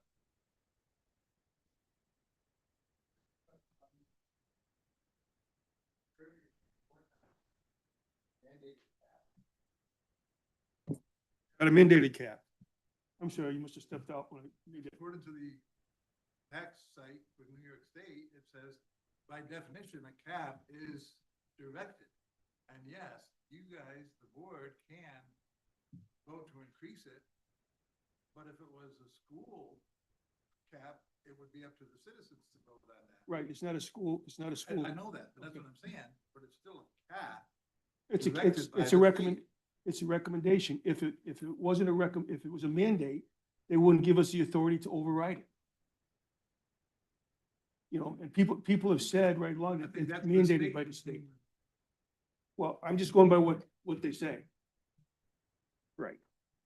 Exactly. Comment on this. All right, let's roll call this. Mr. Hanky, Reluctantly, I gotta say no. I don't think we're hearing you again. I'm sorry, I said reluctantly, I say no. Mrs. Fedler, I say no for the same two reasons previously quoted. I get the chance to vote. Mr. Shaw, Proudly say yes. Mr. Hall, No. Mr. Fisher, No. Mr. Baker, No. Mr. Nolan, No. Mr. O'Brien, No. Mr. Hahn, Oh, Mr. Campbell, Mr. Skelly, Mr. Wilson, Yes. Mrs. Clary. No. Mr. Wang? No. Mr. Rozell? Yes. The amendment was defeated, 713 yes, 3,045 no, and 932 absent. Into the original motions, your discussion on the original motion. Resolution. Mr. Shaw. Since there's no cap on this, even though I know we need to override the tax cap, it will be a no without a cap on it. So you understand, we're doing it in our town, gonna override the tax cap, but I might have to go as high as 5%. But that's my concern here is if we don't put a restraint on this and Brian says 15 is the best we're gonna do, we're gonna settle for 18 or 19, and I don't want to do that. So if without a cap, I won't approve, or a limit, I won't. I have a little more confidence in our people than that, but, Warren and Saratoga County are also overriding Warren today. All right, any more comment? I'm sorry. All right, this is also a roll call. Mr. Hanky, Yes. Mrs. Fedler, Mr. Shaw, No. Mr. Hall, Yes. Mr. Fisher, Yes. Mr. Baker, Yes. Mr. Nolan, Yes. Mr. O'Brien, Mr. Hahn, No. Mr. Campbell, Mr. Skelly, Mr. Wilson, Yes. Mrs. Clary, Mr. Wang, Mr. Rozell.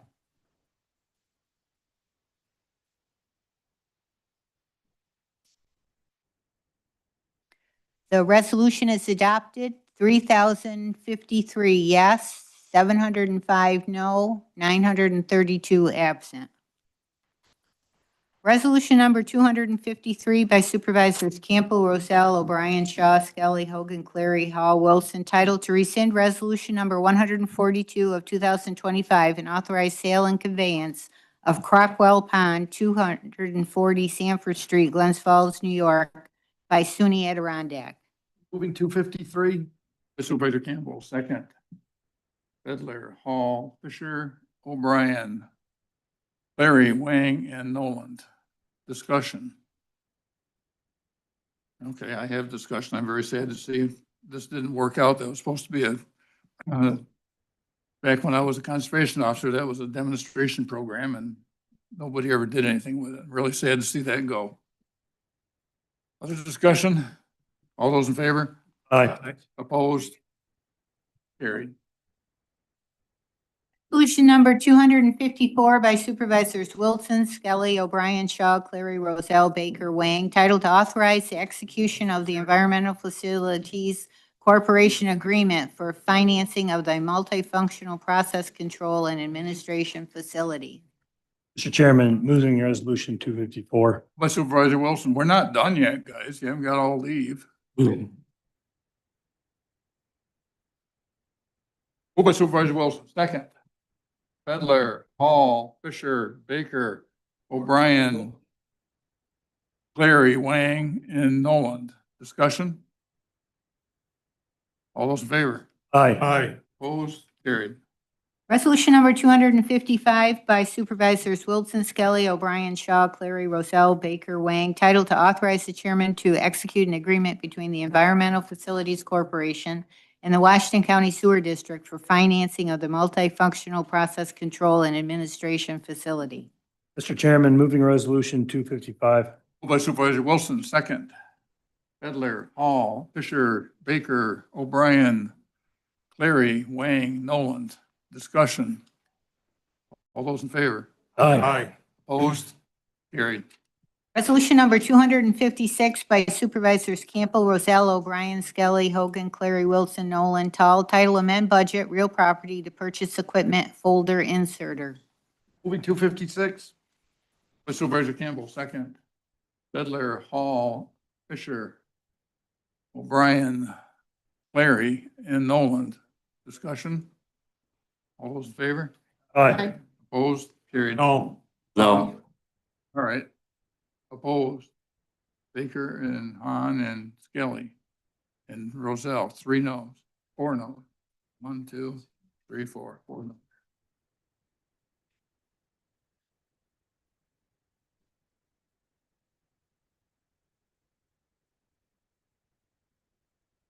I just keep slowing this down as a retired person on a fixed income. I've got to go to my 3rd job. I'm 2 hours late already.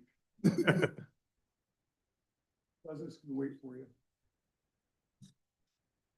Right, so if Mr. Roselle is a no, and Mr. Hahn's a no, Mr. Baker's a no, Mr. Skelly's a no, it's still passed. All right, 257. Resolution number 257 by Supervisors Campbell, Roselle, O'Brien, Skelly, Hogan, Clary, Wilson, Nolan, Tull, title amend public health budget to cover costs for rabies post-exposure treatment. 57. Second. Bedler, Hall, Fisher, O'Brien, Larry, and Noland. Discussion. All those in favor? Aye. Opposed? Carried. No. Mhm. Yeah, Murray, you've got to get them in there quicker. Resolution number 258 by Supervisors Campbell, Roselle, O'Brien, Skelly, Hogan, Clary, Wilson, Nolan, Tull, title amend budget DSS for secure detention services. Moving 258. Supervisor Campbell, second.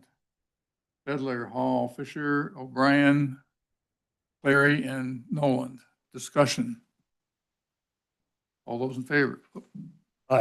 Wait, hold it. Wait a minute. Han has done it again. Go ahead.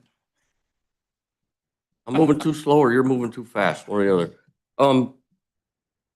Only 50% of this appropriation is covered by the state, correct? Except for transportation, 100% is covered? Am I reading that right?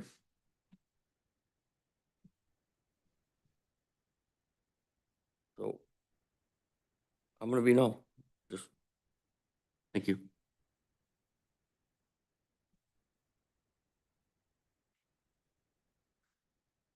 Aye.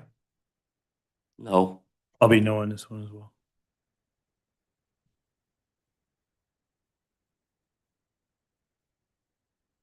Resolution number 259 by Supervisors Campbell, Roselle, O'Brien, Skelly, Hogan, Clary, Wilson, Nolan, Tull, title amend budget Office for the Aging for state fiscal year 25-26 unmet needs funds. Moving number 259. By Supervisor Campbell, second. Bedler, Hall, Fisher, O'Brien, Larry, and Noland. I understand there's an amendment. Yeah, I said you got a paper here, and the reason being is we're not allowed to send it back to contingency, so we're gonna send it back to their point ones, and that will actually help our fund balance at the end of the year, as long as we don't spend it in between. Okay, so I have a motion to amend. Is there a second?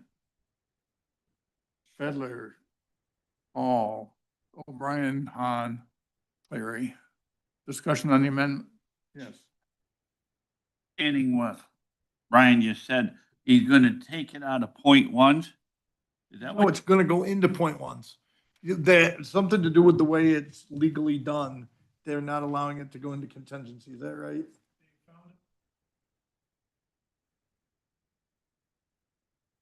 Department found out through their association that they're not allowed to redirect those funds to contingency. So basically, the contingency is just the mechanics of how we do our budget, because the point ones are already budgeted. So we have to show that it's going into the point ones to them. Basically, it will replace point funds that were really unmet needs at that time. So it does the spirit of the funding, and we just have to change the way that we do the budgeting. It's fine. But to your point, it will Be left at the end of the it year. will do the same job at the end of the year. Yeah. Benefits are all calculated out of, correct? So- Does it impact that? If I Just spend told it. you that I was gonna give you an extra lottery ticket for $1 million, but you couldn't cash it, would it affect your lifestyle at all? And I show it to everybody. They're not gonna spend another dollar in point ones because the budget increased. Okay. They're going to have the same amount of man hours they had before the resolution. Okay. Thank you. Good discussion. All those in favor? Aye. Opposed? Carried. Now to the original, right? Yep. I got it. I'm just keeping my notes here. Just give me a second. I'm old, remember? Fixed income, retired, all that stuff. Remember that? Okay. The event, now, back to the motion as amended. Discussion on that. All those in favor? Aye. Opposed? Carried. Resolution number 260 by Supervisors Campbell, Roselle, O'Brien, Skelly, Hogan, Clary, Wilson, Nolan, Tull, Title Amend Budget Sheriff for Governor's Traffic Safety Committee Award. Moving 260. Like, what's his name second? Fedler, Hall, Fisher, Hahn, Clary, and Noland. Discussion? All those in favor? Aye. Opposed? Carried. Resolution number 261 by Supervisors Campbell, Rosell, O'Brien, Skelly, Hogan, Clary, Wilson, Nolan, Tall. Title Amend Budget Jail for Contracted Services. Moving 261. By Supervisor Campbell, second. Fedler, Hall, Fisher, Larry, and Noland. Discussion. Mr. Baker. This for 3 months? This bill? Oh.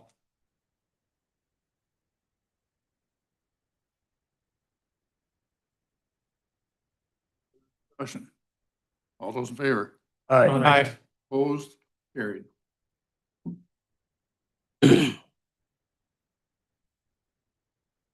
Resolution number 262 by Supervisors Campbell, Rosell, O'Brien, Skelly, Hogan, Clary, Wilson, Nolan, Tall. Title Amend Budget Code Enforcement to purchase 2025 New York State Code books. 262. Peter Campbell, second. Fedler, Hall, Fisher, O'Brien, Larry, and Noland. Discussion. Mr. Hahn. Is this something that our code enforcement officers can get online? I think part of it will be online, the contingency part that comes in later. You've got to buy the books. Oh, you gotta buy the books in order to be get it. online. Yes. All in. Yeah, we Kind of had, awkward. we had pretty long talk about that. And then it was decided that out of being a cost in next year's budget. 5 years. He just came available, so we're buying them now rather than putting it in the future budget. If they want us to enforce the rules, they give us the books. That's, I mean, Not a bad this is idea. basically another state mandate. You gotta buy the book to be able to look at it online. You gotta buy the book to know what the rules are. The rules are theirs. Part of the discussion we had with them is that when they're working with plans, they can't get a screen to look up everything they need to look up. They need to spread the books out to look at and compare to it. So it's not as simple as doing online. A lot of people just can't do the comparisons. Online works out in the field, but not. You know, but I think the bottom line that was most annoying to me was that we had to buy the books in order to get it online. Mr. Rosell. Look at the drawings and everything that are already stamped by engineers. That's true sometimes. I think the bigger deal is when you're out on the road like that and you're trying to explain it to somebody who's been building for 40 years. They don't want to go to your screen. They want you to highlight that and show it to them in print. And that's kind of where they get to, which we can all relate to that. That's going to be part of the discussion, by the way, John.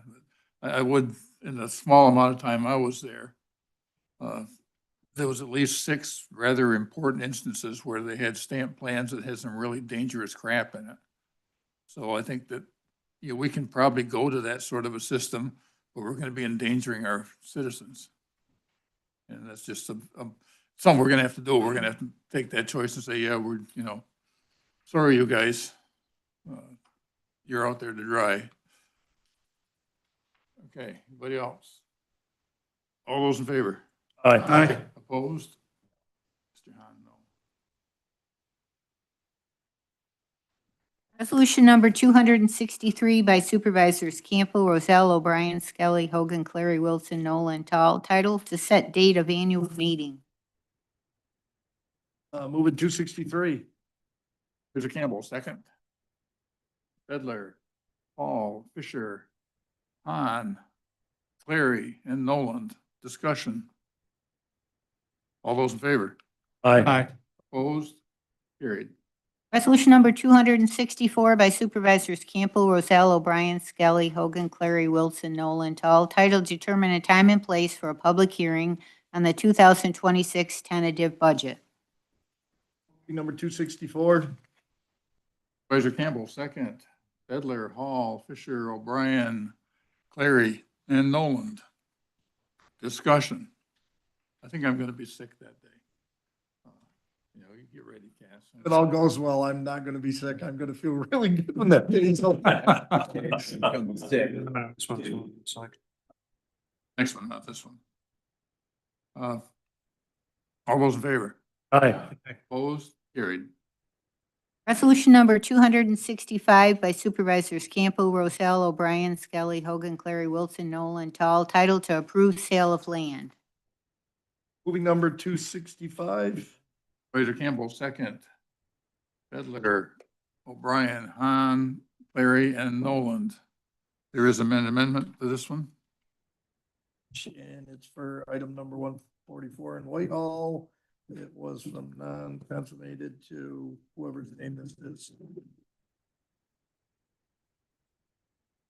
And is there a second? Second. Bedler. Wilson and that's it. Discussion on the amendment. Discuss.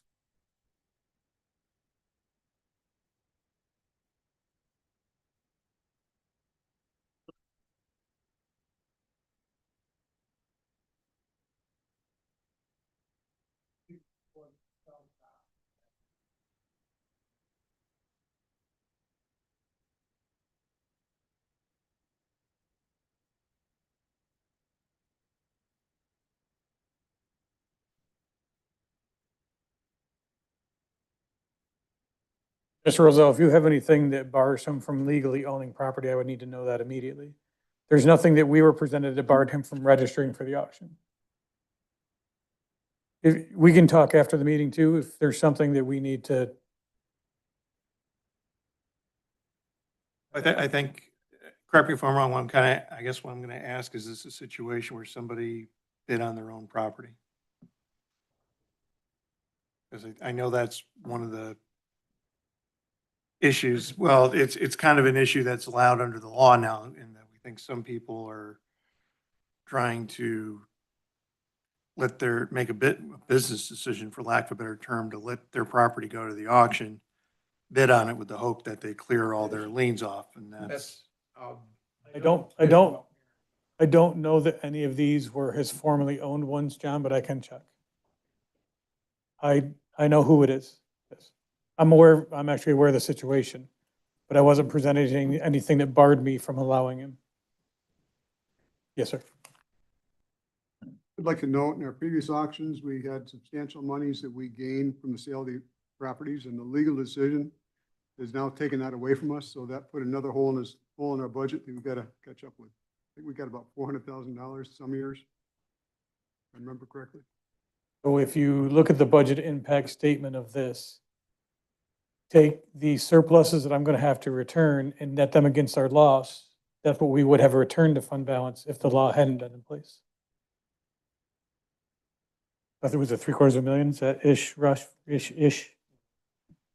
would have gone into fund balance had the law not changed. So we have $500,000 that we're going to eat this year that wasn't in the plan either. Mention eat, it's after lunch. All right. Further discussion on the amendment. All those in favor of the amendment? Aye. Opposed? Carried. Back to the resolution as amended. Discussion on the resolution. Okay, this is a roll call. Mr. Henke. Yes. Mrs. Fedler. Yes. Mr. Shaw. Mr. Hall. Abstain because it involves the town of Fort Anne to purchase the property.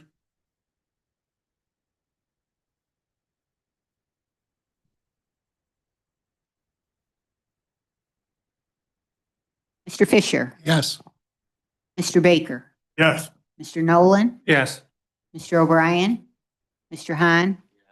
Mr. Campo. Mr. Skelly. Yes. Mr. Wilson. Yes. Mrs. Clary. Yes. Mr. Wang. Mr. Roselle. Yes. The resolution is adopted. 3,454 yes, No noes, absent 932, and abstained 304. Chairman, excuse me, please. If we don't have a super majority one that's required, I'm going to leave because I do have another appointment I need to get to. Okay. Want to do it now, but how about can we jump out order? Deb? We only got set a public hearing on E. I mean. Resolution number 266 by Supervisors Campbell, Roselle, O'Brien, Skelly, Hogan, Clary, Wilson, Nolan, Tall. Title set time and place for a public hearing on introductory local law E of 25.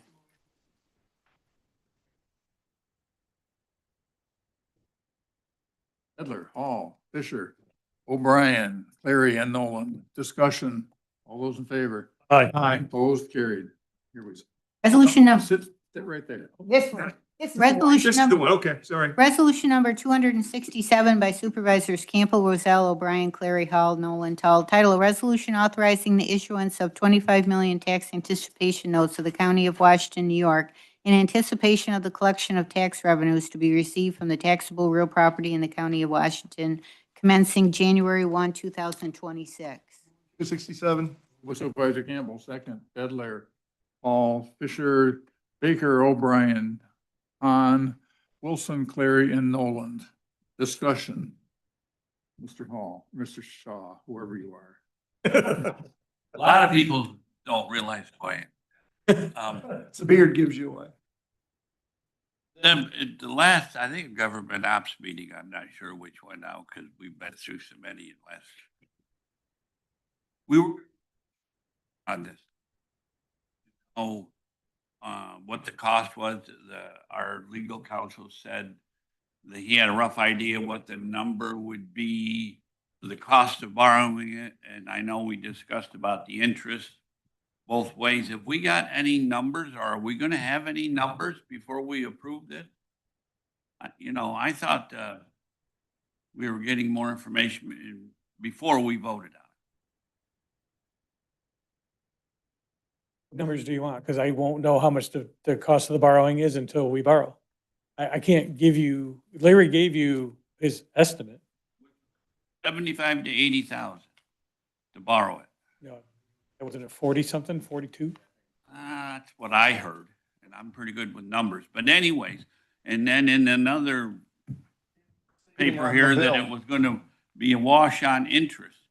But we were gonna get those numbers too, what the interest actually is gonna be for the borrowing of a cost. And I haven't seen that. Are we Again, gonna have that? I thought I addressed this last time, Mr. Shaw. I can't, until we go to market, I can't give you an interest rate. And do we have to approve it before you go to market? Because if this costs us $100,000,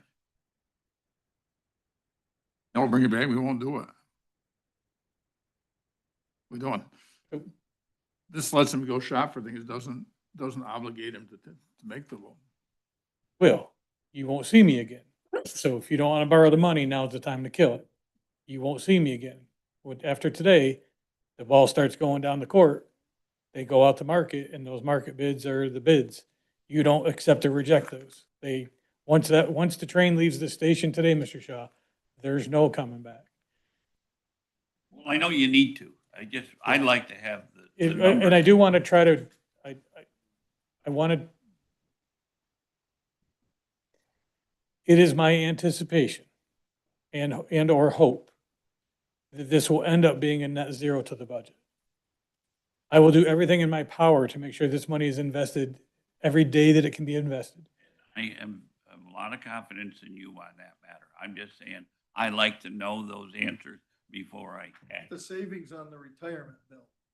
The additional cost of the retirement bill, I believe, was 48-ish thousand. The cost was 42. It was about a $6,000 net good if we did the retirement, if we borrowed for the retirement bill. That was my memory of the meeting. It was 48 versus 42. Those are probably pretty close numbers. Mr. Hahn. We talked about this in committee. I thought, Mr. Tall said that we looked, if the numbers stayed the way they are now, percentage rates, interest rates, we stand to gain $100,000. Discuss that with you after the meeting.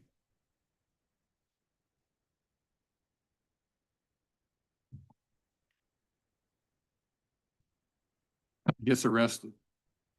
Okay, this is a roll call and I need a 2/3 majority. Mr. Hanky? Yes. Mrs. Fedler? Mr. Shaw? Yes, reluctantly. Mr. Hall? Yes. Mr. Fisher? Yes. Mr. Baker? Yes. Mr. Nolan? Yes. Mr. O'Brien? Mr. Hahn? Yes. Mr. Campbell? Mr. Skelly? Mr. Wilson? Yes. Mrs. Clary? Yes. Mr. Wang? Mr. Rozell? Yes. The resolution is adopted, 3,233 yes and 1,193 absent.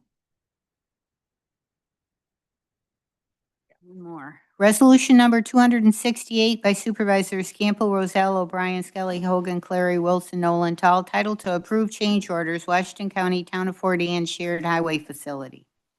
Moving 268, make it before 3. Moved by Supervisor Campbell, second. Fedler. O'Brien and Nolan. Discussion.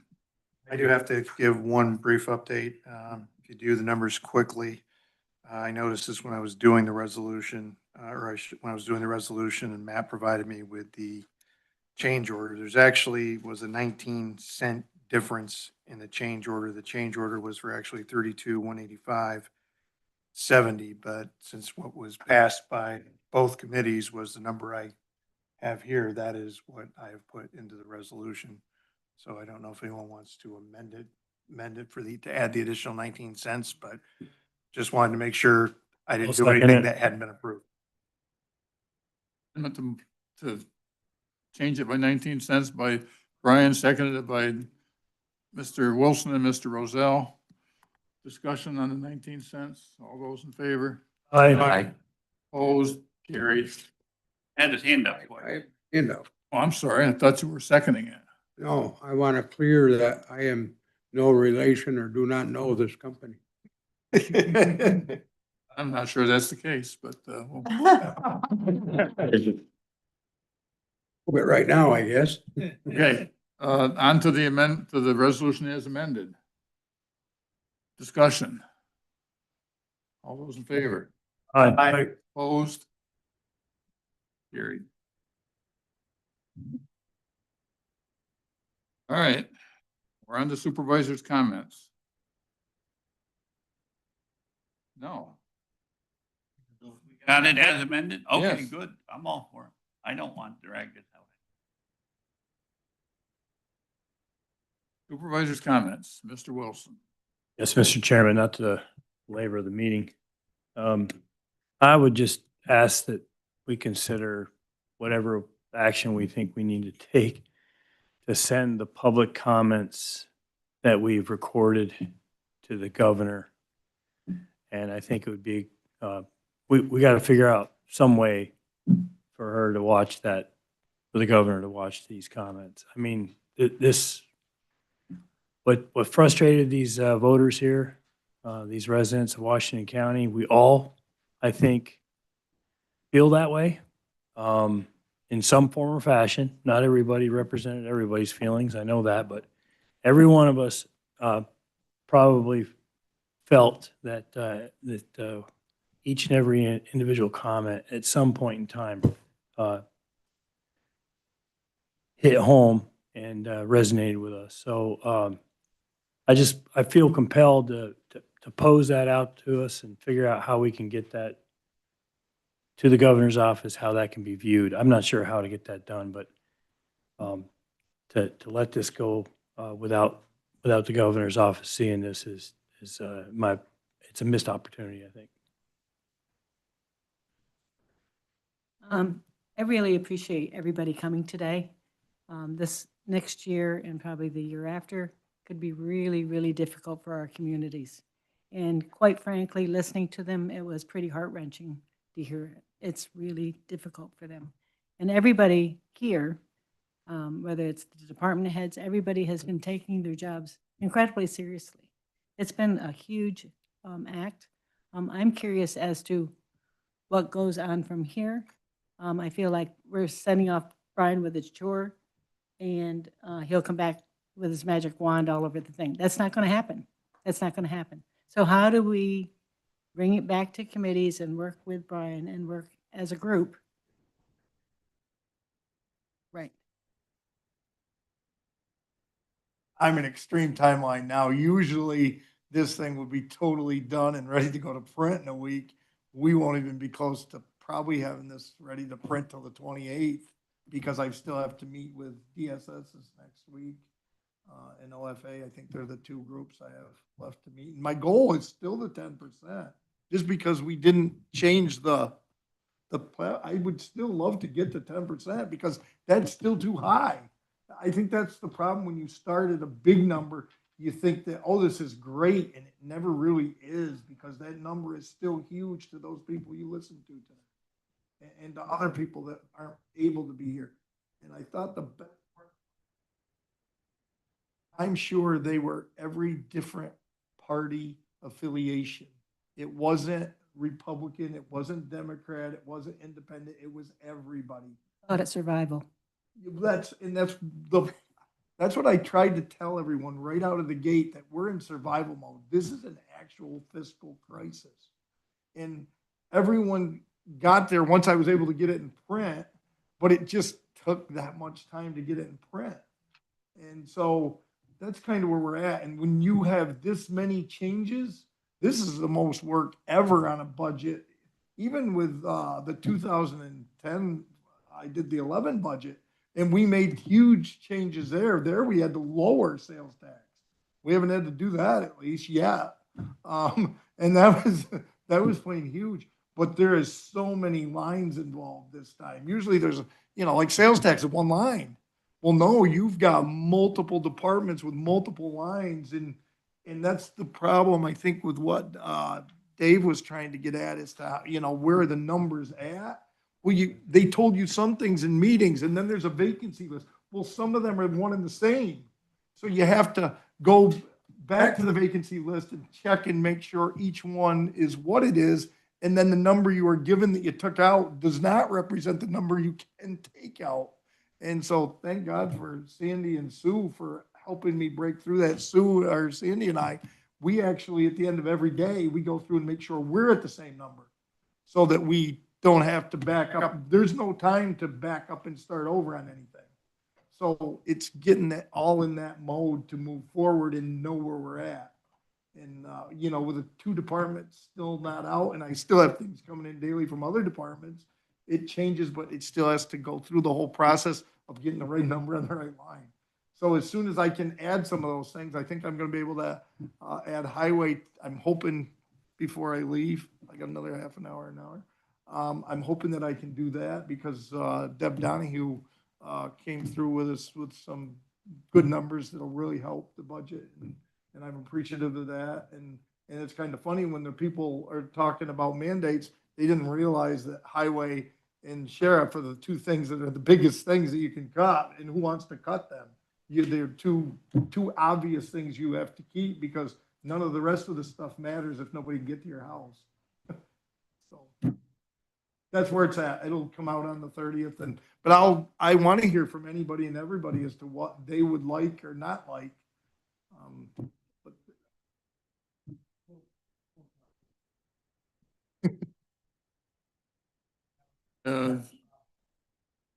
Mr. O'Brien.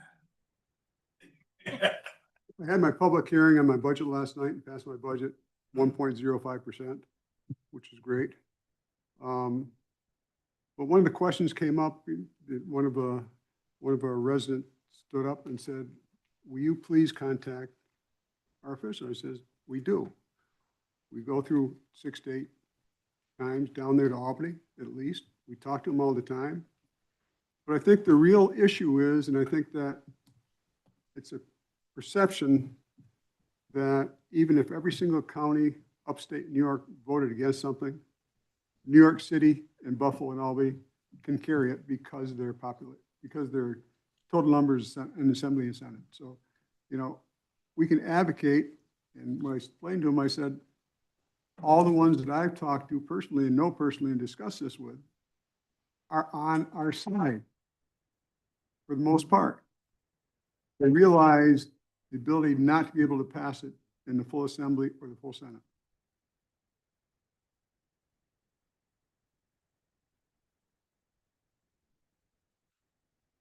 Well, talk to us. I really want to stick to our guns on this. I think we need to push back. I don't know what that looks like. I imagine that's gonna take some lawyering. But we have to set our priorities for Washington County, which should be our elderly, it should be our employees, it should be our roads and our patrol, not the services that are shoved down our throat. And I know they can pull money back, but I can't sit back anymore and say, well, it's a state mandate, there's nothing we can do. There's got to be something. We need to start putting pressure on the Association of Counties, Association of Towns. We're paying dues for them to lobby for us, right? So what are they doing? It's time for us to make a stand because we're just going to get worse and worse if we don't.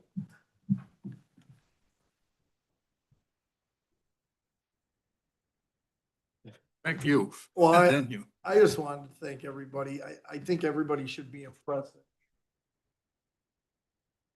That's about as good a meeting as you can have with that amount of people in the room, treating each other as good as they could. I mean, Daryl had to calm one group down, but other than that, it was great. And you did it right, having Mr. Simpson speak first. He gave a lot of reference to what we were really up against. And, you know, having the sheriff and the treasurer here to answer questions was huge. It would, just couldn't have been handled any better. And we needed to see that. That's what Washington County really is about.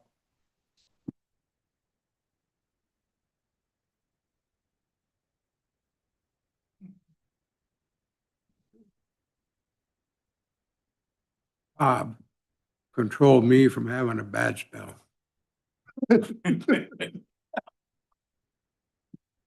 I wasn't gonna let that, you were gonna come right over here and I wasn't gonna let that happen. Was that Mount Zillow? There's a lot of things that are said there. I've seen the Pharaoh Roselle when it comes out. I didn't want to see that. Mr. Baker. You send a, thank you card to Matt on behalf of the board for him coming down today. I think that was a real good thing he did. I think it really woke a lot of people up what we're facing. He called me up and said, you know, he did, he walked right into the Tim's shop up there and told him the same thing, but didn't help him any. But, yeah, he called up and said, you know, you want me to come down? I said, absolutely, I want you to come down, you know. Very well. Yeah.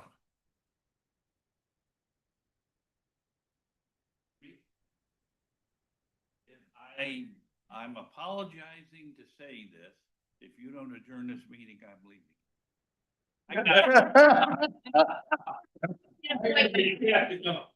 Okay. No, I'll adjourn it, don't worry. Mrs. Clary. No, I'm not. I'm nowhere near ready to adjourn. And I probably gotta go to the bathroom as bad as anybody in here, but, I was very happy today to see the number of people out here. I was very disappointed to see them all leave before we got into the actual stuff. That always just ticks me off no end. There was, you know, good participation. There was a lot of inaccuracy. There was a lot of misunderstanding about stuff. I'm sorry that there seems to be so much poor information out there, but I think most people are clever enough to get by some of the misinformation. I was saddened that some of this turned into vitriol against the county employees. I, you know, just dealt on my way in this morning with a fellow very belligerently telling me how vastly overpaid our workforce was and how they should appreciate having a job. And I wanted to make sure I got into the record that, you know, not only are they fairly understaffed, but they're also the lowest paid in the damn state. If that doesn't say we've been pretty fiscally conservative for quite a long time, I don't know what else does. And I feel, you know, very bad that there's a public perception that our employees are overpaid, because as far as I'm concerned, they are across the board vastly underpaid. The one thing I'd point to was, if I needed any further examples of how fiscally conservative we are, there's in New York State and all the police agencies, state, county, city, village, town, all the police agencies, there's only 2 that don't have a 20-year retirement. Washington County is one of them. That's terrible. However, I don't think we need to belabor that part anymore. Just, I wanted to make sure that that was in the record. I got some sad news from Argyle. Argyle and the whole agricultural community has lost a icon.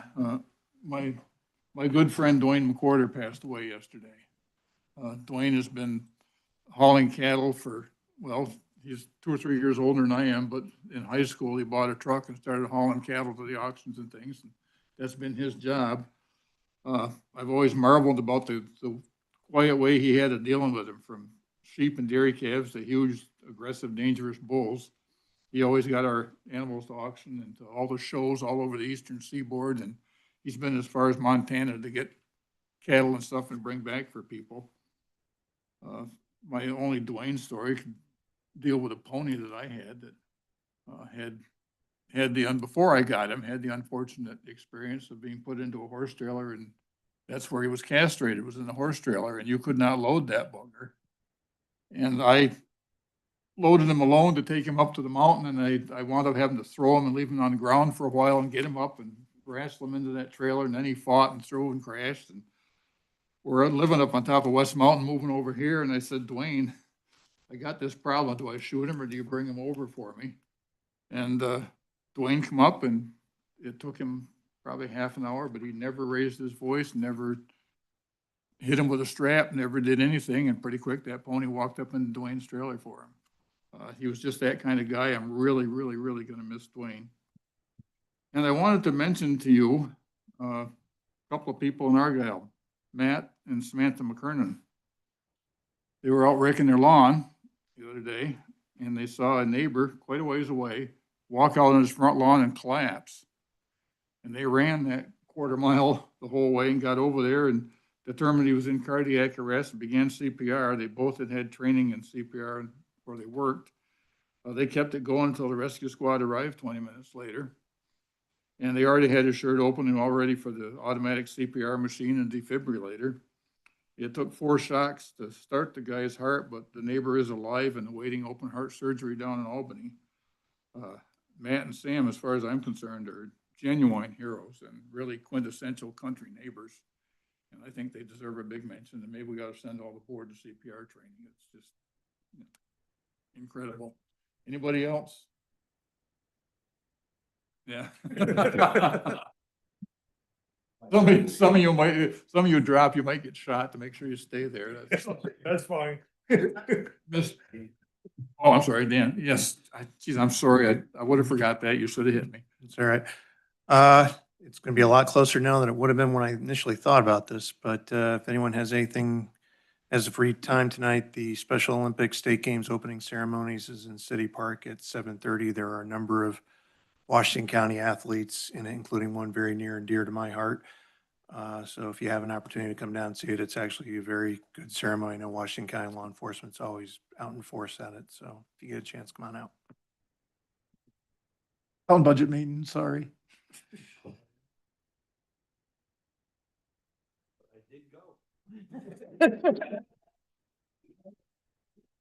Washington County Board of Supervisors, Robert D. Hinkey, is A. Hinkey. I declare this meeting adjourned and stand adjourned until its next regular communication, which is on November 21st at 10 a.m. And it is highly recommended